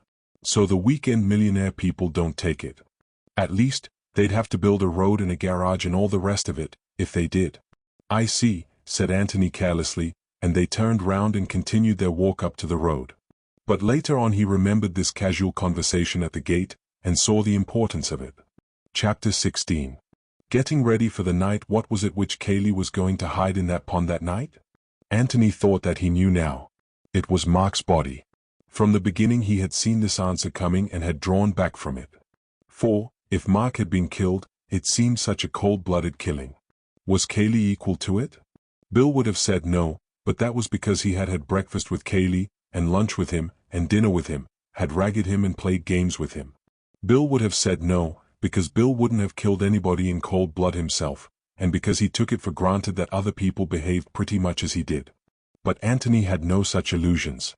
Murders were done. Murder had actually been done here, for there was Robert's dead body. Why not another murder? Had Mark been in the office at all that afternoon? The only evidence, other than Cayley's, which obviously did not count, was Elsie's. Elsie was quite certain that she had heard his voice. But then Bill had said that it was a very characteristic voice, an easy voice, therefore, to imitate. If Bill could imitate it so successfully, why not Cayley? But perhaps it had not been such a cold-blooded killing, after all. Suppose Cayley had had a quarrel with his cousin that afternoon over the girl whom they were both wooing. Suppose Cayley had killed Mark, either purposely, in sudden passion, or accidentally, meaning only to knock him down. Suppose that this had happened in the passage, say about 2 o'clock, either because Cayley had deliberately led him there, or because Mark had casually suggested a visit to it. One could imagine Mark continually gloating over that secret passage. Suppose Cayley there, with the body at his feet, feeling already the rope round his neck, his mind darting this way and that in frantic search for a way of escape, and suppose that suddenly and irrelevantly he remembers that Robert is coming to the house at 3 o'clock that afternoon. Automatically he looks at his watch. In half an hour's time.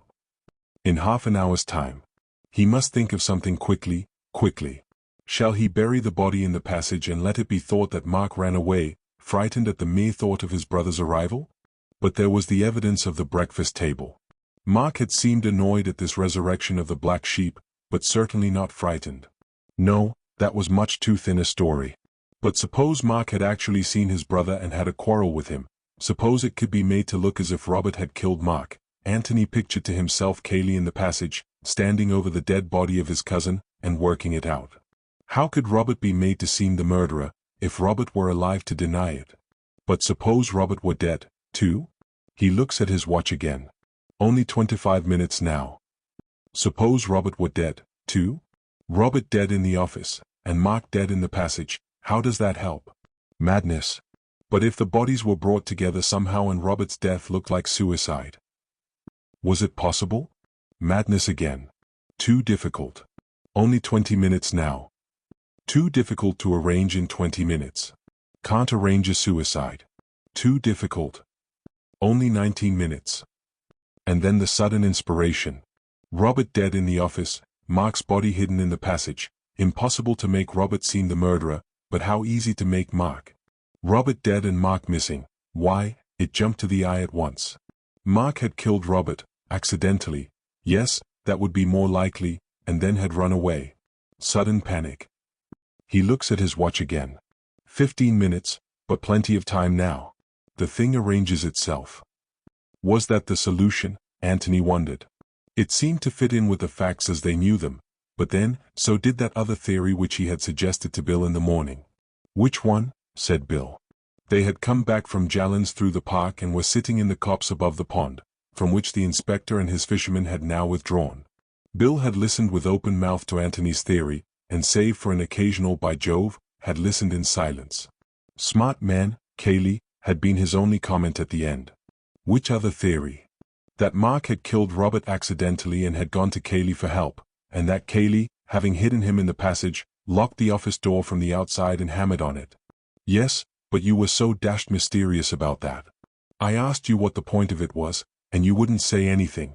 He thought for a little, and then went on, I suppose you meant that Cayley deliberately betrayed Mark, and tried to make him look like a murderer? I wanted to warn you that we should probably find Mark in the passage, alive or dead. And now you don't think so? Now I think that his dead body is there. Meaning that Cayley went down and killed him afterwards, after you had come, after the police had come? Well, that's what I shrink from, Bill. It's so horribly cold-blooded. Cayley may be capable of it, but I hate to think of it. But, dash it all, your other way is cold-blooded enough. According to you, he goes up to the office and deliberately shoots a man with whom he has no quarrel, whom he hasn't seen for 15 years. Yes, but to save his own neck. That makes a difference. My theory is that he quarreled violently with Mark over the girl, and killed him in sudden passion. Anything that happened after that would be self-defense. I don't mean that I excuse it, but that I understand it. And I think that Mark's dead body is in the passage now, and has been there since, say, 2:30 yesterday afternoon. And tonight Cayley is going to hide it in the pond. Bill pulled at the moss on the ground beside him, threw away a handful or two, and said slowly, You may be right, but it's all guesswork, you know. Antony laughed.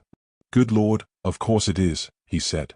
And tonight we shall know if it's a good guess or a bad one. Bill brightened up suddenly. Tonight, he said. I say, tonight's going to be rather fun.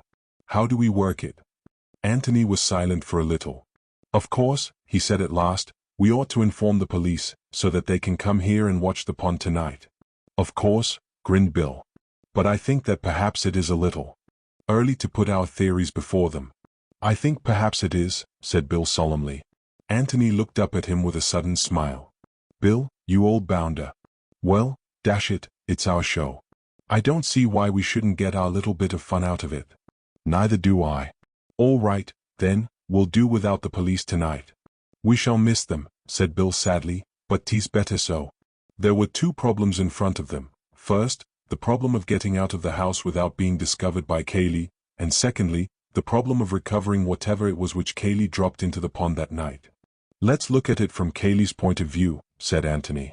He may not know that we're on his track, but he can't help being suspicious of us. He's bound to be suspicious of everybody in the house, and more particularly of us, because we're presumably more intelligent than the others. He stopped for a moment to light his pipe, and Bill took the opportunity of looking more intelligent than Mrs. Stevens. Now, he has got something to hide tonight, and is going to take good care that we aren't watching him. Well, what will he do? See that we are asleep first, before he starts out. Yes. Come and tuck us up, and see that we're nice and comfortable. Yes, that's awkward, said Bill. But we could lock our doors, and then he wouldn't know that we weren't there. Have you ever locked your door? Never. No. And you can bet that Kaylee knows that. Anyway, he'd bang on it, and you wouldn't answer, and then what would he think? Bill was silent, crushed. Then I don't see how we're going to do it, he said, after deep thought. He'll obviously come to us just before he starts out, and that doesn't give us time to get to the pond in front of him. Let's put ourselves in his place, said Antony, puffing slowly at his pipe. He's got the body, or whatever it is, in the passage. He won't come up the stairs, carrying it in his arms, and look in at our doors to see if we're awake. He'll have to make sure about us first, and then go down for the body afterwards. So that gives us a little time. Why yes, said Bill thoughtfully. We might just do it, but it'll be a bit of a rush. But wait. When he's gone down to the passage and got the body, what will he do next? Come out again, said Bill helpfully. Yes, but which end? Bill sat up with a start. By Jove, you mean that he will go out at the far end by the bowling green? Don't you think so? Just imagine him walking across the lawn in full view of the house, at midnight, with a body in his arms. Think of the awful feeling he would have in the back of the neck, wondering if anybody, any restless sleeper, had chosen just that moment to wander to the window and look out into the night. There's still plenty of moonlight, Bill. Is he going to walk across the park in the moonlight, with all those windows staring at him? Not if he can help it. But he can get out by the bowling green, and then come to the pond without ever being in sight of the house, at all. You're right. And that will just about give us time. Good. Now, what's the next thing? The next thing is to mark the exact place in the pond where he drops, whatever he drops, so that we can fish it out again. If we can see what it is, we shan't want to. The police can have a go at it tomorrow. But if it's something we can't identify from a distance, then we must try and get it out. To see whether it's worth telling the police about. Why yes, said Bill, wrinkling his forehead. Of course, the trouble with water is that one bit of it looks pretty much like the next bit. I don't know if that had occurred to you. It had, smiled Antony. Let's come and have a look at it. They walked to the edge of the copse, and lay down there in silence, looking at the pond beneath them. See anything? Said Antony at last. What? The fence on the other side. What about it? Well, it's rather useful, that's all. Said Sherlock Holmes enigmatically, added Bill. A moment later, his friend Watson had hurled him into the pond. Antony laughed. I love being Sherlocky, he said. It's very unfair of you not to play up to me. Why is that fence useful, my dear Holmes? Said Bill obediently. Because you can take a bearing on it. You see, yes, you needn't stop to explain to me what a bearing is. I wasn't going to. But you're lying here, he looked up, underneath this pine tree. Kaylee comes out in the old boat and drops his parcel in. You take a line from here onto the boat, and mark it off on the fence there. Say it's the 5th post from the end. Well, then I take a line from my tree, we'll find one for me directly, and it comes onto the 20th post, say. And where the two lines meet, there shall the eagles be gathered together. QED. And there, I almost forgot to remark, will the taller eagle, Beverly by name, do his famous diving act. As performed nightly at the Hippodrome. Bill looked at him uneasily. I say, really? It's beastly dirty water, you know. I'm afraid so, Bill. So it is written in the book of Jasher. Of course I knew that one of us would have to, but I hoped, oh, well, it's a warm night. Just the night for a bathe, agreed Antony, getting up. Well now, let's have a look for my tree. They walked down to the margin of the pond and then looked back. Bill's tree stood up and took the evening, tall and unmistakable, 50 feet nearer to heaven than its neighbors. But it had its fellow at the other end of the copse, not quite so tall, perhaps, but equally conspicuous. "That's where I shall be," said Antony, pointing to it. "Now, for the Lord's sake, count your posts accurately." "Thanks very much, but I shall do it for my own sake," said Bill with feeling. "I don't want to spend the whole night diving. Fix on the post in a straight line with you and the splash, and then count backwards to the beginning of the fence. Right, old boy? Leave it to me. I can do this on my head." "Well, that's how you will have to do the last part of it," said Antony with a smile. He looked at his watch. It was nearly time to change for dinner. They started to walk back to the house together. "There's one thing which worries me rather," said Antony. "Where does Cayley sleep?" "Next door to me." "Why?" "Well, it's just possible that he might have another look at you after his comeback from the pond. I don't think he'd bother about it in the ordinary way, but if he is actually passing your door, I think he might glance in." "I shan't be there." "I shall be at the bottom of the pond, sucking up mud." "Yes." "Do you think you could leave something in your bed that looked vaguely like you in the dark? A bolster with a pajama coat round it, and one arm outside the blanket, and a pair of socks or something for the head. You know the kind of thing. I think it would please him to feel that you were still sleeping peacefully." Bill chuckled to himself. "Rather. I'm awfully good at that. I'll make him up something really good. But what about you? I'm at the other end of the house, he's hardly likely to bother about me a second time. And I shall be so very fast asleep at his first visit. Still, I may as well, to be on the safe side." They went into the house. Cayley was in the hall as they came in. He nodded, and took out his watch. "Time to change," he said. "Just about," said Bill. "You didn't forget my letter?" "I did not. In fact, we had tea there." "Ah." He looked away and said carelessly, "How were they all?" "They sent all sorts of sympathetic messages to you, and all that sort of thing." "Oh, yes." Bill waited for him to say something more, and then, as nothing was coming, he turned round, said, "Come on, Tony," and led the way upstairs. "Got all you want?" he said at the top of the stairs. "I think so." "Come and see me before you go down." "Righto." Antony shut his bedroom door behind him and walked over to the window. He pushed open a casement and looked out. His bedroom was just over the door at the back of the house. The side wall of the office, which projected out into the lawn beyond the rest of the house, was on his left. He could step out onto the top of the door, and from there drop easily to the ground. Getting back would be little more difficult. There was a convenient water pipe which would help. He had just finished his dressing when Bill came in. "Final instructions?" he asked, sitting down on the bed. "By the way, how are we amusing ourselves after dinner?" "I mean immediately after dinner." "Billiards?" "Righto. Anything you like." "Don't talk too loud," said Antony in a lower voice. "We're more or less over the hall, and Cayley may be there." He led the way to the window. "We'll go out this way tonight. Going downstairs is too risky. It's easy enough, better put on tennis shoes." "Right." "I say, in case I don't get another chance alone with you, what do I do when Cayley comes to tuck me up?" "It's difficult to say. Be as natural as you can. I mean, if he just knocks lightly and looks in, be asleep. Don't overdo the snoring. But if he makes a hell of a noise, you'll have to wake up and rub your eyes, and wonder what on earth is doing in your room at all. You know the sort of thing." "Right. And about the dummy figure?" "I'll make it up directly we come upstairs, and hide it under the bed." "Yes. I think we'd better go completely to bed ourselves.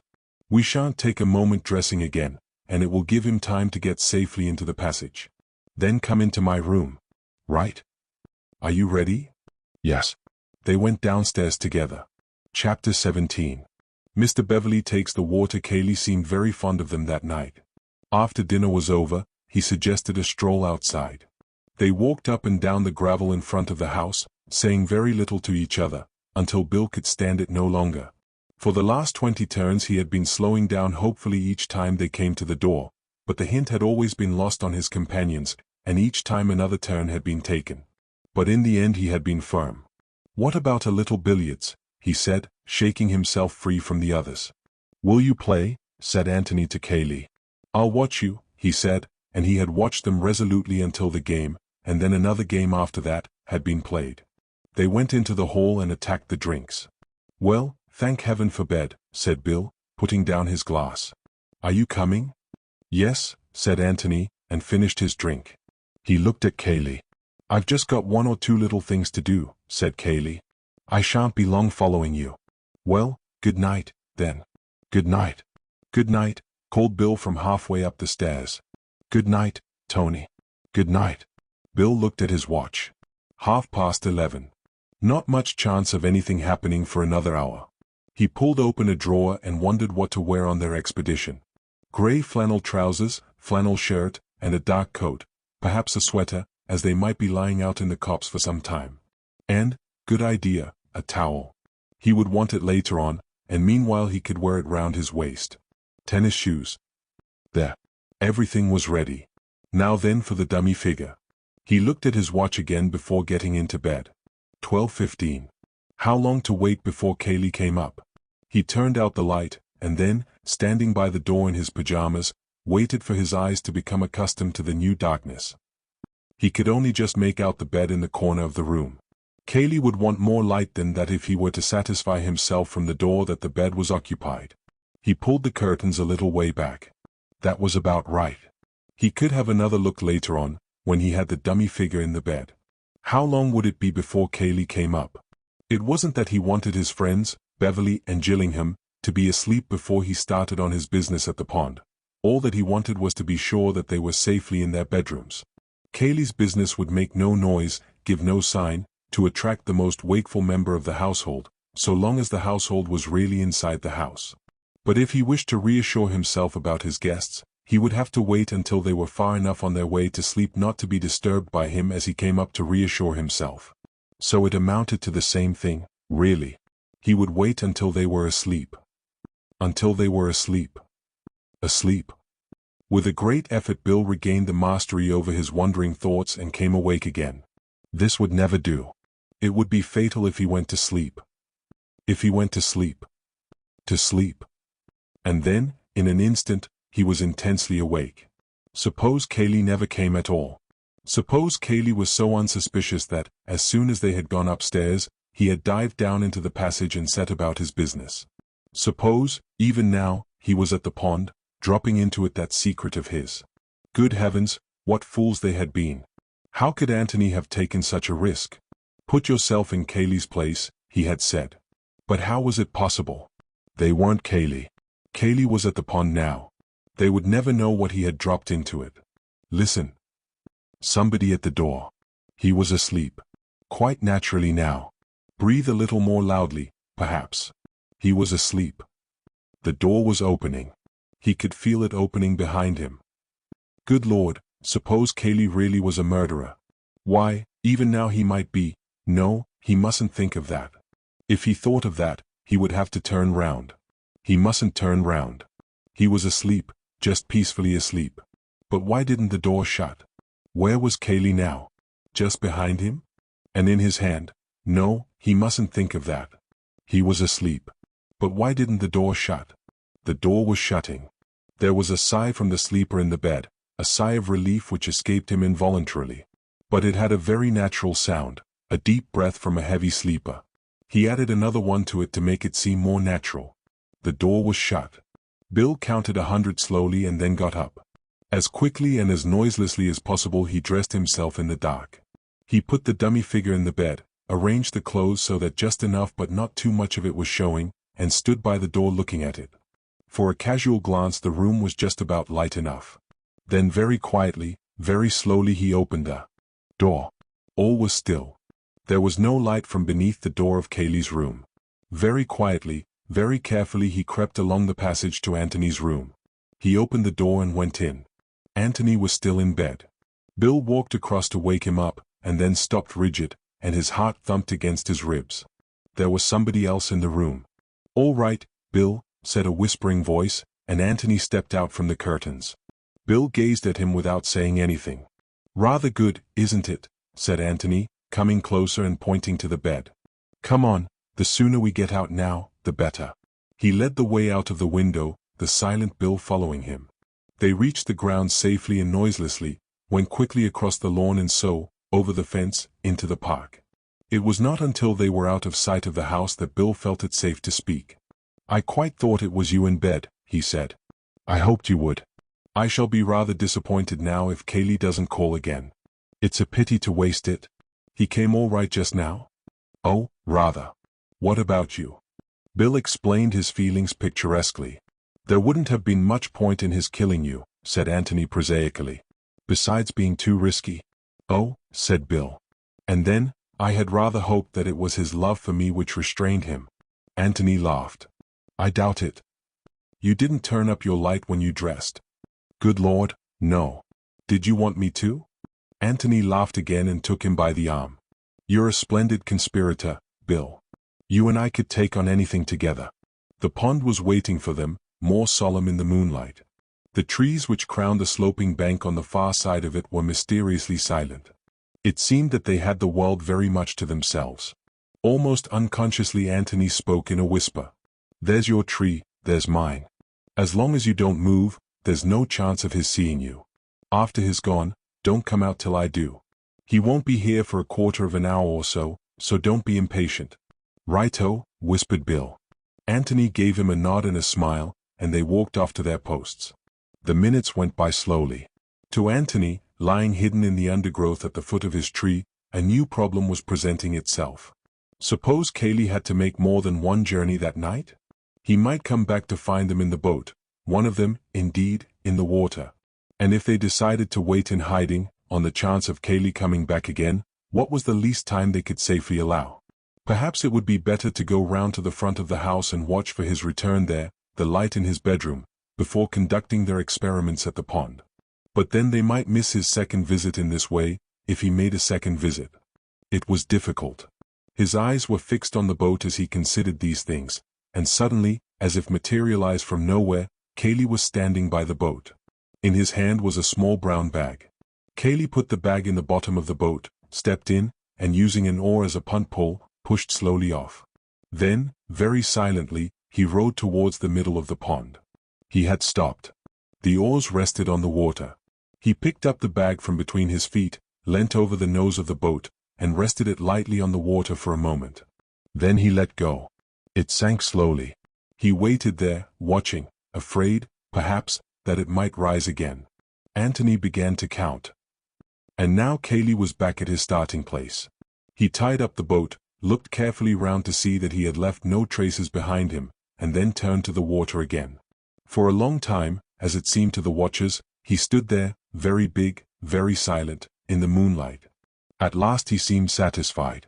Whatever his secret was, he had hidden it, and so with a gentle sigh, as unmistakable to Antony as if he had heard it, Kaylee turned away and vanished again as quietly as he had come.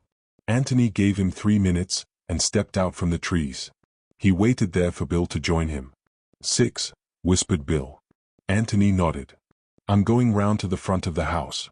You get back to your tree and watch, in case Kaylee comes again. Your bedroom is the left-hand end one, and Kaylee's the end but one? Is that right?"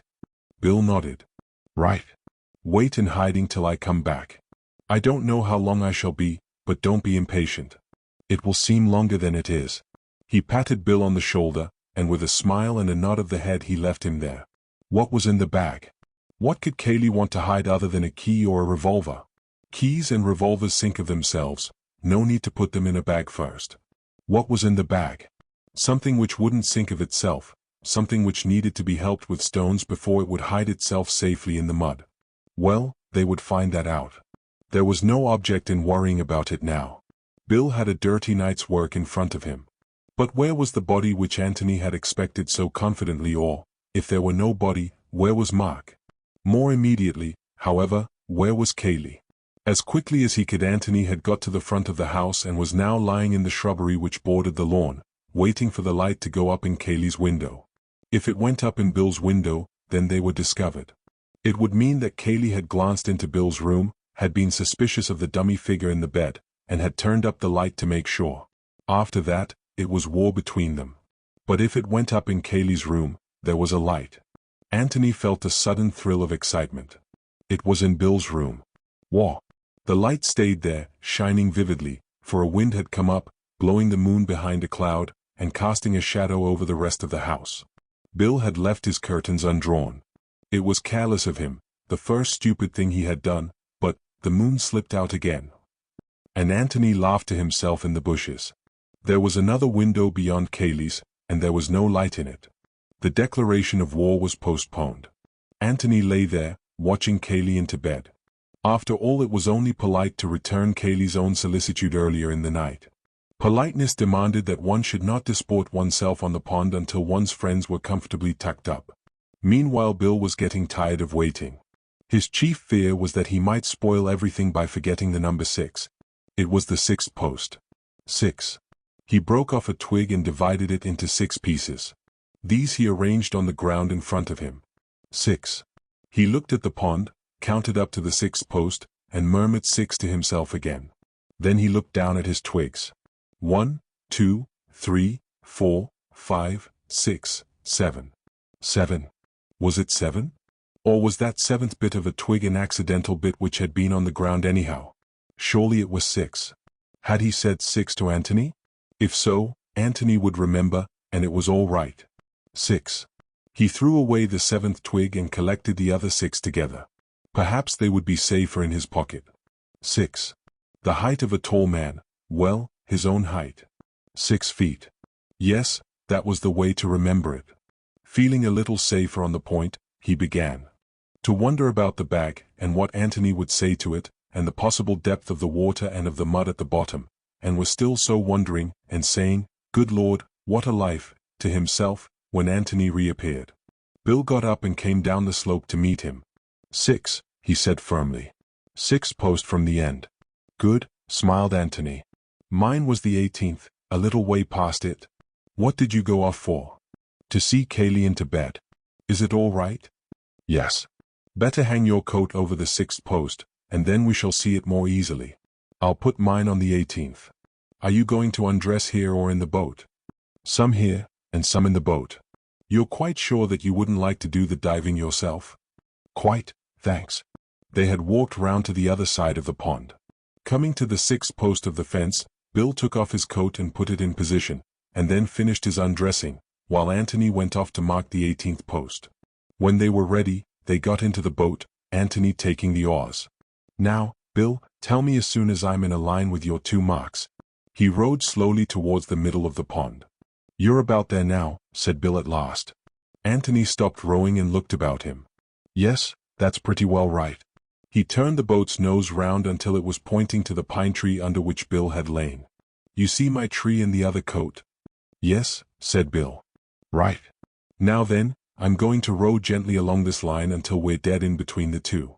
Get it as exact as you can, for your own sake. Steady, said Bill warningly. Back a little. A little more. A little more forward again. Right. Antony left the oars on the water and looked around. As far as he could tell, they were in an exact line with each pair of landmarks. Now then, Bill, in you go. Bill pulled off his shirt and trousers, and stood up. You mustn't dive from the boat, old boy, said Antony hastily. You'll shift its position. Slide in gently. Bill slid in from the stern and swam slowly round to Antony. What's it like? Said Antony. Cold. Well, here's luck to it. He gave a sudden kick, flashed for a moment in the water, and was gone. Antony steadied the boat, and took another look at his landmarks. Bill came up behind him with a loud explosion. It's pretty muddy, he protested. Weeds? No, thank the Lord. Well, try again. Bill gave another kick and disappeared. Again Antony coaxed the boat back into position, and again Bill popped up, this time in front of him. I feel that if I threw you a sardine, said Antony, with a smile, you'd catch it in your mouth quite prettily. It's awfully easy to be funny from where you are. How much longer have I got to go on doing this? Antony looked at his watch. About 3 hours. We must get back before daylight. But be quicker if you can, because it's rather cold for me sitting here. Bill flicked a handful of water at him and disappeared again. He was under for almost a minute this time, and there was a grin on his face when it was visible again. I've got it, but it's devilish hard to get up. I'm not sure that it isn't too heavy for me. That's all right, said Antony. He brought out a ball of thick string from his pocket. Get this through the handle if you can, and then we can both pull. Good man. He paddled to the side, took one end of the string and paddled back again. Now then. 2 minutes later the bag was safely in the boat. Bill clambered in after it, and Antony rowed back.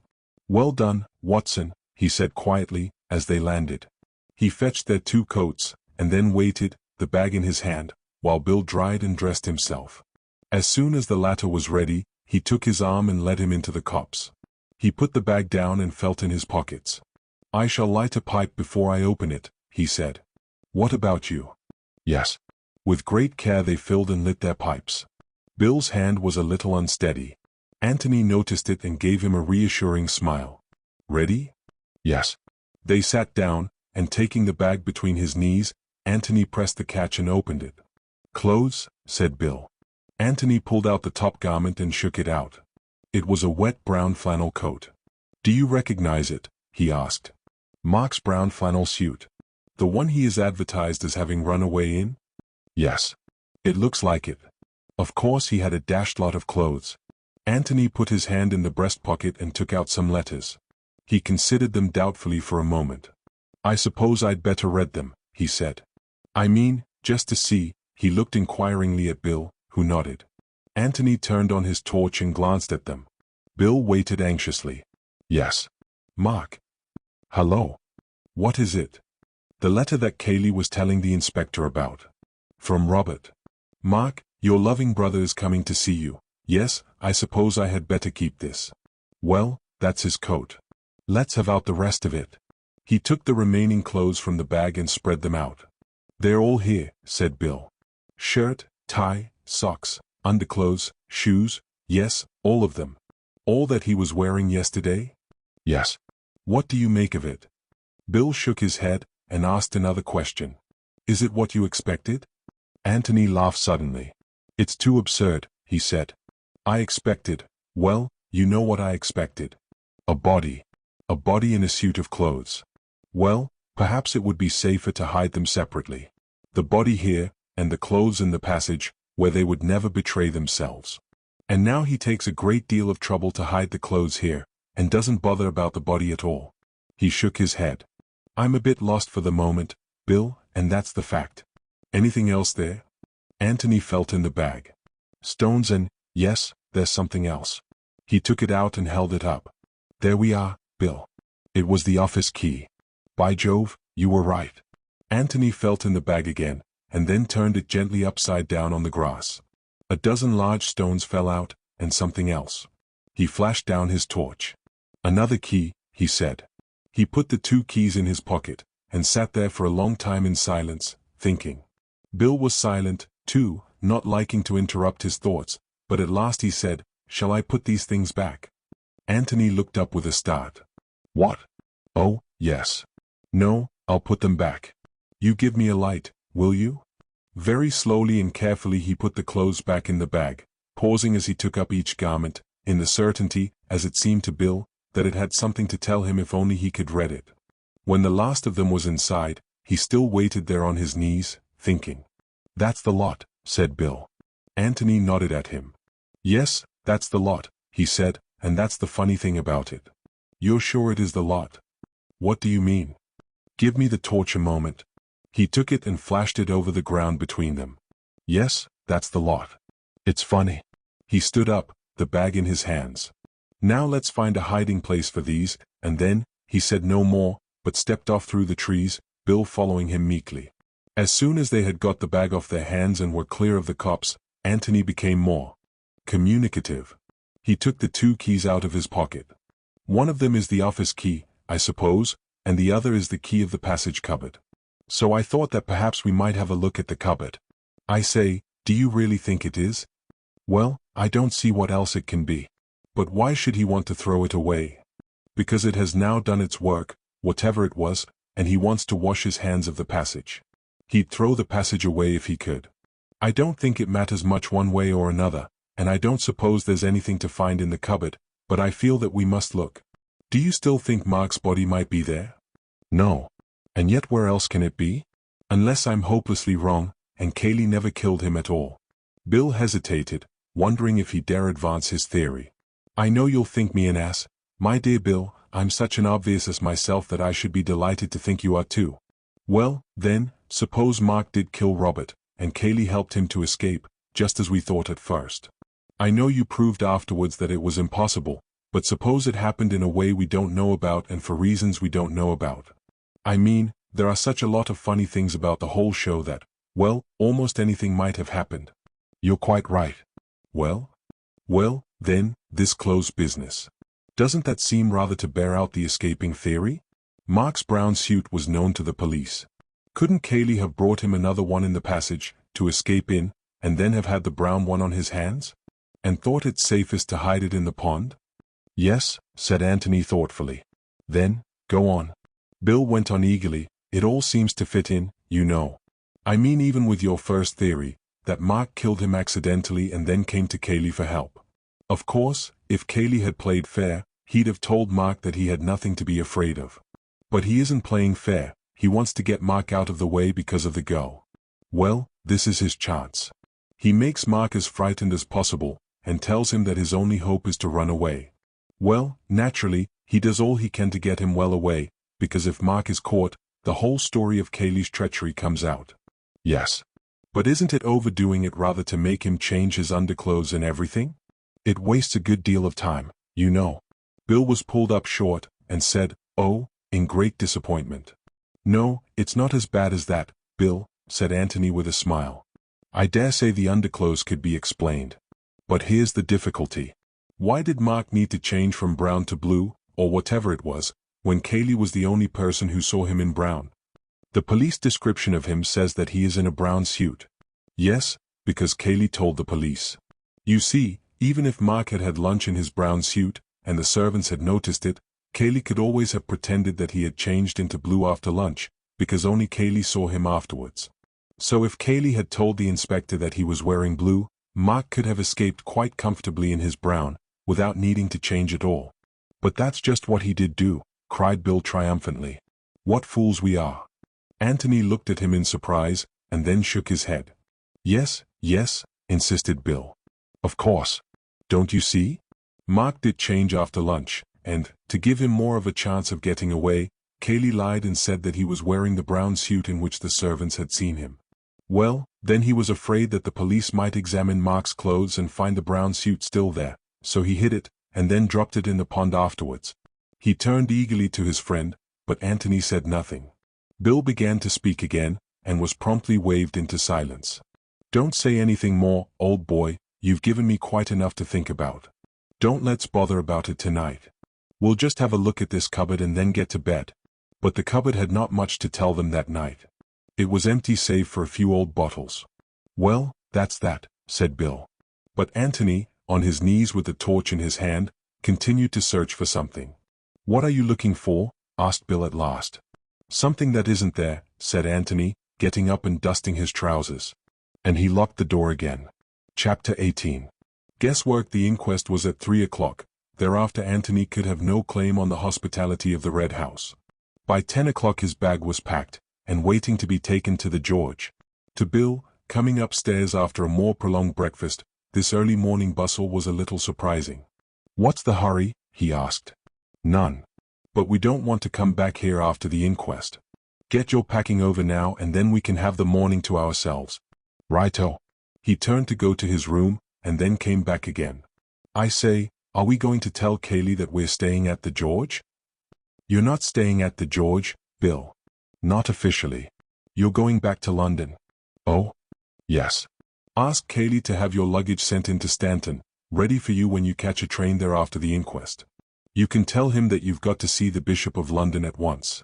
The fact that you are hurrying back to London to be confirmed will make it seem more natural that I should resume my interrupted solitude at the George as soon as you have gone. Then where do I sleep tonight?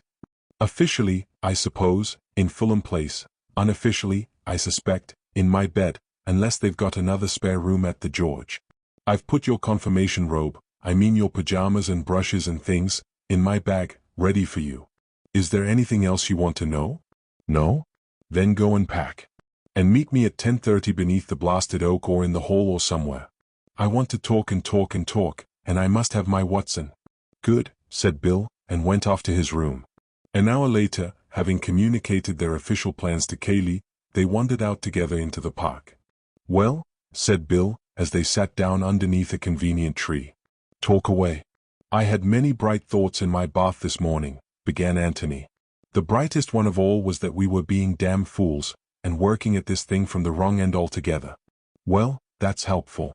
Of course it's very hampering being a detective, when you don't know anything about detecting, and when nobody knows that you're doing detection, and you can't have people up to cross-examine them, and you have neither the energy nor the means to make proper inquiries. And, in short, when you're doing the whole thing in a thoroughly amateur, haphazard way. For amateurs I don't think we're doing it all badly, protested Bill. No, not for amateurs. But if we had been professionals, I believe we should have gone at it from the other end. The Robert end. We've been wondering about Mark and Kaylee all the time. Now let's wonder about Robert for a bit. We know so little about him. Well, let's see what we do know.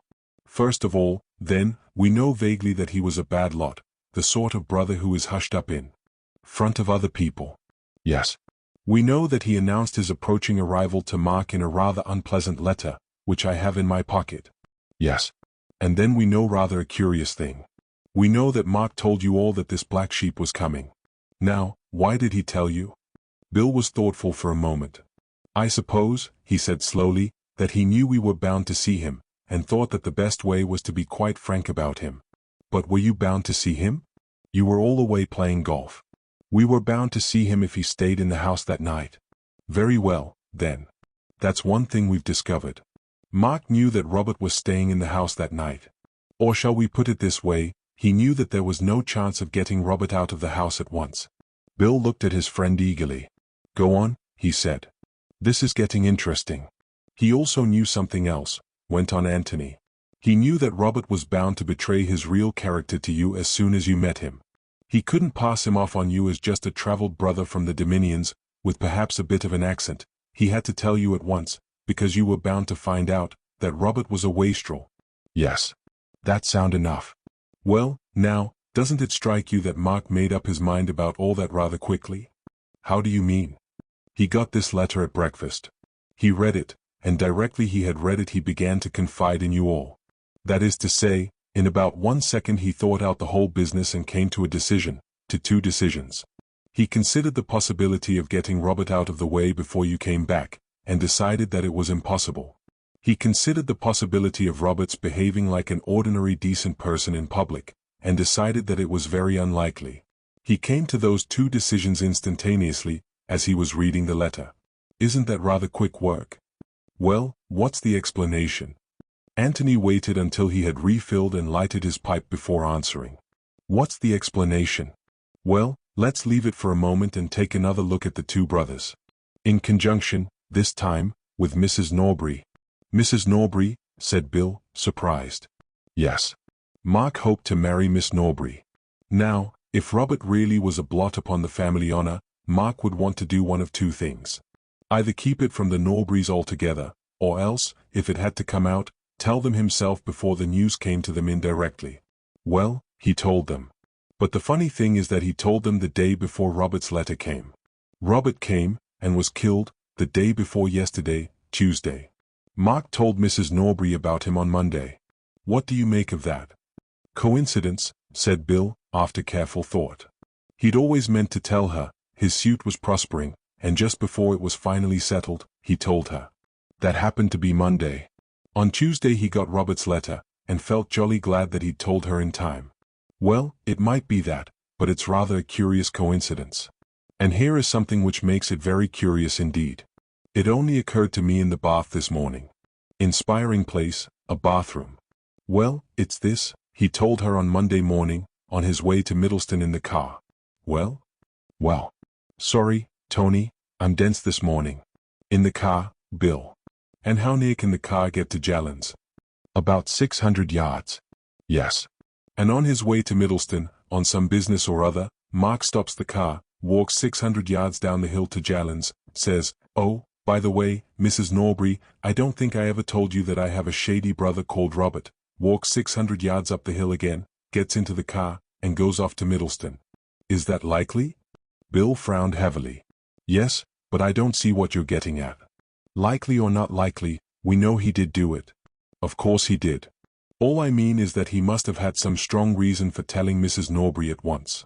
And the reason I suggest is that he knew on that morning, Monday morning, not Tuesday, that Robert was coming to see him, and had to be in first with the news. But, and that would explain the other point, his instantaneous decision at breakfast to tell you all about his brother. It wasn't instantaneous. He knew on Monday that Robert was coming, and decided then that you would all have to know.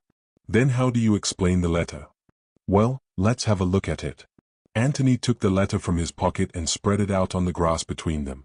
Mark, your loving brother is coming to see you tomorrow, all the way from Australia. I give you warning, so that you will be able to conceal your surprise but not I hope your pleasure. Expect him at 3 or thereabouts. No date mentioned, you see, said Antony. Just tomorrow. But he got this on Tuesday. Did he? Well, he read it out to us on Tuesday. Oh, yes. He read it out to you. Bill read the letter again, and then turned it over and looked at the back of it. The back of it had nothing to say to him. What about the postmark? He asked. We haven't got the envelope, unfortunately. And you think that he got this letter on Monday? I'm inclined to think so, Bill. Anyhow, I feel almost certain, that he knew on Monday that his brother was coming. Is that going to help us much? No. It makes it more difficult. There's something rather uncanny about it all. I don't understand it. He was silent for a little, and then added, I wonder if the inquest is going to help us. What about last night? I'm longing to hear what you make of that. Have you been thinking it out at all? Last night, said Antony thoughtfully to himself. Yes, last night wants some explaining. Bill waited hopefully for him to explain. What, for instance, had Antony been looking for in the cupboard? I think, began Antony slowly, that after last night we must give up the idea that Mark has been killed, I mean, by Kaylee. I don't believe anybody would go to so much trouble to hide a suit of clothes when he had a body on his hands. The body would seem so much more important. I think we may take it now that the clothes are all that Kaylee had to hide. But why not have kept them in the passage? He was frightened of the passage. Miss Norris knew about it. Well, then, in his own bedroom, or even, in Mark's. For all you or I or anybody knew, Mark might have had 2 brown suits. He probably had, I should think. Probably. But I doubt if that would reassure Kaylee. The brown suit hid a secret, and therefore the brown suit had to be hidden. We all know that in theory the safest hiding place is the most obvious, but in practice very few people have the nerve to risk it. Bill looked rather disappointed. Then we just come back to where we were, he complained. Mark killed his brother, and Kaylee helped him to escape through the passage, either in order to compromise him, or because there was no other way out of it. And he helped him by telling a lie about his brown suit. Antony smiled at him in genuine amusement. Bad luck, Bill, he said sympathetically. There's only one murder, after all. I'm awfully sorry about it. It was my fault for, shut up, you ass. You know I didn't mean that. Well, you seemed awfully disappointed. Bill said nothing for a little, and then with a sudden laugh confessed. It was so exciting yesterday, he said apologetically, and we seemed to be just getting there, and discovering the most wonderful things, and now? Well, it's so much more ordinary. Antony gave a shout of laughter. Ordinary, he cried. Ordinary. Well, I'm dashed. Ordinary. If only one thing would happen in an ordinary way, we might do something, but everything is ridiculous. Bill brightened up again. Ridiculous? How? Every way. Take those ridiculous clothes we found last night. You can explain the brown suit, but why the underclothes? You can explain the underclothes in some absurd way, if you like. You can say that Mark always changed his underclothes whenever he interviewed anybody from Australia. But why, in that case, my dear Watson, why didn't he change his collar? His collar, said Bill in amazement. His collar, Watson. I don't understand. And it's all so ordinary, scoffed Antony. Sorry, Tony, I didn't mean that.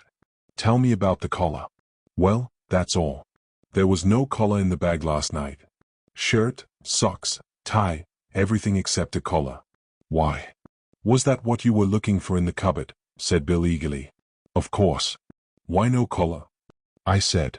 For some reason Kaylee considered it necessary to hide all Mark's clothes, not just the suit, but everything which he was wearing, or supposed to be wearing, at the time of the murder. But he hadn't hidden the collar. Why? Had he left it out by mistake? So I looked in the cupboard. It wasn't there. Had he left it out on purpose?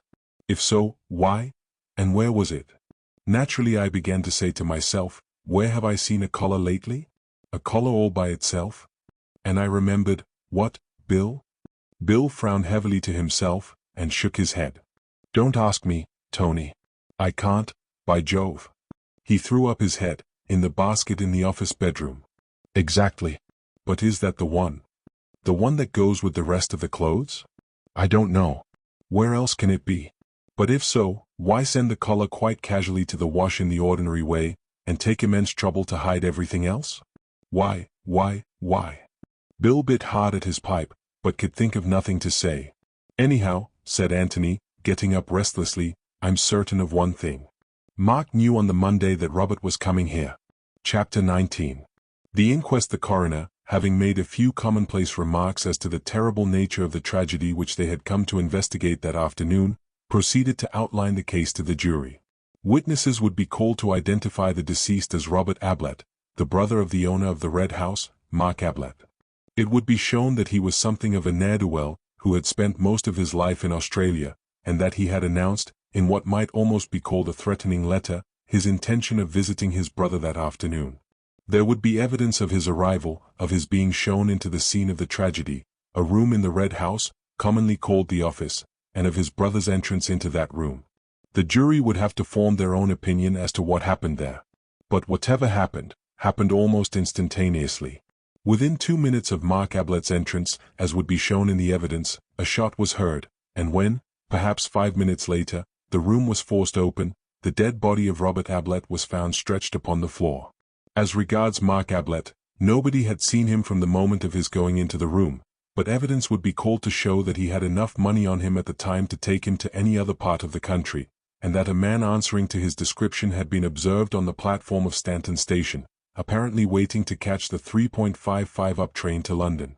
As the jury would realize, such evidence of identity was not always reliable.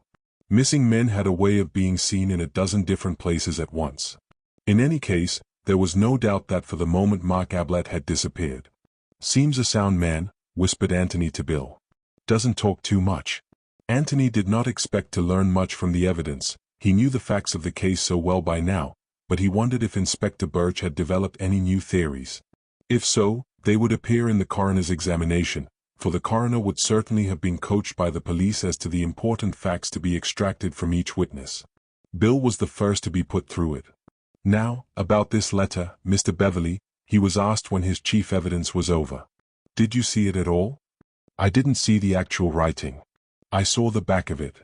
Mark was holding it up when he told us about his brother. You don't know what was in it, then? Bill had a sudden shock. He had read the letter only that morning. He knew quite well what was in it. But it wouldn't do to admit this. And then, just as he was about to perjure himself, he remembered, Antony had heard Cayley telling the inspector. I knew afterwards. I was told. But Mark didn't read it out at breakfast.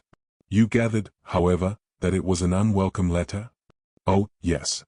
Would you say that Mark was frightened by it? Not frightened. Sort of bitter, and resigned. Sort of, oh, Lord, here we are again. There was a titter here and there. The coroner smiled, and tried to pretend that he hadn't. Thank you, Mr. Beverley. The next witness was summoned by the name of Andrew Amos, and Antony looked up with interest, wondering who he was.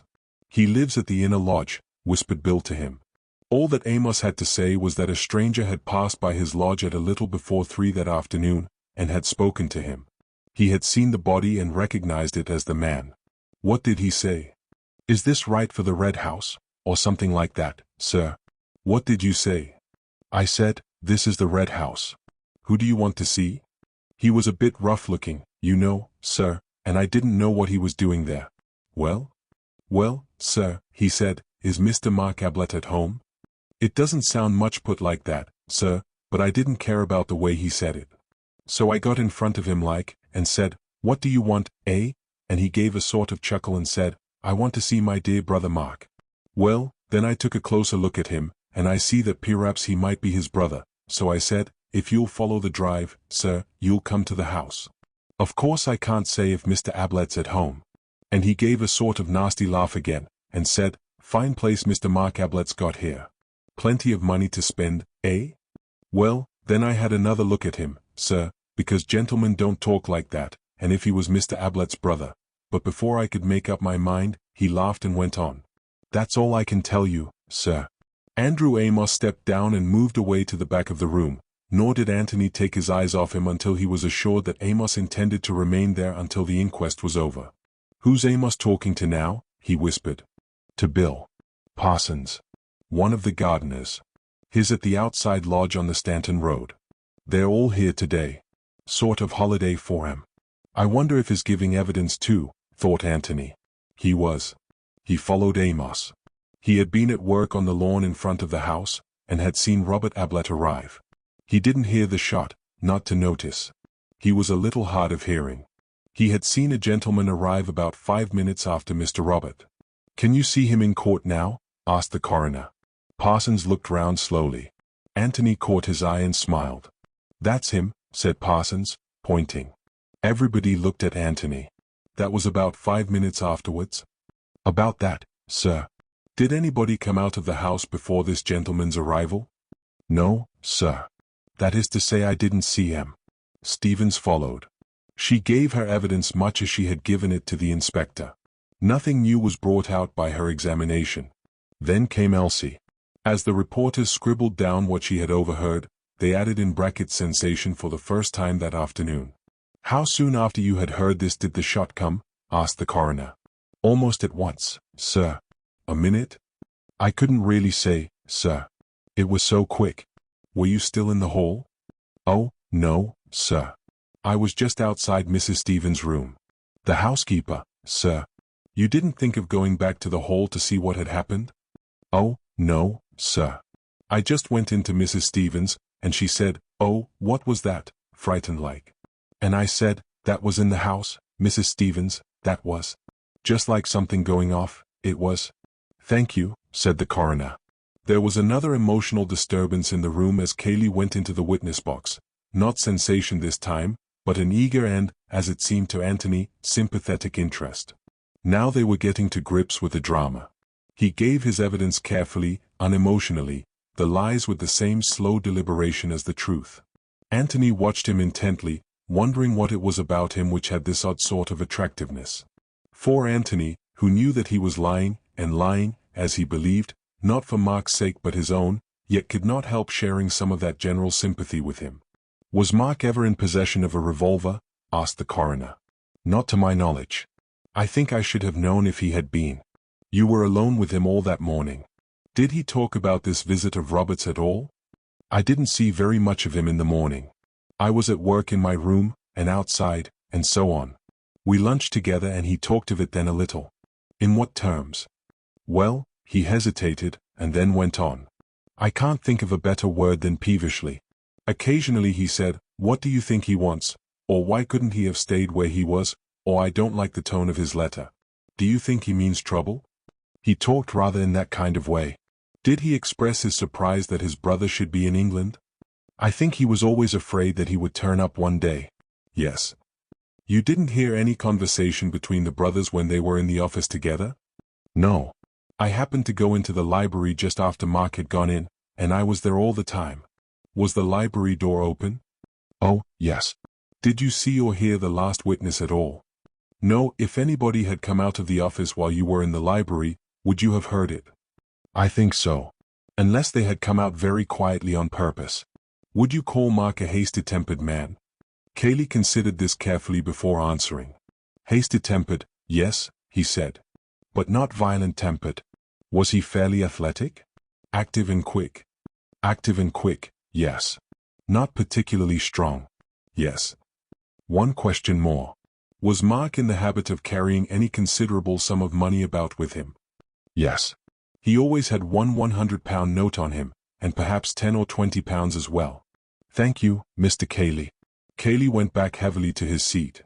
"Damn it," said Antony to himself, "why do I like the fellow? Antony Gillingham." Again the eager interest of the room could be felt. Who was this stranger who had got mixed up in the business so mysteriously? Antony smiled at Bill and stepped up to give his evidence. He explained how he came to be staying at the George at Woodham, how he had heard that the Red House was in the neighborhood, how he had walked over to see his friend Beverly, and had arrived just after the tragedy. Thinking it over afterwards, he was fairly certain that he had heard the shot, but it had not made any impression on him at the time. He had come to the house from the Woodham end and consequently had seen nothing of Robert Ablett, who had been a few minutes in front of him. From this point his evidence coincided with Cayley's. You and the last witness reached the French windows together and found them shut? Yes. You pushed them in and came to the body. Of course you had no idea whose body it was? No. Did Mr. Cayley say anything? He turned the body over, just so as to see the face, and when he saw it, he said, "Thank God." Again the reporters wrote sensation. Did you understand what he meant by that? I asked him who it was, and he said that it was Robert Ablett. Then he explained that he was afraid at first it was the cousin with whom he lived, Mark. Yes. Did he seem upset? Very much so at first. Less when he found that it wasn't Mark. There was a sudden snigger from a nervous gentleman in the crowd at the back of the room, and the coroner put on his glasses and stared sternly in the direction from which it came. The nervous gentleman hastily decided that the time had come to do up his bootlace. The coroner put down his glasses and continued. Did anybody come out of the house while you were coming up the drive? No, thank you, Mr. Gillingham. He was followed by Inspector Birch. The inspector, realizing that this was his afternoon, and that the eyes of the world were upon him, produced a plan of the house and explained the situation of the different rooms. The plan was then handed to the jury. Inspector Birch, so he told the world, had arrived at the Red House at 4:42 p.m. on the afternoon in question. He had been received by Mr. Matthew Cayley, who had made a short statement to him, and he had then proceeded to examine the scene of the crime. The French windows had been forced from outside. The door leading into the hall was locked. He had searched the room thoroughly and had found no trace of a key. In the bedroom leading out of the office he had found an open window. There were no marks on the window, but it was a low one, and, as he found from experiment, quite easy to step out of without touching it with the boots. A few yards outside the window a shrubbery began.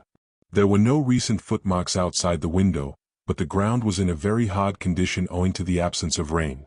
In the shrubbery, however, he found several twigs on the ground, recently broken off, together with other evidence that some body had been forcing its way through. He had questioned everybody connected with the estate, and none of them had been into the shrubbery recently. By forcing a way through the shrubbery it was possible for a person to make a detour of the house and get to the Stanton end of the park without ever being in sight of the house itself. He had made inquiries about the deceased. Deceased had left for Australia some 15 years ago, owing to some financial trouble at home. Deceased was not well spoken of in the village from which he and his brother had come. Deceased and his brother had never been on good terms, and the fact that Mark Ablett had come into money had been a cause of great bitterness between them. It was shortly after this that Robert had left for Australia. He had made inquiries at Stanton Station. It had been market day at Stanton and the station had been more full of arrivals than usual. Nobody had particularly noticed the arrival of Robert Ablett. There had been a good many passengers by the 2.10 train that afternoon, the train by which Robert had undoubtedly come from London. A witness, however, would state that he noticed a man resembling Mark Ablett at the station at 3:53 p.m. that afternoon, and this man caught the 3.55 up train to town. There was a pond in the grounds of the Red House. He had dragged this, but without result. Antony listened to him carelessly, thinking his own thoughts all the time. Medical evidence followed, but there was nothing to be got from that. He felt so close to the truth, at any moment something might give his brain the one little hint which it wanted. Inspector Birch was just pursuing the ordinary. Whatever else this case was, it was not ordinary. There was something uncanny about it. John Borden was giving evidence. He was on the up platform seeing a friend off by the 3.55 on Tuesday afternoon. He had noticed a man on the platform with coat collar turned up and a scarf round his chin. He had wondered why the man should do this on such a hot day. The man seemed to be trying to escape observation. Directly the train came in, he hurried into a carriage. And so on. There's always a John Borden at every murder case, said Antony to himself. Have you ever seen Mark Ablett? Once or twice, sir. Was it he? I never really got a good look at him, sir, what with his collar turned up and the scarf and all. But directly I heard of the sad affair, and that Mr. Ablett was missing, I said to Mrs. Borden, Now I wonder if that was Mr. Ablett I saw at the station. So then we talked it over and decided that I ought to come and tell Inspector Birch. It was just Mr. Ablett's height, sir. Antony went on with his thoughts. The coroner was summing up. The jury, he said, had now heard all the evidence and would have to decide what had happened in that room between the two brothers. How had the deceased met his death? The medical evidence would probably satisfy them that Robert Ablett had died from the effects of a bullet wound in the head. Who had fired that bullet? If Robert Ablett had fired it himself, no doubt they would bring in a verdict of suicide, but if this had been so, where was the revolver which had fired it, and what had become of Mark Ablett? If they disbelieved in this possibility of suicide, what remained? Accidental death, justifiable homicide, and murder. Could the deceased have been killed accidentally? It was possible, but then would Mark Ablett have run away? The evidence that he had run away from the scene of the crime was strong. His cousin had seen him go into the room, the servant Elsie would had heard him quarreling with his brother in the room, the door had been locked from the inside, and there were signs that outside the open window someone had pushed his way very recently through the shrubbery. Who, if not Mark? They would have then to consider whether he would have run away if he had been guiltless of his brother's death. No doubt innocent people lost their heads sometimes. It was possible that if it were proved afterwards that Mark Ablett had shot his brother, it might also be proved that he was justified in so doing, and that when he ran away from his brother's corpse he had really nothing to fear at the hands of the law. In this connection he need hardly remind the jury that they were not the final tribunal, and that if they found Mark Ablett guilty of murder it would not prejudice his trial in any way if and when he was apprehended. The jury could consider their verdict. They considered it. They announced that the deceased had died as the result of a bullet wound, and that the bullet had been fired by his brother Mark Ablett. Bill turned round to Antony at his side. But Antony was gone. Across the room he saw Andrew Amos and Parsons going out of the door together, and Antony was between them. Chapter 20. Mr. Beverley is tactful. The inquest had been held at the Lamb at Stanton. At Stanton Robert Ablett was to be buried next day. Bill waited about outside for his friend, wondering where he had gone. Then, realizing that Kaylee would be coming out to his car directly, and that a farewell talk with Kaylee would be a little embarrassing, he wandered round to the yard at the back of the inn, lit a cigarette, and stood surveying a torn and weather-beaten poster on the stable wall. Grand theatrical end it announced, to take place on Wednesday, Decem. Bill smiled to himself as he looked at it, for the part of Joe, a loquacious postman, had been played by William B. Bevel, as the remnants of the poster still maintained, and he had been much less loquacious than the author had intended, having forgotten his words completely, but it had all been great fun. And then he stopped smiling, for there would be no more fun now at the Red House. "Sorry to keep you waiting," said the voice of Antony behind him. "My old friends Amos and Parsons insisted on giving me a drink." He slipped his hand into the crook of Bill's arm, and smiled happily at him. "Why were you so keen about them?" asked Bill a little resentfully. "I couldn't think where on earth you had got to." Antony didn't say anything. He was staring at the poster. "When did this happen?" he asked. "What?" Antony waved to the poster. "Oh, that? Last Christmas. It was rather fun." Antony began to laugh to himself. "Were you good?" "Rotten. I don't profess to be an actor." "Mark good?" "Oh, rather. He loves it." Reverend Henry Stutters, Mr. Matthew Key, read Antony. "Was that our friend Kaylee?" "Yes." "Any good?" "Well, much better than I expected. He wasn't keen, but Mark made him." "Miss Norris wasn't playing, I see." "My dear Tony, she's a professional." "Of course she wasn't." Antony laughed again. "A great success, was it?" "Oh, rather." "I'm a fool, and a damned fool," Antony announced solemnly. "And a damned fool," he said again under his breath, as he led Bill away from the poster, and out of the yard into the road. "And a damned fool." Even now, he broke off and then asked suddenly, did Mark ever have much trouble with his teeth? "He went to his dentist a good deal." "But what on earth?" Antony laughed a third time. "What luck," he chuckled. "But how do you know?" "We go to the same man. Mark recommended him to me. Cartwright, in Wimpole Street." "Cartwright in Wimpole Street," repeated Antony thoughtfully. "Yes, I can remember that. Cartwright in Wimpole Street. Did Kaylee go to him too, by any chance?" "I expect so." "Oh, yes, I know he did. But what on earth, what was Mark's general health like? Did he see a doctor much? Hardly at all, I should think. He did a lot of early morning exercises which were supposed to make him bright and cheerful at breakfast. They didn't do that, but they seemed to keep him pretty fit. Tony, I wish you'd. Antony held up a hand and hushed him into silence. One last question, he said. Was Mark fond of swimming? No, he hated it. I don't believe he could swim. Tony, are you mad, or am I? Or is this a new game? Antony squeezed his arm. Dear old Bill, he said. It's a game. What a game. And the answer is Cartwright and Wimpole Street. They walked in silence for half a mile or so along the road to Woodham. Bill tried 2 or 3 times to get his friend to talk, but Antony had only grunted in reply. He was just going to make another attempt, when Antony came to a sudden stop and turned to him anxiously. I wonder if you'd do something for me, he said, looking at him with some doubt.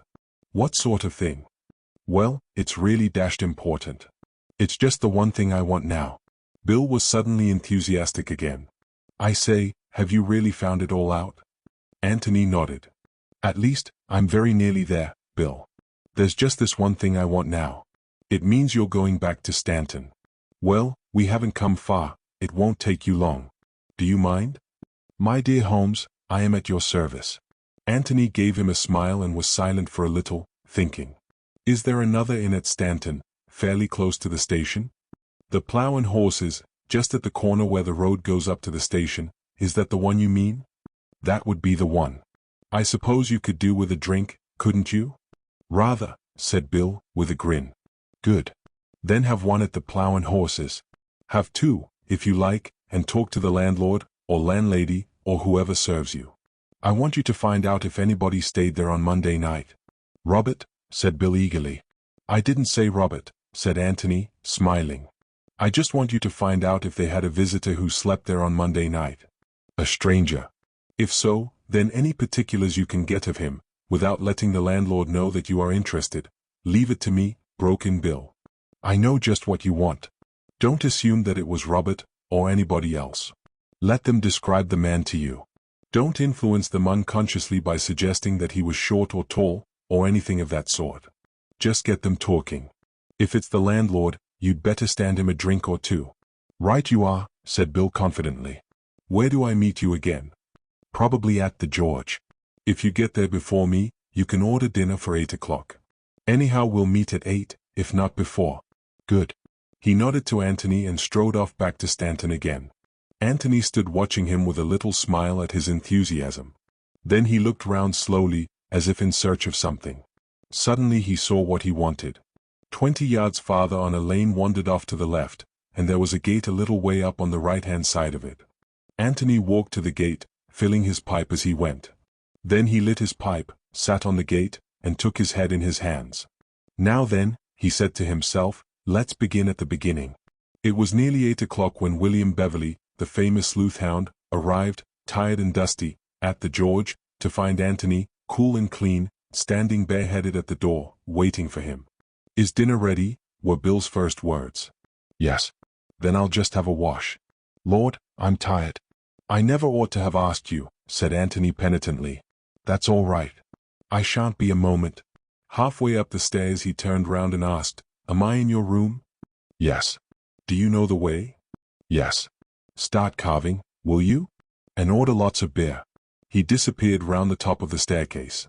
Antony went slowly in.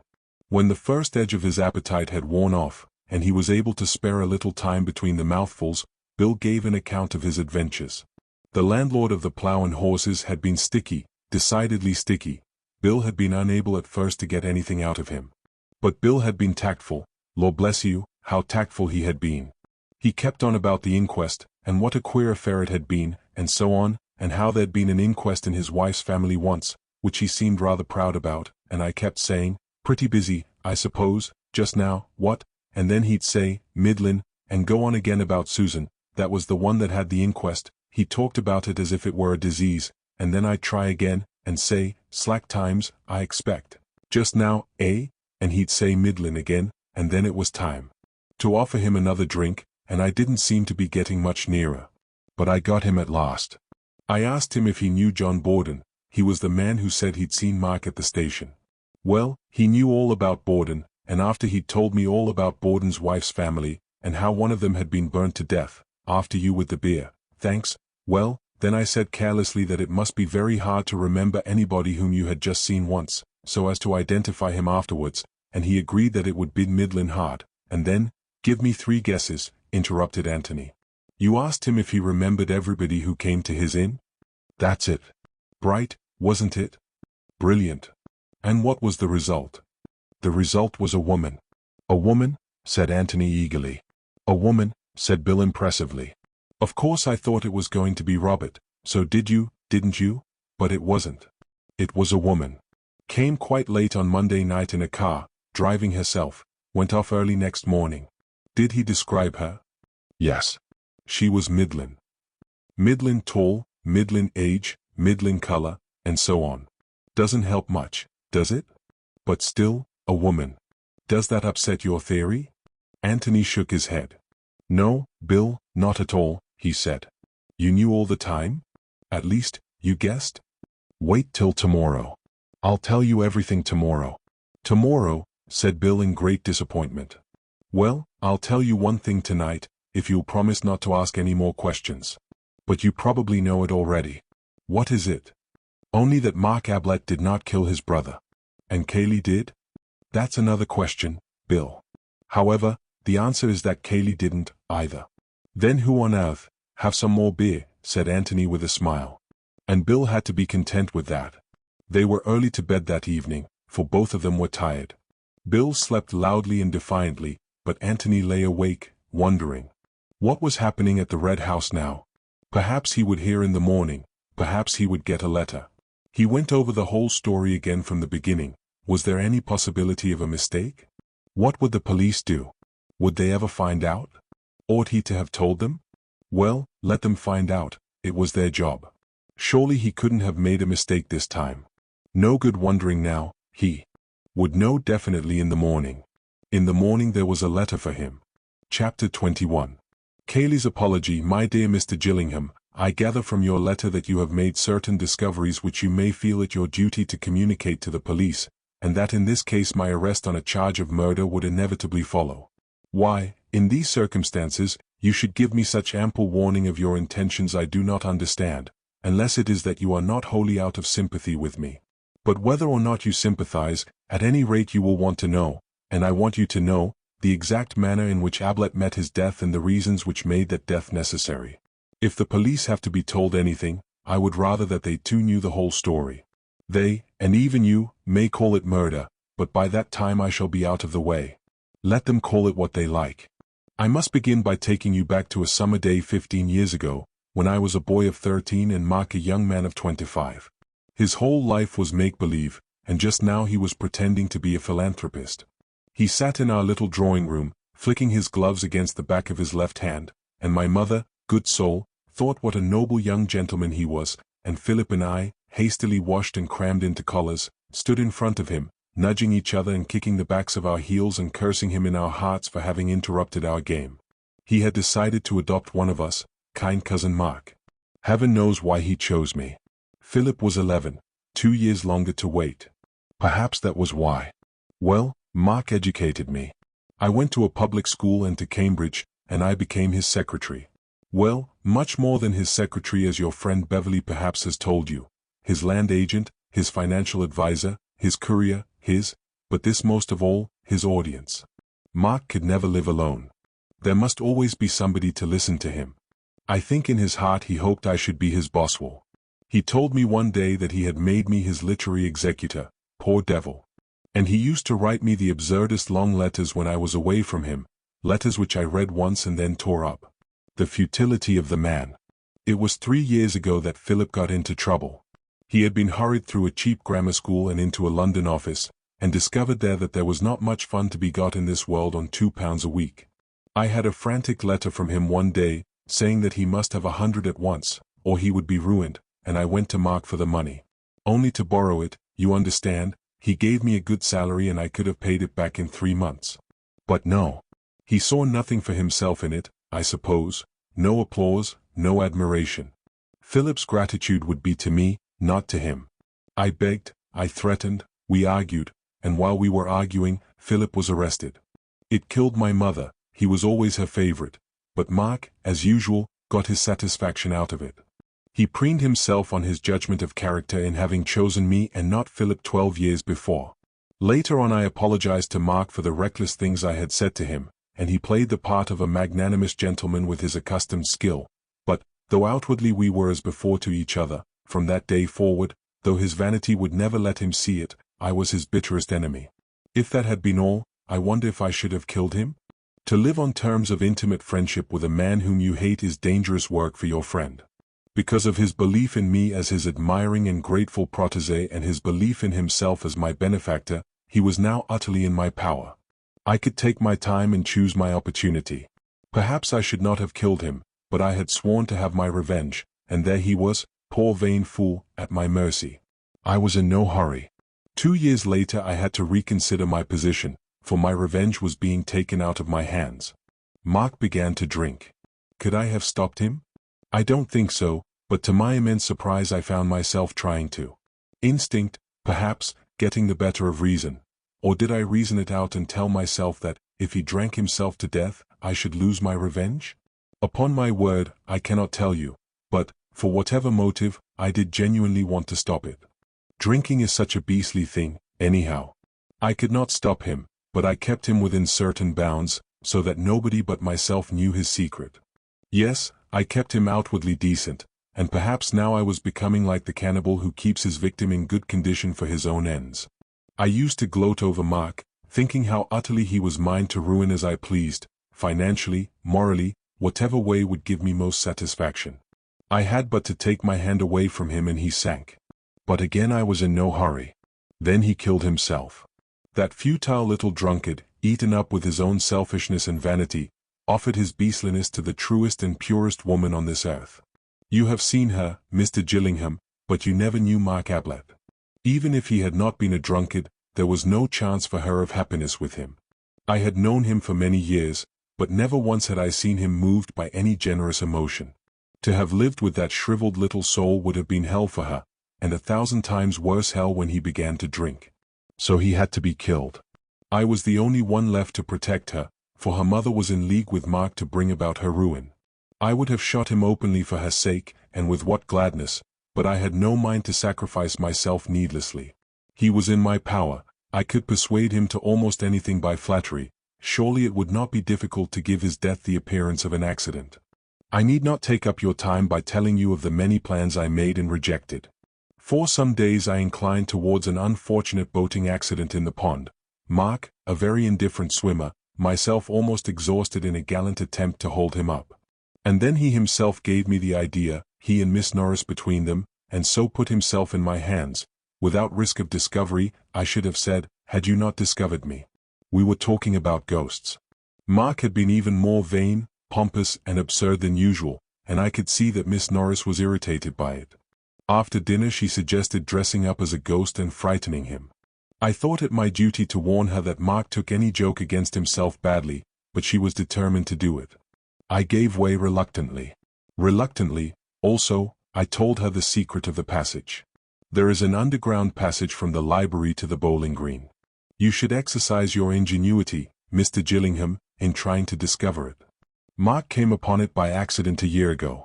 It was a godsend to him, he could drink there in greater secrecy. But he had to tell me about it. He wanted an audience, even for his vices. I told Miss Norris, then, because it was necessary for my plan that Mark should be thoroughly frightened. Without the passage she could never have got close enough to the bowling green to alarm him. Properly, but as I arranged it with her she made the most effective appearance, and Mark was in just the state of rage and vindictiveness which I required. Miss Norris, you understand, is a professional actress. I need not say that to her I appeared to be animated by no other feeling than a boyish desire to bring off a good joke, a joke directed as much against the others as against Mark. He came to me that night, as I expected, still quivering with indignation. Miss Norris must never be asked to the house again. I was to make a special note of it, never again. It was outrageous. Had he not a reputation as a host to keep up, he would pack her off next morning.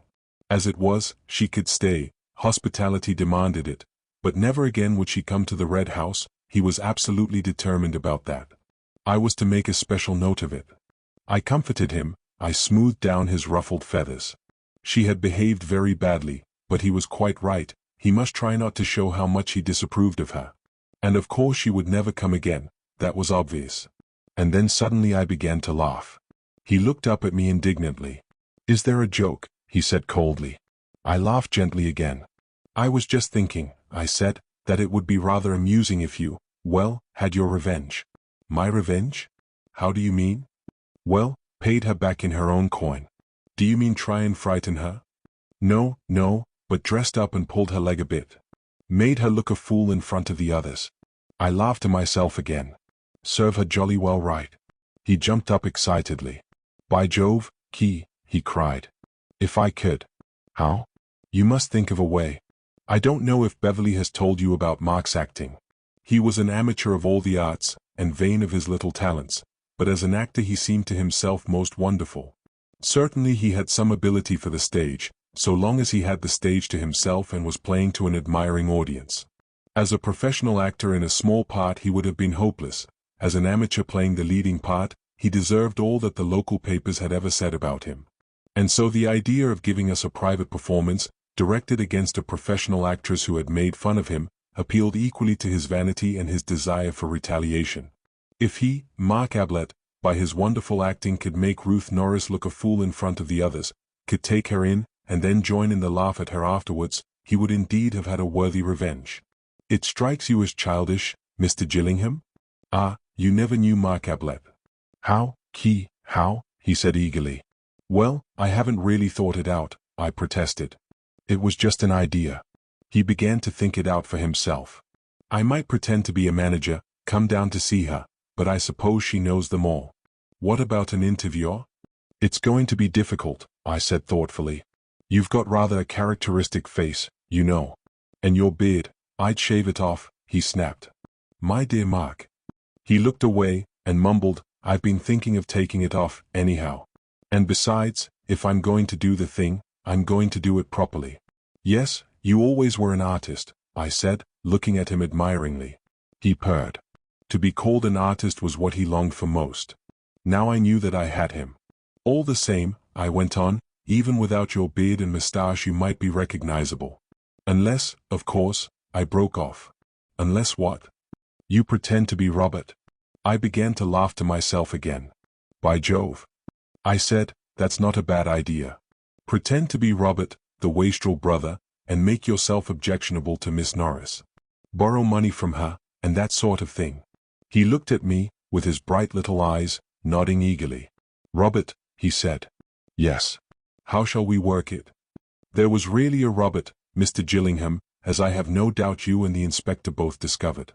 And he was a wastrel and he went to Australia. But he never came to the Red House on Tuesday afternoon. He couldn't have, because he died, unlamented, 3 years ago. But there was nobody who knew this, save Mark and myself, for Mark was the only one of the family left, his sister having died last year. Though I doubt, anyhow, if she knew whether Robert was alive or dead. He was not talked about. For the next 2 days Mark and I worked out our plans. You understand by now that our aims were not identical. Mark's endeavor was that his deception should last for, say, a couple of hours. Mine that it should go to the grave with him. He had only to deceive Miss Norris and the other guests. I had to deceive the world. When he was dressed up as Robert, I was going to kill him. Robert would then be dead, Mark, of course, missing. What could anybody think but that Mark had killed Robert? But you see how important it was for Mark to enter fully into his latest, and last, impersonation. Half measures would be fatal. You will say that it was impossible to do the thing thoroughly enough. I answer again that you never knew Mark. He was being what he wished most to be, an artist. No Othello ever blacked himself all over with such enthusiasm as did Mark. His beard was going anyhow, possible a chance remark of Miss Norbury's helped here. She did not like beards. But it was important for me that the dead man's hands should not be the hands of a manicured gentleman. 5 minutes playing upon the vanity of the artist settled his hands. He let the nails grow and then cut them raggedly. Miss Norris would notice your hands at once, I had said. Besides, as an artist, so with his underclothes. It was hardly necessary to warn him that his pants might show above the edge of his socks, As an artist he had already decided upon Robertian pants. I bought them, and other things, in London for him. Even if I had not cut out all trace of the maker's name, he would instinctively have done it. As an Australian and an artist, he could not have an East London address on his underclothes. Yes, we were doing the thing thoroughly, both of us, he as an artist, I as a, well, you may say murderer, if you like. I shall not mind now. Our plans were settled. I went to London on the Monday and wrote him a letter from Robert. The artistic touch again. I also bought a revolver. On the Tuesday morning he announced the arrival of Robert at the breakfast table. Robert was now alive. We had 6 witnesses to prove it. 6 witnesses who knew that he was coming that afternoon. Our private plan was that Robert should present himself at 3 o'clock, in readiness for the return of the golfing party shortly afterwards. The maid would go to look for Mark, and having failed to find him, come back to the office to find me entertaining Robert in Mark's absence. I would explain that Mark must have gone out somewhere, and would myself introduce the wastrel brother to the tea table. Mark's absence would not excite any comment, for it would be generally felt, indeed Robert would suggest it, that he had been afraid of meeting his brother. Then Robert would make himself amusingly offensive to the guests, particularly, of course, Miss Norris, until he thought that the joke had gone far enough. That was our private plan. Perhaps I should say that it was Mark's private plan. My own was different. The announcement at breakfast went well. After the golfing party had gone off, we had the morning in which to complete our arrangements. What I was chiefly concerned about was to establish as completely as possible the identity of Robert. For this reason I suggested to Mark that, when dressed, he should go out by the secret passage to the bowling green, and come back by the drive, taking care to enter into conversation with the lodge-keeper. In this way I would have 2 more witnesses of Robert's arrival, first the lodge-keeper, and secondly one of the gardeners whom I would have working on the front lawn. Mark, of course, was willing enough. He could practice his Australian accent on the lodge-keeper. It was really amusing to see how readily he fell into every suggestion which I made. Never was a killing more carefully planned by its victim. He changed into Robert's clothes in the office bedroom. This was the safest way, for both of us. When he was ready, he called me in, and I inspected him. It was extraordinary how well he looked the part. I suppose that the signs of his dissipation had already marked themselves on his face, but had been concealed hitherto by his moustache and beard, for now that he was clean-shaven they lay open to the world from which we had so carefully hidden them, and he was indeed the wastrel which he was pretending to be. "By Jove, you're wonderful," I said. He smirked, and called my attention to the various artistic touches which I might have missed. "Wonderful," I said to myself again. Nobody could possibly guess. I peered into the hall. It was empty. We hurried across to the library, he got into the passage and made off. I went back to the bedroom, collected all his discarded clothes, did them up in a bundle and returned with them to the passage. Then I sat down in the hall and waited. You heard the evidence of Stevens, the maid. As soon as she was on her way to the temple in search of Mark, I stepped into the office.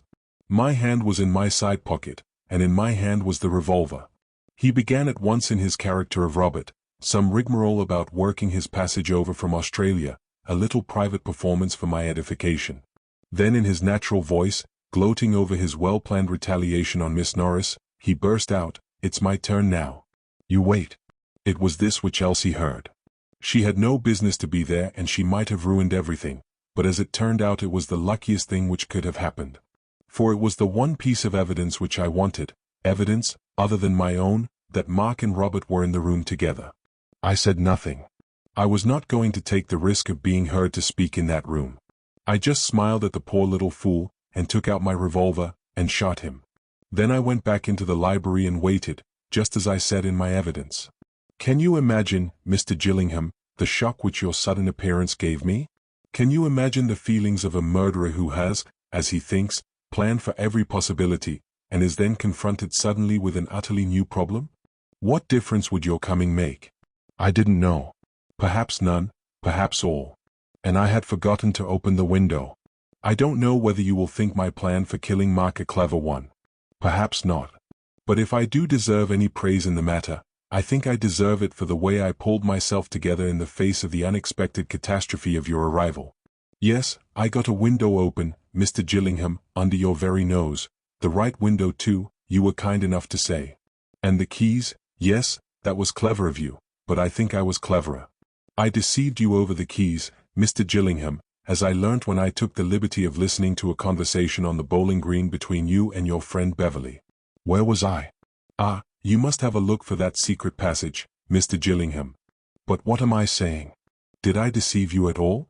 You have found out the secret, that Robert was Mark, and that is all that matters. How have you found out? I shall never know now. Where did I go wrong? Perhaps you have been deceiving me all the time. Perhaps you knew about the keys, about the window, even about the secret passage. You are a clever man, Mr. Gillingham. I had Mark's clothes on my hands. I might have left them in the passage, but the secret of the passage was now out. Miss Norris knew it. That was the weak point of my plan, perhaps, that Miss Norris had to know it. So I hid them in the pond, the inspector having obligingly dragged it for me first. A couple of keys joined them, but I kept the revolver.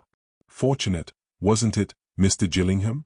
I don't think that there is any more to tell you. This is a long letter, but then it is the last which I shall write. There was a time when I hoped that there might be a happy future for me, not at the Red House, not alone. Perhaps it was never more than an idle daydream, for I am no more worthy of her than Mark was. But I could have made her happy, Mr. Gillingham. God, how I would have worked to make her happy. But now that is impossible. To offer her the hand of a murderer would be as bad as to offer her the hand of a drunkard. And Mark died for that. I saw her this morning. She was very sweet. It is a difficult world to understand. Well, we are all gone now, the Ablets and the Cayleys. I wonder what old grandfather Cayley thinks of it all. Perhaps it is as well that we have died out. Not that there was anything wrong with Sarah, except her temper. And she had the Ablet nose, you can't do much with that. I'm glad she left no children. Goodbye, Mr. Gillingham. I'm sorry that your stay with us was not of a pleasanter nature, but you understand the difficulties in which I was placed. Don't let Bill think too badly of me. He is a good fellow, look after him. He will be surprised. The young are always surprised. And thank you for letting me end my own way. I expect you did sympathize a little, you know. We might have been friends in another world, you and I and she. Tell her what you like. Everything or nothing. You will know what is best.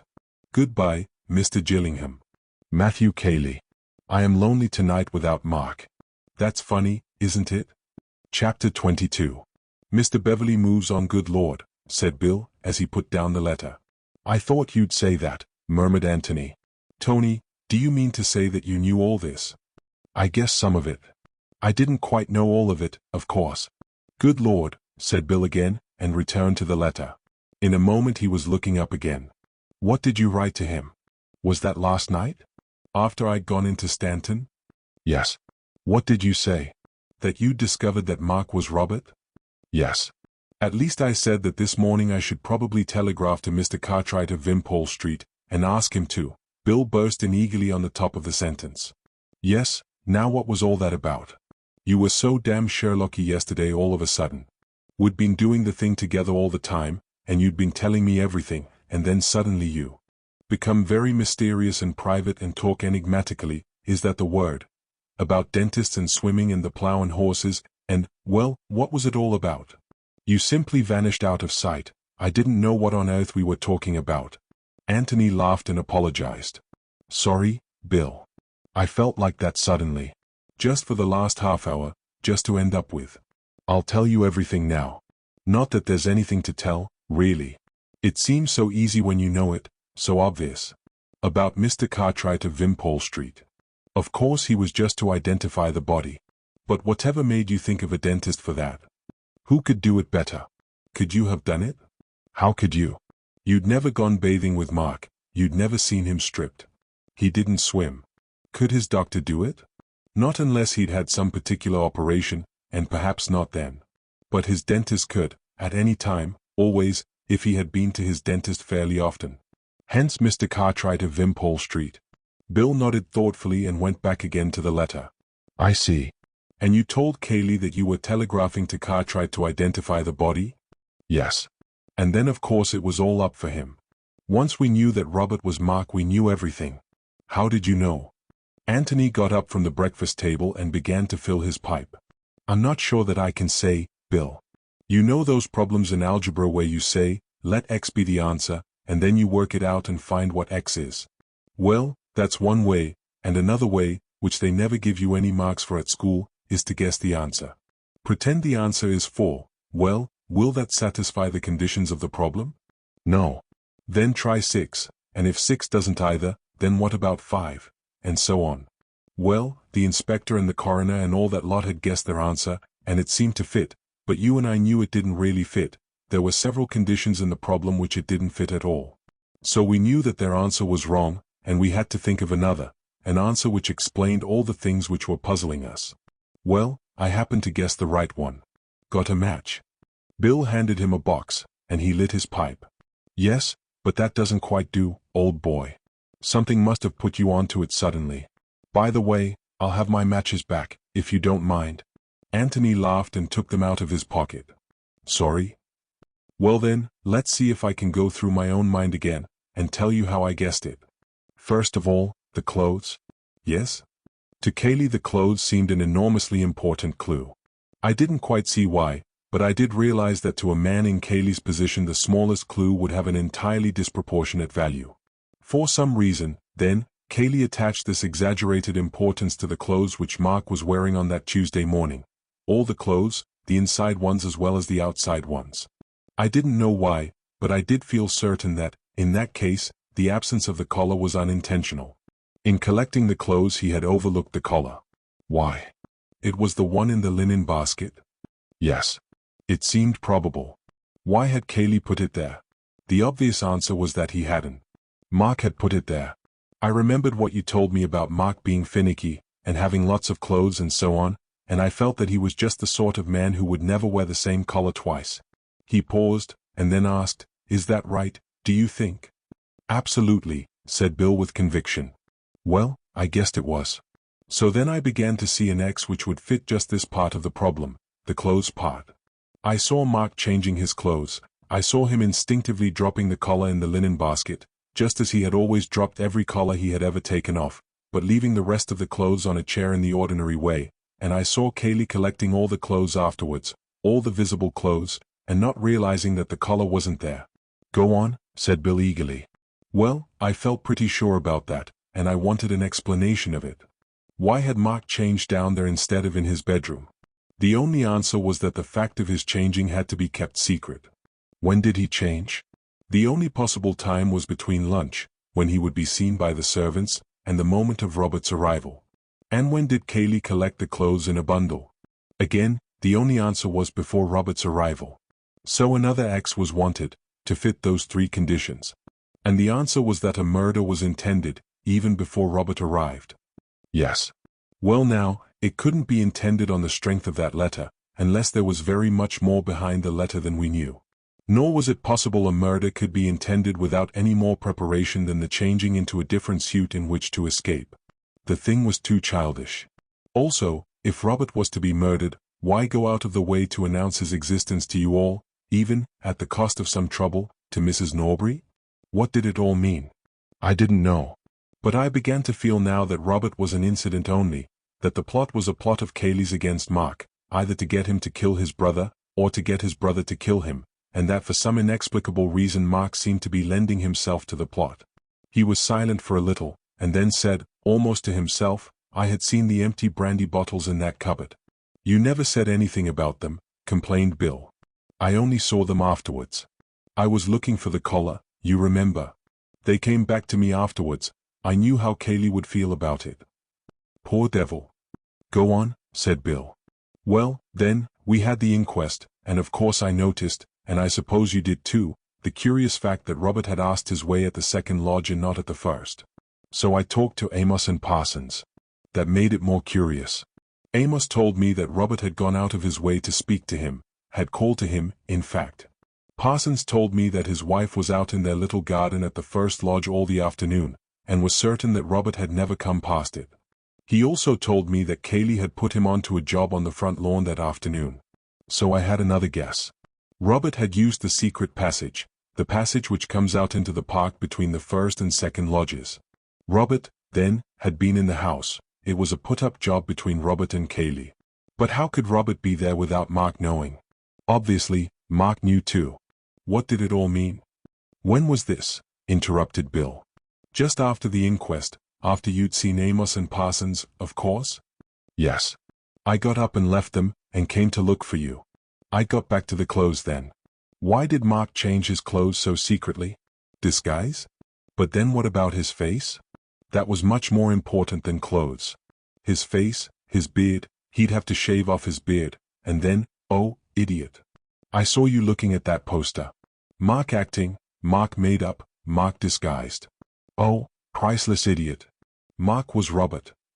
Matches, please?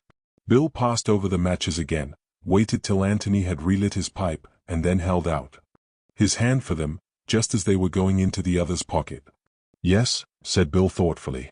Yes. But wait a moment. What about the plow and horses? Antony looked comically at him. You'll never forgive me, Bill, he said. You'll never come clue hunting with me again.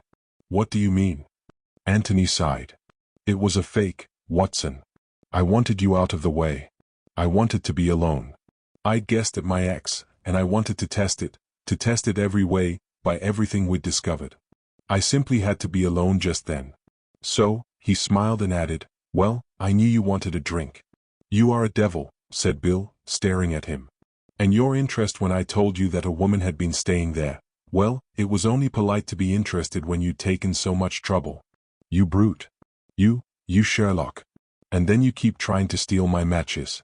Well, go on. That's all. My ex fitted. Did you guess Miss Norris and all that? Well, not quite. I didn't realize that Cayley had worked for it from the beginning, had put Miss Norris up to frightening Mark. I thought he'd just seized the opportunity. Bill was silent for a long time. Then, puffing at his pipe, he said slowly, has Cayley shot himself? Antony shrugged his shoulders. Poor devil, said Bill. It was decent of you to give him a chance. I'm glad you did. I couldn't help liking Cayley in a kind of way, you know. He's a clever devil. If you hadn't turned up just when you did, he would never have been found out. I wonder. It was ingenious, but it's often the ingenious thing which gets found out. The awkward thing from Cayley's point of view was that, though Mark was missing, neither he nor his body could ever be found. Well, that doesn't often happen with a missing man.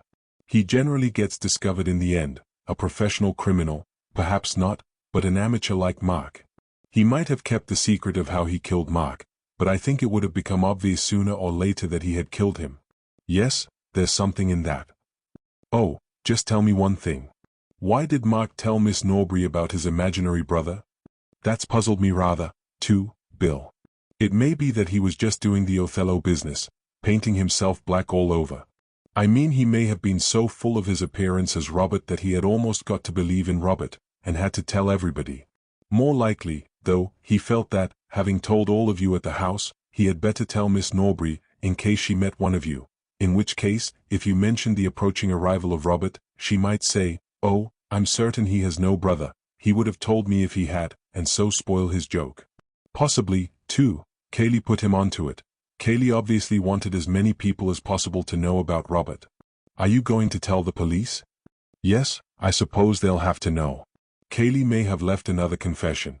I hope he won't give me away. You see, I've been a sort of accessory since yesterday evening. And I must go and see Miss Norbury. I asked, explained Bill, because I was wondering what I should say to Betty. Miss Calladine. You see, she's bound to ask. Perhaps you won't see her again for a long, long time, said Antony sadly. As a matter of fact, I happen to know that she will be at the Barringtons. And I go up there tomorrow. Well, you had better tell her. You're obviously longing to. Only don't let her say anything for a day or two. I'll write to you. Righto. Antony knocked the ashes out of his pipe and got up. The Barringtons, he said.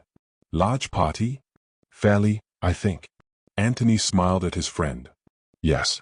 Well, if any of them should happen to be murdered, you might send for me. I'm just getting into the swing of it.